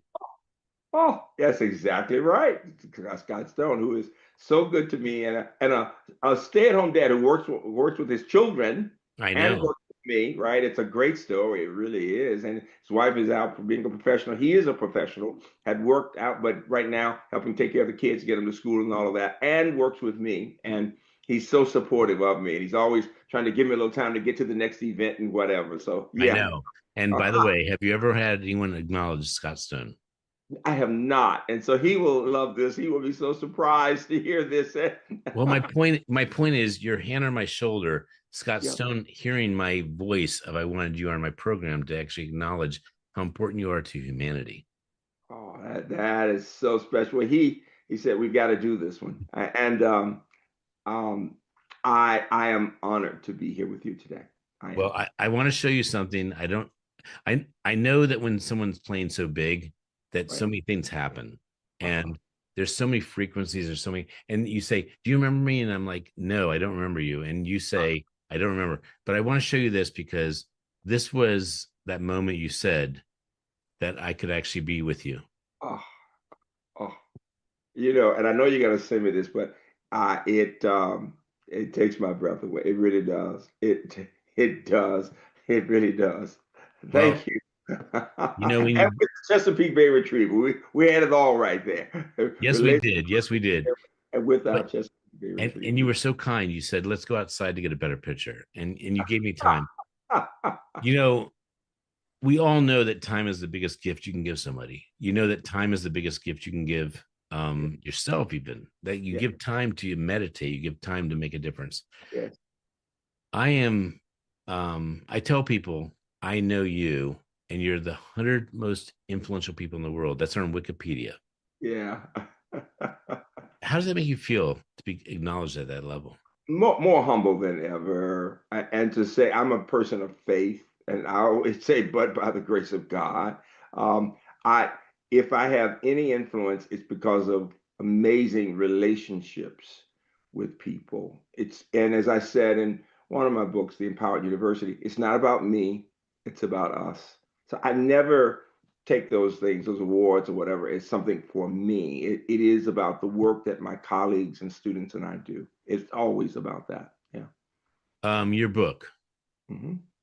talk about it for a second. Well, the last two were the Empowered University and the Resilient University, and Right. in both, the message is this: empowered to do what? As an institution or as a person, empowered to look in the mirror at self and to appreciate one's strengths and to say these are ways in which I need to improve, and to be honest about that. And resilient, if you think about what we say in churches sometimes, there's a song that goes, "We fall down, but we get up," and the idea is we all get knocked down at different points, and many would say right now we're going through a challenging period in our society. And Yeah. what I say to people in this country and others is, yeah, it's a difficult period, but go back to history.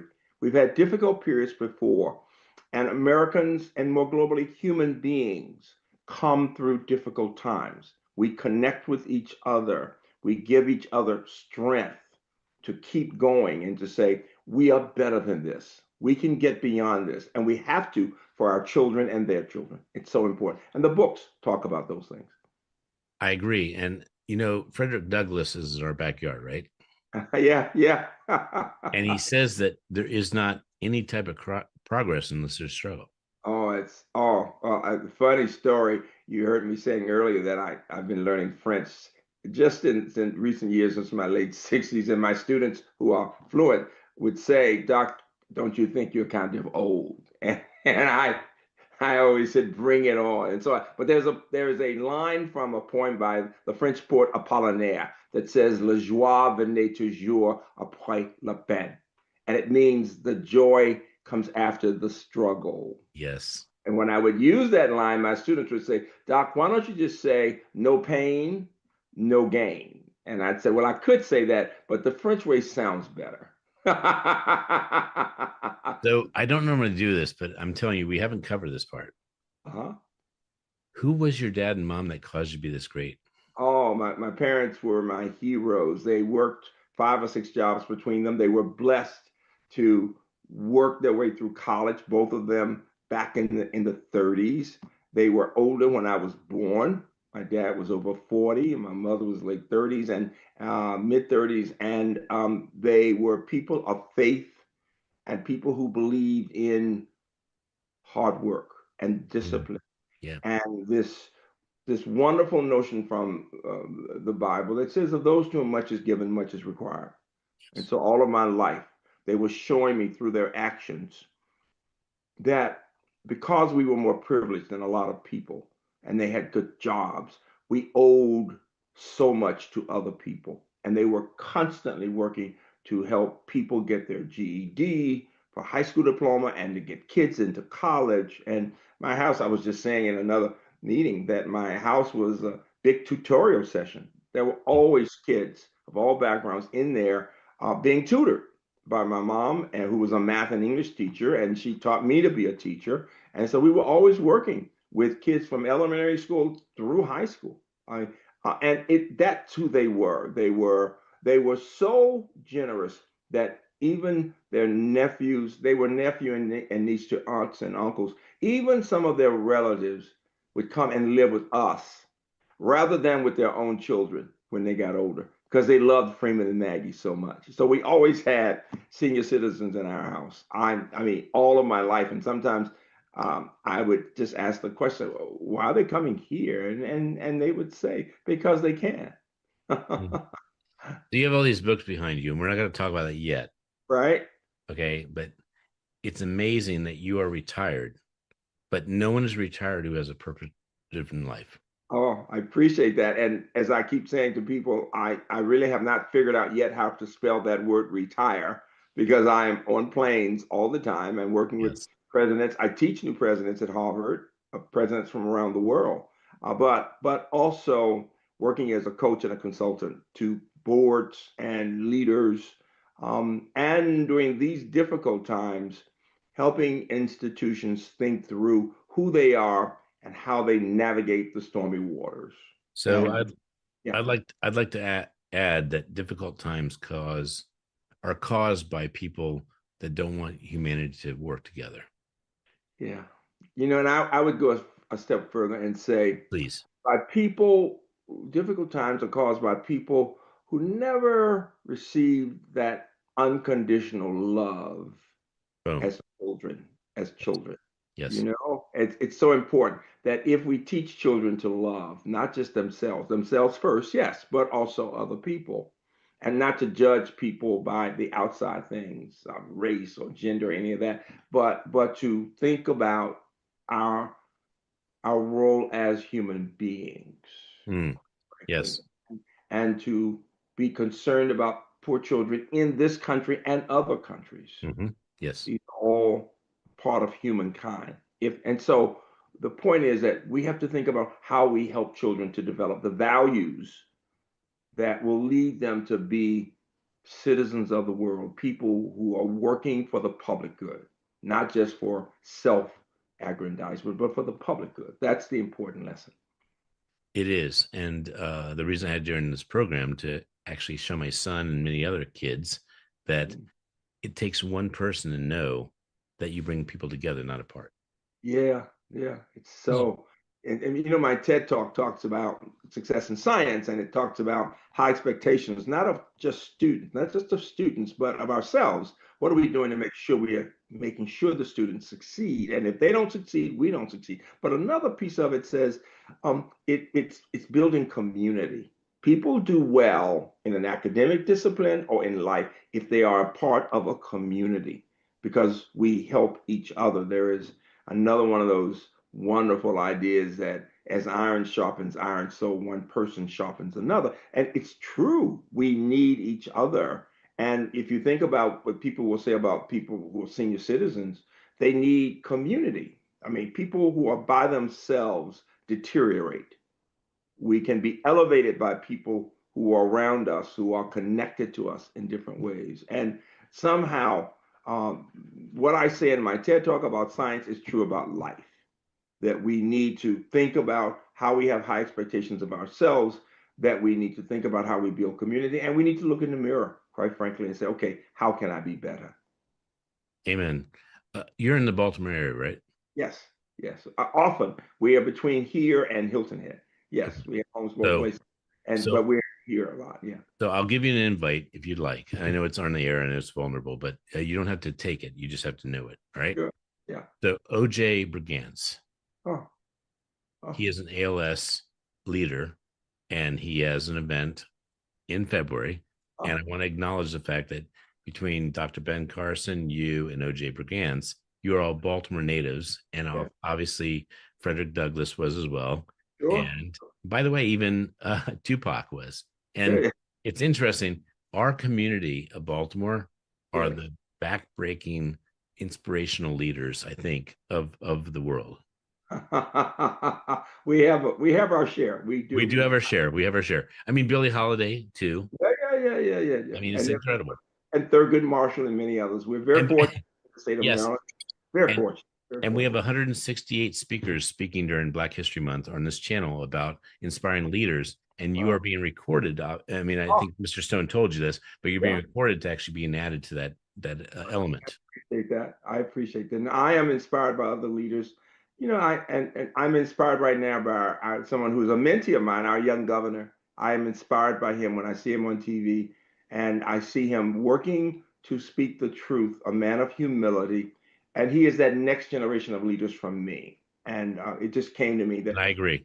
you know, we need to elevate and support that next group of young leaders who are in their 20s, 30s, 40s, even for me, a young leader is in his 50s or her 50s. But we as older people, and you're still young. You graduated with that master's from UMBC the year I became president in 92. So you're still very young. But I'm just saying one generation needs to support the next generation. Yes. So what fueled you to go into the endeavor of being a doctor? I'm a mathematician. I get goosebumps doing math. I always have. Amazing. I mean, when the teachers would give us 10 problems, I would holler out, "Give us 10 more, teacher." And the whole class would go, "Shut up, Freeman." So who inspired you to be a mathematician? Both my parents loved math. They did. And mother had been an English teacher and gave me this love of poetry and novels. And then she went back to school in the 60s to grad school for the new math, because interestingly enough, they couldn't find enough teachers to teach the new math. People were afraid of it. And she was always rebellious and curious. And she said, "I'll do it." And she did. So she taught English and math. And I was her guinea pig.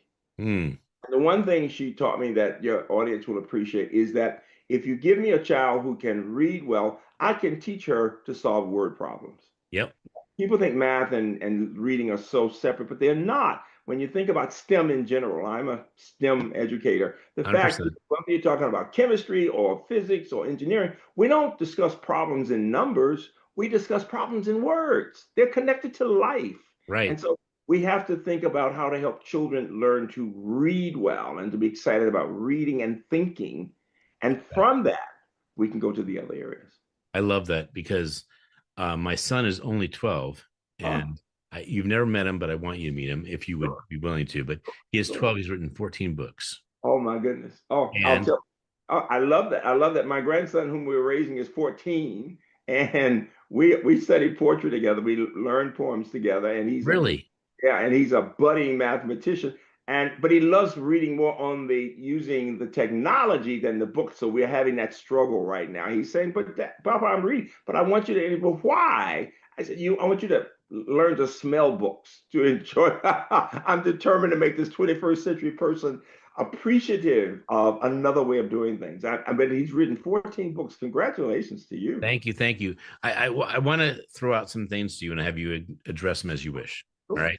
So number one is problem solving. Number two, critical thinking. Number three, playing the piano or an instrument. And number four, instrument. And number five, last one, is financial literacy. Okay, let me go with connecting those first ones, because I am a strong believer that the same skills one sometimes uses in understanding something you read or literature would be skills you would use in thinking about a math problem. For example, for years I have studied T.S. Eliot's The Wasteland, the poem The Wasteland, and it's very difficult with so many illusions, so many things to understand about context and language.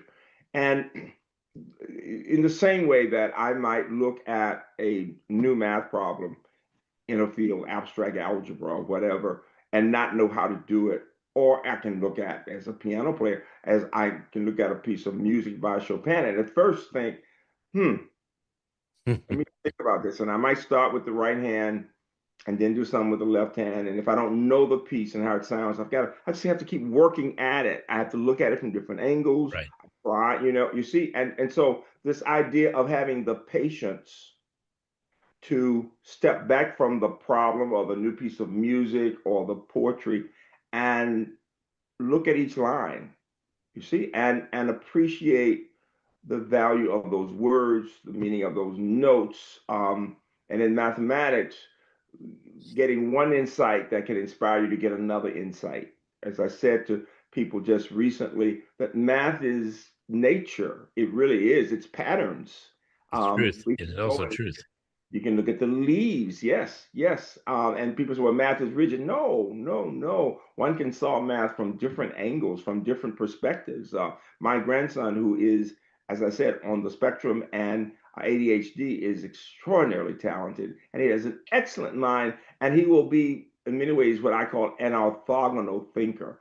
You know, we're solving the problem going this way. He'll come from a different angle, almost right angle. And I'm saying, where are you going with that? And he comes up. He comes to where we are, but he Wow. thinks differently about things in the same way he does in piano, or he can play by what we call ear. He's learning classical, but his teacher recognizes that he's got this ability to hear and begin to play and to improvise. I never had that. And so I'm learning from him. And now this is in the music, in the math, in the interpreting of poetry. We just finished learning together the poem Desiderata, for Ah, example. yes, it Yeah, is a biggie. yeah, yeah. And we're working on Kipling's If right now. And in all these areas, you find yourself at the beginning not quite sure how to go, how to move, but you don't get frustrated. You take your time, and you look at it from the different angles, and you might even look at other pieces of music or other problems that have been solved, or other poems that you may understand better in order to understand you're working on all the same skills,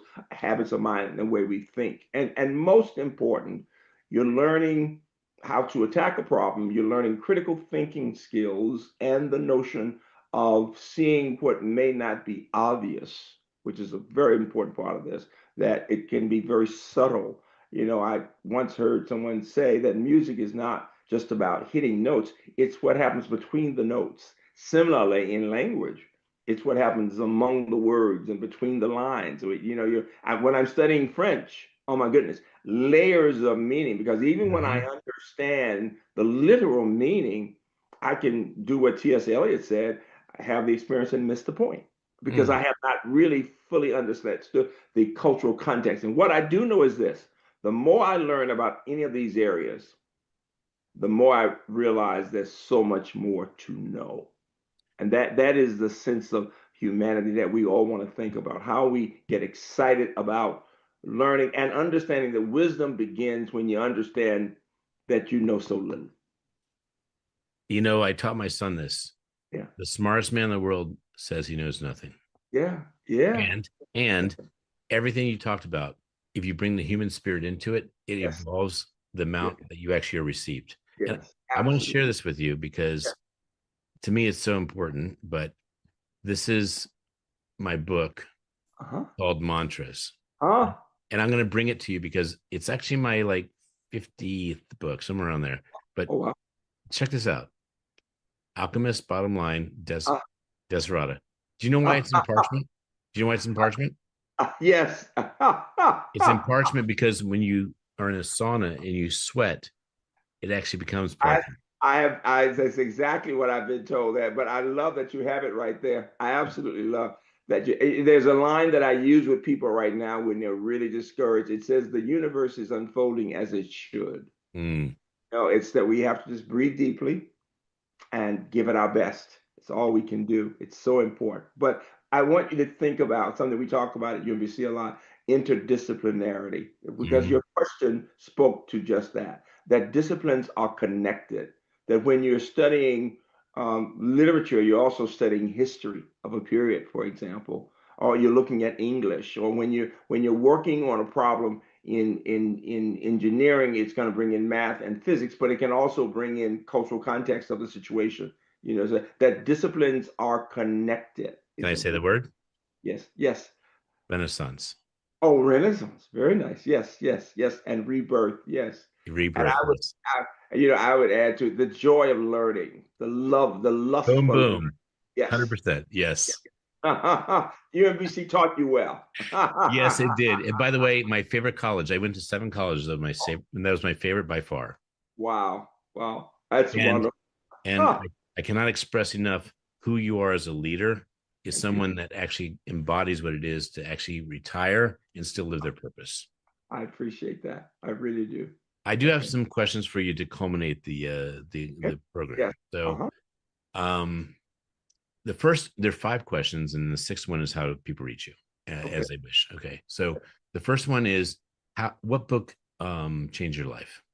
Uh, uh, I would say a wonderful biography years ago of From Slavery, a book by Booker T. Washington, starting as a slave, Yes. and but then going to my alma mater to Hampton, and changing the world, and giving people such hope, you know. But I would say books changed my life a lot. I mean, books from different genres, biographies and fictions, and I went back to school to take graduate courses after finishing my PhD in literature, and so. Hmm. 19th and 18th century British literature, Russian literature, the Harlem Renaissance. I mean, I enjoy reading. I can never read enough. I love that. I love that. And by the way, I'm not the best parent because my son plays games more than he reads, and I want him to learn reading. But by any chance, you've read Dr. Ben Carson's books? Yes, of course, of course, of course, of Do you course. do you? I'm putting you on the spot a little bit, but do you recall how he got the job at Johns Hopkins? I know his life well. I've known him for years. I've known him Do you for recall years. that exact question though? How he got the job at I Johns don't. Hopkins? I don't. I May, don't. may I? May I? Oh, sure, sure, And I sure. don't know if it was the book or the movie. So I Right. think it was. I think it was the book though. Yes. And by the way, his book caused me to be a science teacher in PG County. Just so we're Oh, clear. So oh, so it was that he was interviewing at Johns Hopkins, and classical music was playing by the person interviewing it. uh-huh. And he Oh, said, "I know that classical piece." And yeah. the interviewer was thinking, "Why do you know Yeah. this? Or how do you know this? You're Yes. not the person I would expect." Yes. And they had this amazing conversation about classical music Sure. afterwards. Sure, And he sure. got And the I job. I appreciate your, no, I think his earlier work was so inspiring to so many people. I have to say, and this is what's wonderful about America, that we can agree to disagree, because I do disagree with him on politics at this point. And I've known him for years. He's a brilliant man, but I appreciate the fact that those earlier books and that earlier work in particular inspired many, and still can inspire many people. But you hear what I'm saying? Yes, I Just do. the whole thing in perspective, that, and one of the things we talked about at UBC is we have to learn to agree to disagree and to do it with civility. Yes. Yes, that is the culminating point of why Black history is actually important. Is Yes. that it's not about whether you think one person or another person is right or wrong. It's did Yes. they make the world better? And you don't have to agree all the time, but did they make Yes. the world better? Yes. People have different parts of their lives where they made Yes. a difference. Yes. Yes. God bless I you for saying that. Thank you. Thank you so much for saying that. sure. Sure. That's actually Sure. the biggest reason why I embrace this interview is that you're teaching people it's not about whether you agree, it's about whether you learn or whether you Yes. actually accept that civility is actually the way to. Look at the whole person and what the person has contributed to the Yes. world, right? All those things are important, very important. Yes. All right, you ready for the next couple questions? Last Uh-huh. couple ones. So Yes. what song gets you going? What song makes you happy? Um, I told you I really am a person of faith, and so we listen. First of all, um, I do play classical piano, and I enjoy different composers, Beethoven and Chopin, and we'll play them. The Pathétique, the first movement of the Pathétique is Hmm. particularly exciting to me. But let me just say. But I do really spend a lot of time listening to um, a variety of genres. But no, make no doubt about it. When I talk about the faith is the center of my joy, it gets me. I am very spiritual, very religious and spiritual, and that's a part of it. And at UMBC, you had people of all faiths and religions, Hmm. and some who were spiritual and not religious, and so I'm very accepting of that. But I am a man of great faith, always working to be better, for Well, sure. it's about to be Valentine's Day, and on the day that I'm interviewing you, it's Yes. actually Abraham Lincoln's Day. Oh, yeah, yeah. Anyway, anything you want to say about Abraham Lincoln or Frederick Douglass? Well, let me just say that my wife and I have just had our 55th wedding anniversary. I was 19 when I got married, and had finished college already, and was just so lucky. And thank goodness, she's been willing to keep working on me as a project for 55 years. Jackie has. But our favorite song for years was A Certain Smile by Johnny Mathis. Are That you one was, serious? Of yeah, all things, the Smile Channel, A Certain Smile, and Johnny yeah. Mathis, the voice of like Angel.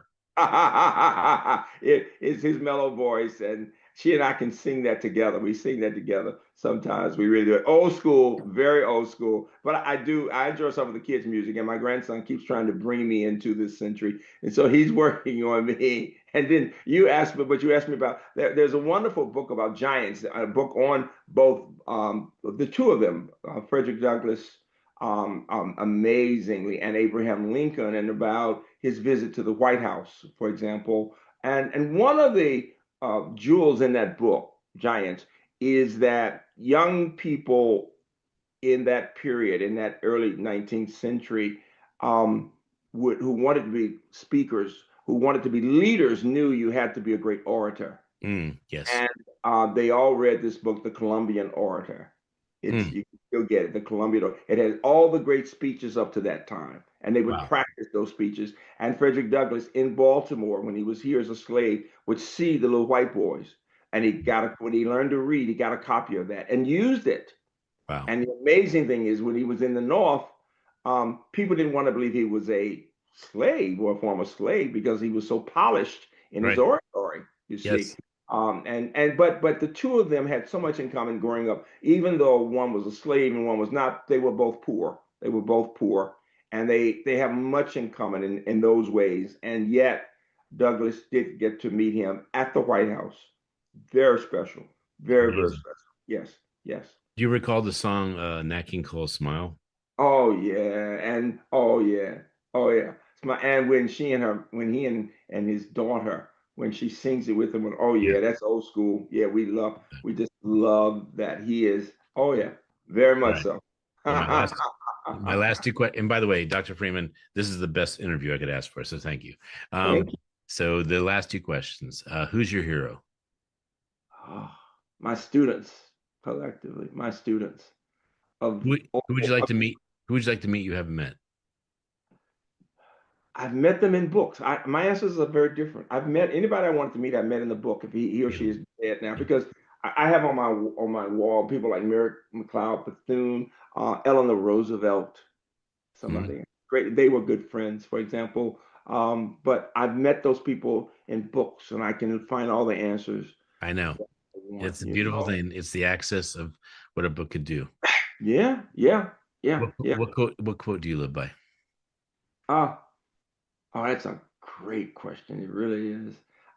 It's more poems that I use.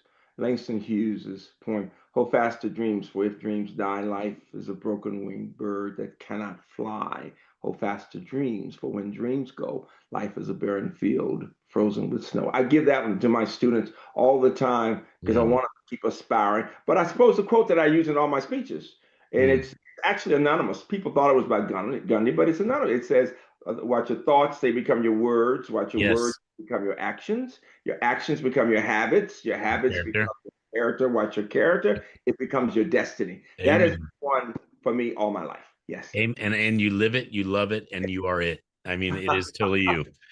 So how can people reach you if they can? Sure. My email address is Hrabowski, that's HRABOWSKI, at FRabowski, F for my first name, Freeman, FRabowski.com. And if they want to see my webpage, just go to FRabowski.com, and you can see all the speeches I'm giving and way I'm speaking and those things. This is a busy month. Yes. By the way, Mr. Stone, I'm saying this to you. Thank you for making this appointment happen. We tried 3 times to make it happen. This was the minute after Black History Hour. I just want to say thank you, Dr. Hrabowski. Thank you. And it speaks volumes that you have also expressed gratitude to my colleague, Scott Stone. I think that's amazing. I really do. Listen, thank you. And we're so proud of you. UMBC salutes you. Can you hang for one more minute? Just one more minute? Yes. Hey, this is Dr. Stan Harris with the Black Hour of Power. Again, stands for Bold Leaders of Authority, Courage, and Knowledge. We're honoring, talking about people, we're honoring Black history makers of the past or those in the present. We're here with one of our speakers, Dr. Myron Golden. And again, Dr. Myron Golden, an author, a speaker, a minister, kingdompreneur extraordinary. a man, a family man, and a man who loves fun, loves to make money, loves empowering others, and perhaps has influenced more people to make money based on biblical principles than anybody else on the circuit today. So, Myron, tell us about a person that's influenced your life from history, the inspiration, and what it was that they accomplished or did that influenced you. Well, absolutely. The most influential person that I can think of in my life from Black history would be none other than, and I'm sure somebody else has talked about him. Oh well, they're not going to tell you what I'm going to tell you about him. None other than the man, the myth, and the legend himself, Frederick Douglass. Um, that brother, that brother was something. Born into slavery,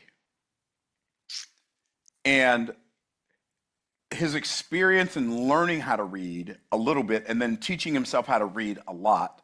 I read his autobiography when I was in my 20s called A Narrative in the Life of Frederick Douglass. It blew my mind, the things that he had to go through just to learn to read. So here's why his life impacted me so much. Because he was born into some contributing factors that most people would have determined are determining factors. Most people would have concluded these are determining factors. He was born into slavery. You say, well, I was born in slavery. I can't help it. Being born in slavery was not a determining factor in Frederick Douglass' life. It was a contributing factor. And when he was about 6 years old, and I remember reading that when he was about 6 years old, because he didn't really know how old he was, because he didn't have a birth certificate, and like slave births weren't documented like that. He said, when I was around 6 years old, my master's wife was teaching me and some other slave children how to read. He said, my master came in and caught his wife teaching us how to read, and he flipped out. He didn't use the term flipped out because they didn't talk like that back then. But he flipped out, and he said, woman, you can't teach these slaves how to read. He said, that is absolutely the worst thing you can do. He said, if you teach these slaves how to read, they will come in contact with books and they will find out that the world is much bigger than the world they live in now, and they'll never be content to be a slave again. And whatever you do, don't ever let a slave read the Bible. Now, as a 6-year-old, Frederick Douglass had the presence of mind to deduce that if the man that owns me and could kill me and not be prosecuted, he could sell me away from my mother or my mother away from me. If this man is this dead set against me learning how to read, it is the most important thing I must learn how to do. I'm like, that is so powerful. And so because he worked in the big house, he had access to really, really good food. And he would take scraps from the master's table in the big house. He would give it to poor white children in their community in exchange for them teaching him how to understand letters. And every time he found a piece of paper on the ground, or he found a piece of a newspaper, or he found a book, he would take it back to his slave quarters and he would practice reading by candlelight at night. And the man became so eloquent as an orator that when I was in college, and I had a relatively substantial vocabulary. I mean, I could promulgate my esoteric cogitations with the best of them, but had a relatively substantial vocabulary. There were words that he used in his autobiography that I had to go look up in the dictionary. So this man had a level of intentionality as a slave that is beyond what most people who can't even contemplate slavery have today. That's one. He had intentionality, but he didn't just have intentionality, he also had ingenuity. He took his ability to read and he learned a skill and became a skilled carpenter. And he would make furniture and sell the furniture. And he made enough money to buy his freedom as a slave. And he bought his freedom and had it stolen from him twice and bought it back again and bought it back again. This man is legendary among legendary because it wasn't enough for him to have intentionality. And it wasn't enough for him to have ingenuity, enough ingenuity to buy his own freedom. He said, I can't be content to be free while so many of my brothers and sisters are still in the chains of slavery. I'm going to do everything in my power to make sure that I do everything that I can to help free my brothers and sisters. And this is what Frederick Douglass did. He became a leading voice in the abolitionist movement.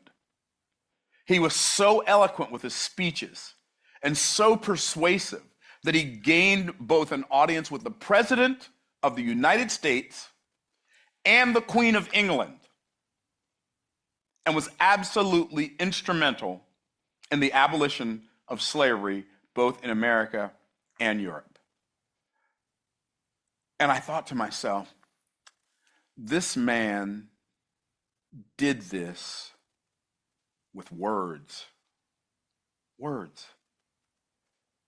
He freed more people with words than other people have freed with weapons. And it inspired me from the time I was 20-something years old to have a desire to use words to compel people to do things that are in their own best interest and in the best interest of humanity. And if I were to sum up what I believe are the things that people can do that are in their own best interest and the best interest of humanity, I would probably have to quote a very, very ancient teacher who also happens to be the Son of God. And he said, don't worry about tomorrow, but seek first the kingdom of God and his righteousness, and all these things will be added unto you. Great. Well, what is the kingdom of God? I believe the kingdom of God is when I yield my life to God as the sovereign king of my life. He makes me the king over an assignment, so I rule over that assignment as the sovereign ruler of that assignment. And then I use that assignment to serve other people so that, like Christ, I am not just a servant and I'm not just a king. I'm a king who serves. And that's the best advice that I can give. And Frederick Douglass exemplified that. Wow. Wow. The power of words. Power of words. And that's amazing. So I'm so glad that, again, Frederick Douglass had great impact on your life. And you obviously are a man of courage and a man of words. And more importantly, definitely a man of many words.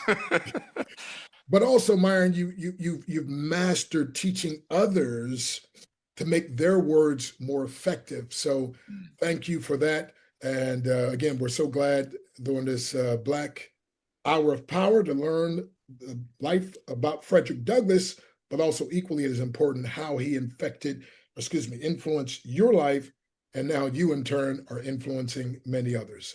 So thank you very much. Blessings. 100. Hey, here we are with another edition of the Black Hour of Power, and that is Bold Leaders of Authority, Courage, and Knowledge. We're talking to Mr. Myron Golden, Dr. Myron Golden. And again, he's going to teach us about someone who had a great impact on his life. And before I do that, I just want to show a quick picture here. And that is because people say, well, Doc, why is this so important? Well, here's why this is so important. And that is this. If you can see this picture that I'm showing, it's a little boy with a little cape with and he's imagined himself being a Superman, but he can only imagine himself turning white, right?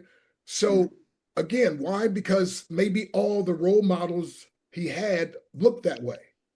So one of the things that we learn, my friend, is that we not just need positive role models and powerful role models, we need some practical role models where a person can see themselves being greatly used of God.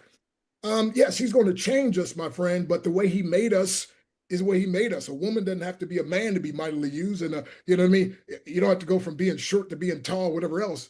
And so we want some practical role models. As a matter of fact, our ultimate experience is to have you to be empowered in your mind to where this little boy who's in a wheelchair, but he's imagined himself out of that wheelchair being a mighty Superman.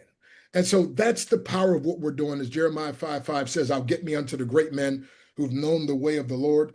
And sometimes there's different things in people's lives that we can identify with. And I always tell people this is not about, being colorblind. It's about just not being color biased, right? Fleecy locks and black complexion cannot forfeit nature's claim. Skin may differ, but affection dwells in black and white the same. So why so tall as to reach the power to glance at the ocean at a span? I must be measured by my soul. The mind is a standard of a man. And God made us all different. And as Dr. King said, you can't play the piano with just ivy or ebony. You got to use it all, right? And so anyway, so we're just taking time to recognize, again, I don't believe in Black history. What they call Black history, I call is history that sometimes has been omitted from the history books. And now we're going to talk about some history makers in the present. So I've got Dr. Myron Golden. I want to talk to him and have him talk to us about somebody who had a great impact on his life.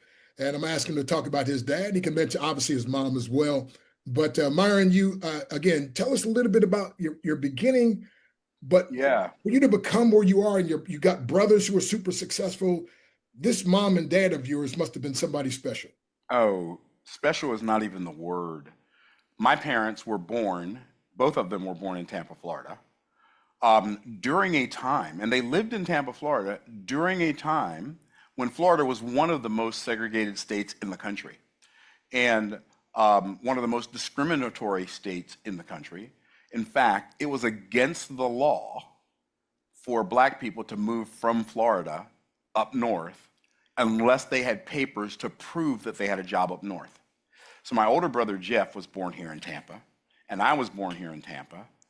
And my parents, when I was less than a year old, probably just a couple of months old, moved from Tampa all the way to Pennsylvania. I don't even know how they pulled that off. Like, that's mind-blowing. Especially like when I think back to how like driving through North Carolina and South Carolina and Georgia for me was when I was a kid. It just, I don't know how they pulled it off and made it. Anyway, but my parents taught us a lot of lessons. My mom and dad were married to each other for their whole lives together. And they were not perfect parents by any stretch of the imagination, but they were perfect for me and my 6 brothers. And they talked to us. My parents talked to us, and they taught us things, and they taught us how to do things. And they had philosophies about everything. And so I think about my dad. I think about the fact that I started going to work with my dad when I was probably 4 or 5 years old, and I loved it like nothing else you can imagine. I'm going to work. There's all these tools around. There's all this stuff, and it makes noise, and you can build things, and it makes stuff work, and it fixes stuff. My dad taught me how to measure with a ruler. He taught me how to sweat pipe with a torch. He taught me how to use a circular saw and a jigsaw and a power drill, and all of these things that I learned. And I think there's no universe in any galaxy that's ever existed in which I would be the communicator I am right now had I not gone to work with my dad and learned how to build things. Because when you're building things, it has a logical progression. You have to do first things first and last things last. You can't do the finished work before you do the framework. And so I learned about building things in construction, and now I construct talks, but I have a framework. And then I have finished work, and they're not the same thing. And I learned lessons about stick-to-itiveness from my dad. We were working on a car, an old flood car from the 72 flood. We're working on it. We're attempting to get this exhaust manifold off. It's rusted solid. So my mom calls us for lunch. We're going in for lunch. I said, Dad, it's not coming off. He said, oh, it's coming off. It's coming off. Okay. You know why it's coming off? No, sir. Because we got a brain. It don't have a brain. I was like, oh. So if we have a brain and it doesn't have a brain, it can't beat us? Cool. Got that. Locked and loaded. That's been locked and loaded in me since I was in elementary school. I can remember my dad telling me and my brothers, life ain't fair, so don't expect it to be fair. So I didn't expect life to be fair. I'm a little kid. I didn't expect life to be fair. It wasn't fair. My mom and my dad both taught us, me and my brothers, how to fight. And they would say things like, if you get a whooping out there, you're going to get another one when you come back home. Now, some people may not like that. But here's what they both said. I ain't raising no punk. And I know that's not politically correct language, but my parents weren't running for office, and they said, I ain't raising no punk. And they said, if somebody messes with you, you beat them within an inch of their life, they'll leave you alone for the rest of your life. And I'm like, what are we talking about? And that sounds like, so, oh, violence isn't the answer to violence. Oh, sometimes violence is the only answer to violence, because you cannot have peace unless you are willing to have war. And so my parents taught us how to fight for what we believed in. They made us go to school. They made us tell the truth. They made us say yes, sir, and no, sir, and yes, ma'am, and no, ma'am. And they made us be respectful. And we weren't allowed to use profanity around them. We weren't allowed to use it at all, but we didn't use it around them, right? So we didn't use profanity. We never talked back because we liked our teeth. We didn't talk back. Yes, ma'am, no, ma'am. Yes, sir, no, sir. And my dad taught me how to build things. My mom taught me how to cook. She also taught me how to crochet. Now you think, why do you need to learn how to crochet? I don't. But the more you understand about how life works, the better you can make life work for you. And I thank God for my parents, because there was a lesson in everything. They had philosophies about everything. Every goodbye ain't gone. Every closed eye ain't sleep. Time of day is due to a dog, like, which means if you see me, you say hello, because you do that to a dog. You certainly say it to your mother or your father. Like, we were not allowed to walk into a room of grown people and not speak to all of them. We would be in so much trouble for that. So my parents just taught us how to have manners and how to have discipline and how to tell the truth and be hardworking and industrious. No universe in any galaxy that's ever existed in which my life would be anywhere near where it is today had I not had James and Carolyn Golden as my parents. Wow, wow, wow. And Myron, so you can mention a little bit, about being born and so forth, the situation with the polio. What did your Oh, yeah. mom do to ensure that you wouldn't feel? Oh, yeah. My mom would encourage me. You can do anything you want to do. You can be anything you want to be. She used to always try to encourage me to be a football player or a baseball player. It's amazing. I'm like, I can't run, Mom. I don't care. Doesn't matter. Then she's always showing me. She showed me the kicker who had like half of his toes amputated. Right? She was always showing me examples of people who won in spite of. She always told me about Wilma Rudolph, who was an Olympic champion who had polio as an infant. And so my parents what happens to you just happens to you, but it also happens for you. And my parents just taught me, you can do anything you want to do, you can be anything you want to be. And I heard that message so many times in my life that I just started to believe it. So when I look at something that's an obstacle, I know it's always an illusion. And that perspective came from my parents. Wow. Obstacles actually are illusions. And so many people are buying into them, but you were taught from an early age not to buy into it, but to break through it. Exactly. And it's like it can only beat you if you let it. Right? So if you fight back, the chances of you winning are very good. I mean, my parents were wild. And what I mean by that is they'd say, okay, if a bunch of people are messing with you and they're messing with you at school, you hide a stick in the bushes. You get back to that stick, it's on. And by the way, they would say stuff like, if your brother's in a fight and you ain't in a fight, you're gonna have a fight with me when you get home. So we grew up protecting each other, looking out for each other, and never cowering from a confrontation. Wow. And how long were your parents married? Well, they got married in 59 or 60, and my mom passed away in 2011.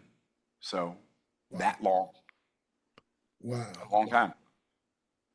Yeah, so, you got your brothers, like each one of your brothers. It's amazing. You guys, you all are successful in your own right.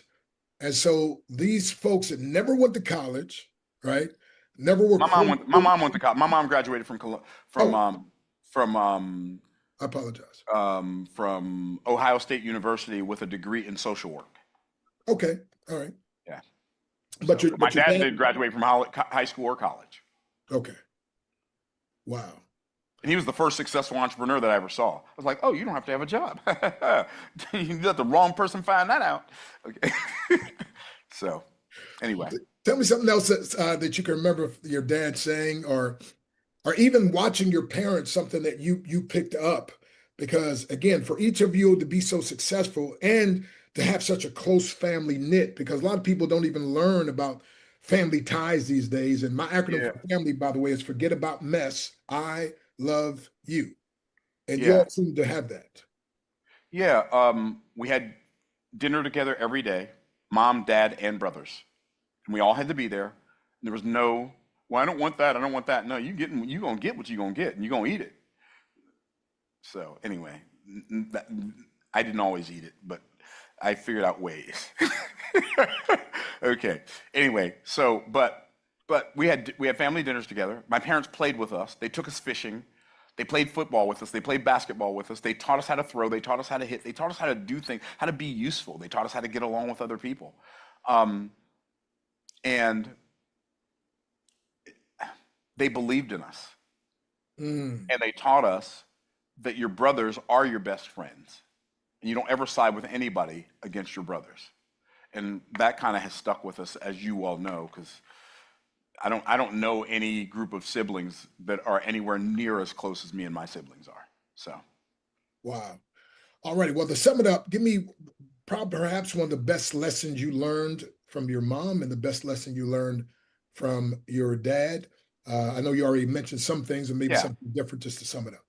the best lesson that I ever learned from my mom was that a woman who supports her husband and provides for her children love and a place to rest is it's miraculous. And the best lesson I've ever learned from my dad is that as a man, you have a responsibility to protect and provide for and promote your family. Wow. I watched them do that. I didn't just hear them talk about it. Wow. And somebody said, I'd rather see a lesson than hear one any day. I'd rather one should walk with me than merely point the way. The eye's a better pupil, more willing than ear. Find counsels confusing, but examples always clear. And the best of all, the teachers are the ones who live their creeds, for the see the good in action is what everybody needs. For I may misunderstand you in the good advice you give, but there's no misunderstanding how you act and how you live. So good. Well, Myron, you have the legacy of your parents. I mean, it's amazing how you and your brothers and your family is carrying on that legacy, taking it up several notches as well.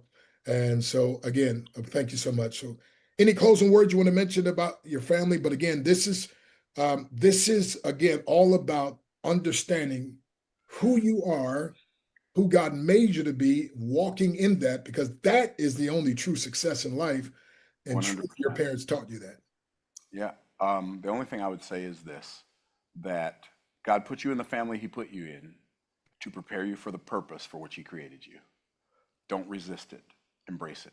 Because what you resist persists, and what you embrace becomes grace. And grace is a gift. Wow, wow, wow. Well, thank you very much and Thank you, appreciate bro. it. I got everybody. Thank you for this edition again, Black Hour of Power. Hey, welcome to another edition of the Black Hour of Power with Dr. Stan Harris, known as Dr. Breakthrough. And always give a disclaimer, I can't provide a breakthrough. I just prescribe the breakthrough. But when people follow the breakthrough prescription, God provides it.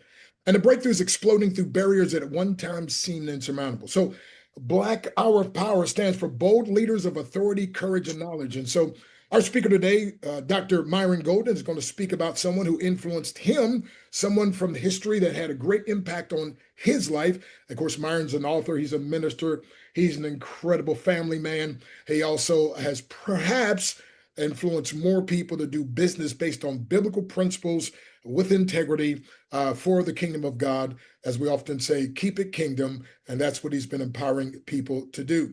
And so, Myron, teach us about someone, again, in history who had a great impact in not just impact, but also impact your life. Yeah, 100%. Most recently is the life of none other than President Nelson Mandela. So I had the good fortune of going on a 30-day vacation with my wife for our 40th anniversary. And one of the places we went was South Africa. Now, I'm going to be really transparent. I've heard people say my whole life, yeah, you go to Africa, man, it's different, it's special, it'll change you, blah, blah, blah. And in full transparency, I thought, well, of course, you're just saying that because you think you're supposed to, because you're a black person. So if you go to Africa, it's supposed to change you. Bro, I am telling you, it changed me, especially when I went to Cape Town. And while I was in Cape Town, we took a boat to Robben Island.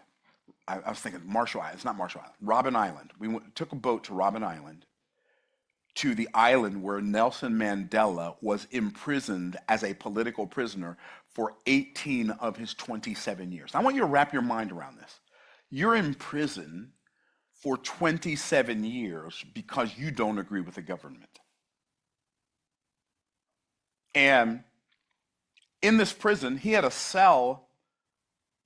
I mean, it's not even as big as my master bathroom in my house. It might not be as big as any bathroom in my house. A little mat on the floor, sometimes a blanket, sometimes not a blanket. It gets cold in South Africa. They have windows in the cell, but they have no glass. It's just an opening in the wall. And this man is in this cell for 18 years. Absolutely mind-blowing. Now, you would think that if you're in prison, and you're in prison for 18 years, and the government that put you in prison is in charge, your chances of getting out of prison are slim to none. But guess what Nelson Mandela did while he was in prison? Nelson Mandela, while he was in prison, wrote a book. He created some content. And he somehow smuggled this book out of the prison. And it became a perennial bestseller. I mean, it was like everybody was reading Mandela's book. And from prison, he creates a movement that changes the direction of a nation, the nation that hated him and sought to silence him by imprisoning him. And he wrote a book. And this book started a movement. And the movement dethroned the apartheid government. He did this from prison. I'm like, wait. He was such a brilliant thinker and such a clear communicator that he changed the direction of an entire nation. So, after he gets off Robben Island, he's in another prison for another 9 years, and he finally gets out of prison, and he becomes the president of the country that imprisoned him. And we've all heard the phrase that bitterness does more damage to the vessel in which it's stored than it does the victim on which it's poured. When he got out and he became the president, he did not seek retribution on those who did him wrong. In fact, he did the opposite. He forgave them and befriended them. And one of the guys that was a guard while he was in prison on Robben Island became one of his closest friends. And Nelson Mandela exemplified what it means to overcome obstacles and to overcome adversity. And yet, I don't know if he was a follower of Christ or not, but he sure exemplified a Christ-like spirit in forgiving the people that imprisoned him. And his story to me is inspirational from the standpoint that it demonstrates and illustrates that no matter who's against you, no matter what opposes you, you can rise from anything and you can overcome any obstacle. And Nelson Mandela did that from prison. So I had the good fortune when I was in Cape Town and to go to Robben Island, but when I was in Johannesburg, I stayed at the hotel. I don't remember the name of it. The hotel, which is the creme de la creme of hotels, and my wife and I stayed in the Nelson Mandela suite while I was there. And just thinking about the impact that this man had on all these people's lives, and you see thousands and thousands of people whose lives are better because a man who was oppressed had a vision not just to eliminate his oppression, but to eliminate the oppression of an entire people. It just goes to show that Jesus was not just right about heaven. He was also right about greatness. And here's what he said. He who will be greatest among you let him be servant of all. And Nelson Mandela found a way to serve people who were imprisoned as political prisoners. He found a way to serve people who were oppressed by an oppressive government. And he found a way to serve forgiveness to people for whom, from every human perspective, deserved none. Now that is what I call greatness. Wow. And that's so good. And Myron, one of the things I love about him, he said, it always seems impossible until it's done. Well, right? So he lived that. And you just, again, what you just talked about is that. And I love also what he talked about, the fact about education. He said that education was the most powerful tool with which you can change the world. And that's one of the things that you're empowering people with is true education, not stuff here, but education. I always say that education that doesn't increase cognitive thinking, create a change in your heart, movement in your feet, and in your pocket is wasted or miseducation. And so thank you for doing what Nelson Mandela did, educating people, using, again, the brilliance that God gave him in his brain. And also, the thing I love that you kind of said but didn't say is he had passion, but he lived based on principles, and he put his principles above his feelings. 100%. Yeah. So that's great, bro. Right. Yeah. So I appreciate that. And, as you were speaking, man, I had to say this, bro, but I don't know, what is it, 40? But in fact, I just found the picture that I was going to show it, but I didn't want to embarrass you. I don't get embarrassed, bro. You can show it. Yeah. Wait, I don't get embarrassed about a picture from 40 years ago. Child, please. 45. I think you were 19. I was 20. Anyway, you were my best man. But anyway, and it was such a funny picture. A long time ago. But I can say this, like, as you mentioned with Nelson Mandela, from that day to this, I've never had an interaction with you with which I walked away feeling more empowered. So thank you for not just being a person who speaks and recognizes and honors others, but being an honorable person yourself that allows God's principles to flow through you. Well, thank you, bro. I appreciate that. And I appreciate the impact that you had on my life, and it has been great. Thank God. Hey, this is Dr. Stan Harris, known as Dr. Breakthrough, with another exciting part of the Black Hour to Power. Of course, Black standing for bold leaders of authority, courage, and knowledge. And one of our speakers, which, by the way, in my opinion, is a Black present day history maker, is going to tell us about someone who influenced his life, and that is none other than Dr. Myron Golden. Myron Golden is an amazing author, speaker, business consultant, minister of the gospel, kingdompreneur, what I call extraordinary. He's happily married and has amazing children that work with him also in his business. And Myron has been known to empower people to make money. He wrote a powerful book called From the Trash Man to the Cash Man and so many others. So Myron, take it away, my friend. Thank you for being with us. Wow, thanks for the opportunity to be here and to share with people. Somebody who's impacted my life. And I'm going to talk about somebody that you've probably never heard of. Now, you've probably heard of them, but the other people probably have not heard of this individual who's impacted my life maybe as much as any other Black history figure. His name is Dr. George Franklin Carver. Have you heard of him? Okay, I figured you had. See, you can't sneak anything past you. Anyway, so George Franklin Carver was the second Black graduate from Harvard Dental School. And he, in addition to that, he was made famous for his working with people with cleft palates. But the thing that impacted my life by this gentleman is he is the guy who invented the golf tee.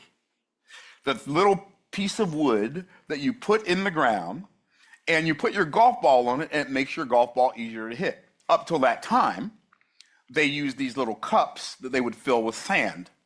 They would pack down the sand, turn it upside down, and put the golf ball on top of that. He didn't like the mess of that, so he created the golf tee. And so now, when I play golf on the days that end in Y,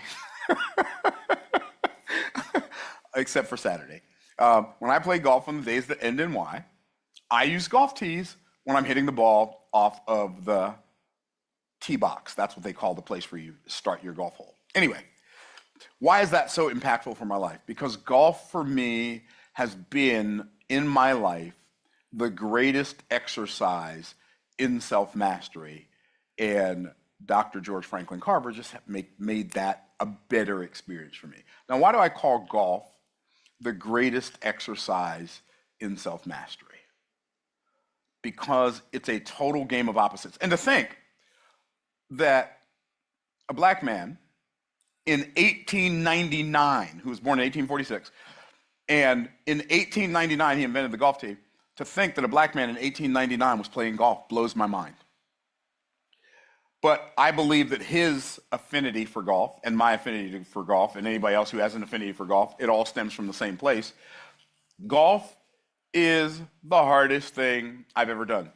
Dr. Breakthrough, you'll have a great appreciation for this, but a person has a better chance of teaching themselves to be a black belt in martial arts than they do of teaching themselves how to play golf. They have a better chance of teaching themselves how to fly a 747 than they do of teaching themselves how to play golf. And here's why.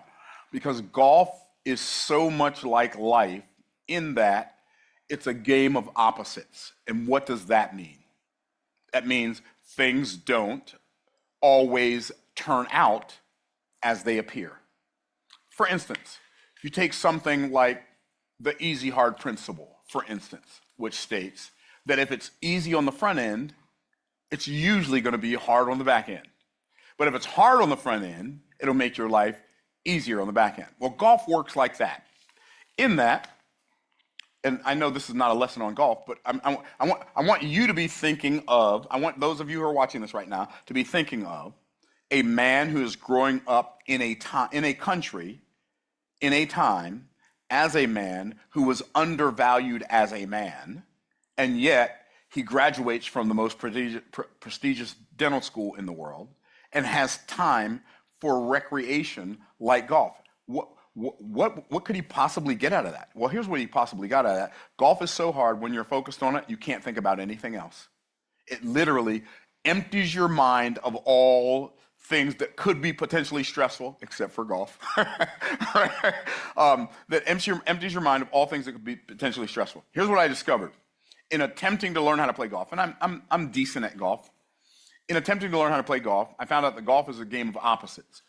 The golf club is angled like this, but if you wanted to go up in the air, people think you hit the ball up in the air, but what you have to do actually is hit down on the ball. It creates backspin, and the backspin creates an area of high pressure under the golf ball, low pressure above the golf ball. High pressure has to flow to low pressure, so if you want the ball to go up, you have to hit it on a downward direction. If you're behind a tree and you want the ball to go out to the right and come back to the left, okay, you want the ball to turn left, you have to swing out to the right. But if you want the ball to turn right, you have to swing out to the left. There are so many things in life that are like that because life is very seldom as it seems. And so for me, analyzing the problems that I get to analyze while I'm playing golf, you might play the same golf course every day, but you'll never play the same game twice. Because one day the wind's blowing in one direction, another day the wind's blowing in another direction. It's literally just like life. It's unpredictable. You can prepare for it, but you can't know what's going to happen next.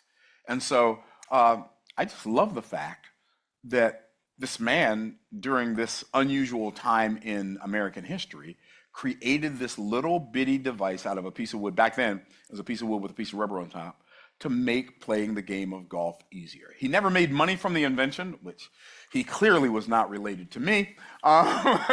He never made a lot of money from the invention, but he is known for as being the person who created the golf tee. Golf requires a lot of concentration. Most sports that you play, if you're playing basketball, you're facing your target. Your target is in front of you. You shoot the basket. You shoot the basketball into the basket, it's in front of you. But with golf, you're looking at the ground, and your target is that way if you're right-handed, and your target is that way if you're left-handed. And it requires an unusual level of concentration because the physics that make it work are counterintuitive. just like so many other things in life. So this is the last thing I'm going to give you about how golf reminds me of life and why I'm so glad that Dr. George Franklin Carver invented a golf tee. Because if he had not invented the golf tee, we'd still be hitting drivers off of a pile of sand from a cup. It's hard enough to hit a golf ball with a driver off of a golf tee, but it makes it way better than hitting it off of dirt. So that's number one. Number two, I have the privilege of getting to connect with other people on the golf course because I usually play with friends or what I like to call useful enemies, right? I play with my son-in-law, and my daughter says, "Well, he's your friend." I said, "No, he ain't my friend. He's a useful enemy." In other words, a useful enemy is somebody that I'm willing to hang out with because it gives me an opportunity to beat up on them. Okay, and so I love golf for that reason. I get to connect with other people that are friends and useful enemies, and then we have bragging rights and trash talk and all the other stuff that goes with it.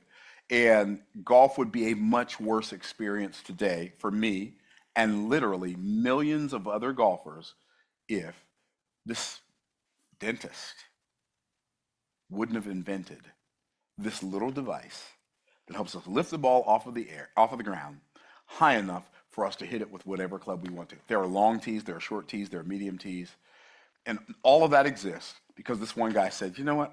I don't want to play with this little dirt in a cup thing. I'm going to make a golf tee." And so now we have golf tees. Wow, wow, wow. Thank you so much, man. And imagine, like you said, he didn't make a lot of money off of that invention, but a whole lot of people have been making money on that golf course. Oh, well, and a whole lot of people have been making money on golf tees. I probably spent, well, I probably spent $600 or $700 in my lifetime just for golf tees. Wow. Maybe more. And so man, that is so powerful. Romans 13:7 says, "Tribute therefore to whom tribute is due, custom, custom, fear to whom fear, and honor to whom honor." So we want to honor this man. Little did he know that years later, decades later, that one of the most prominent, successful business people would talk about what he created. And so, folks, we just never know the legacy we're going to leave and whose life we're going to influence. So thank you again, Myron, for taking time to honor this great history maker and a little known invention based on what some people. So thank you again. And so if you had to sum up, what was the most inspiring thing about his life, his invention, his story? Yeah, the fact that he's an unlikely success story. Unlikely success in that he graduated from Harvard Dental School. Unlikely success. He's the second Black person ever to graduate from Harvard Dental School. Unlikely success in that he became a doctor. Unlikely success in that he helped people who had cleft palates in the 1800s. Unlikely success from the standpoint that in his discretionary time, he had time to play a game, which they call the Game of Kings. And as a Black man, to play the Game of Kings in the late 1800s and early 1900s is quite mind-blowing and absolutely inspirational. Wow. Well, thank you very much. This has been another edition with the Black Hour of Power, and none other than our speaker, Dr. Myron Golden. Happy Valentine's Day. Happy Valentine's Day. What a combination we have. We have the biggest day of the year of love, and we have the biggest day of Black History Month, the birthday of Frederick Douglass. Indeed, indeed. So we have a surprise for you, and I can't take credit. Tanisha is the brilliant event planner, director of events, and she came up with, why don't we celebrate the Love Day with as much hour of powers as we can fit in? So, because we were having a little bit of a challenge because there were so many people that wanted to speak, and we didn't have enough slots. And some people had a lot more to say than they had 10 minutes, as you recall from Dr. Willie Jolly, Dr. Kalia Ali, Dr. Freeman A. Herbowski III, and of course, O.J. Brigance. And I think Myron Golden. Myron Golden, yes. Yeah. So a shout out to Dr. Breakthrough for being an amazing supporter. Roosevelt Williams III and Preston Harris have been wonderful partners. Yes. And we always give shout outs to our Dr. Roz. Absolutely. Yeah, so there's so many people we could give shout outs to, but our team is amazing. We're doing projected over 300 shows this month with 300 amazing speakers. We don't take this lightly. It's a responsibility of amplifying the goodness. And we are of the naive belief that all these shows will move the world in the right direction. And this is why we do it. It's such an honor to even be a part of it and to create a moment where people get to see one another through the lens of truth and honesty and love, right, and acceptance. And so having this day filled with not just an hour of power, but just power. Yeah, you So said these add an wonderful S. people. Hours Right, of power. hours of power. So I'm excited to celebrate the birthday of Frederick Douglass today, and then also share some phenomenal conversations about Black history and about impact. So this is great. I didn't share this with you, but I have a confession to make with you. Uh-oh. Well, I had to choose a day to speak, and I choose February 12th for two reasons. One, it was my favorite number, and it still is my favorite number. I wore that number on my soccer jersey for 5 years in Germany. And then number two, it was one of the two people that created Black History Month, Abraham Lincoln, on his birthday, February 12th. But my confession to you is I wanted to do this presentation on the 14th. And because of our love day, I committed to Evans Cameru to have 12 hours of love, or 24, whatever we could actually fit in. And so we couldn't have two shows hitting the same time. So this is God's way of saying, I got you. Exactly. Now we get to do it. We get to show love in our love day, and we get to express love by sharing hours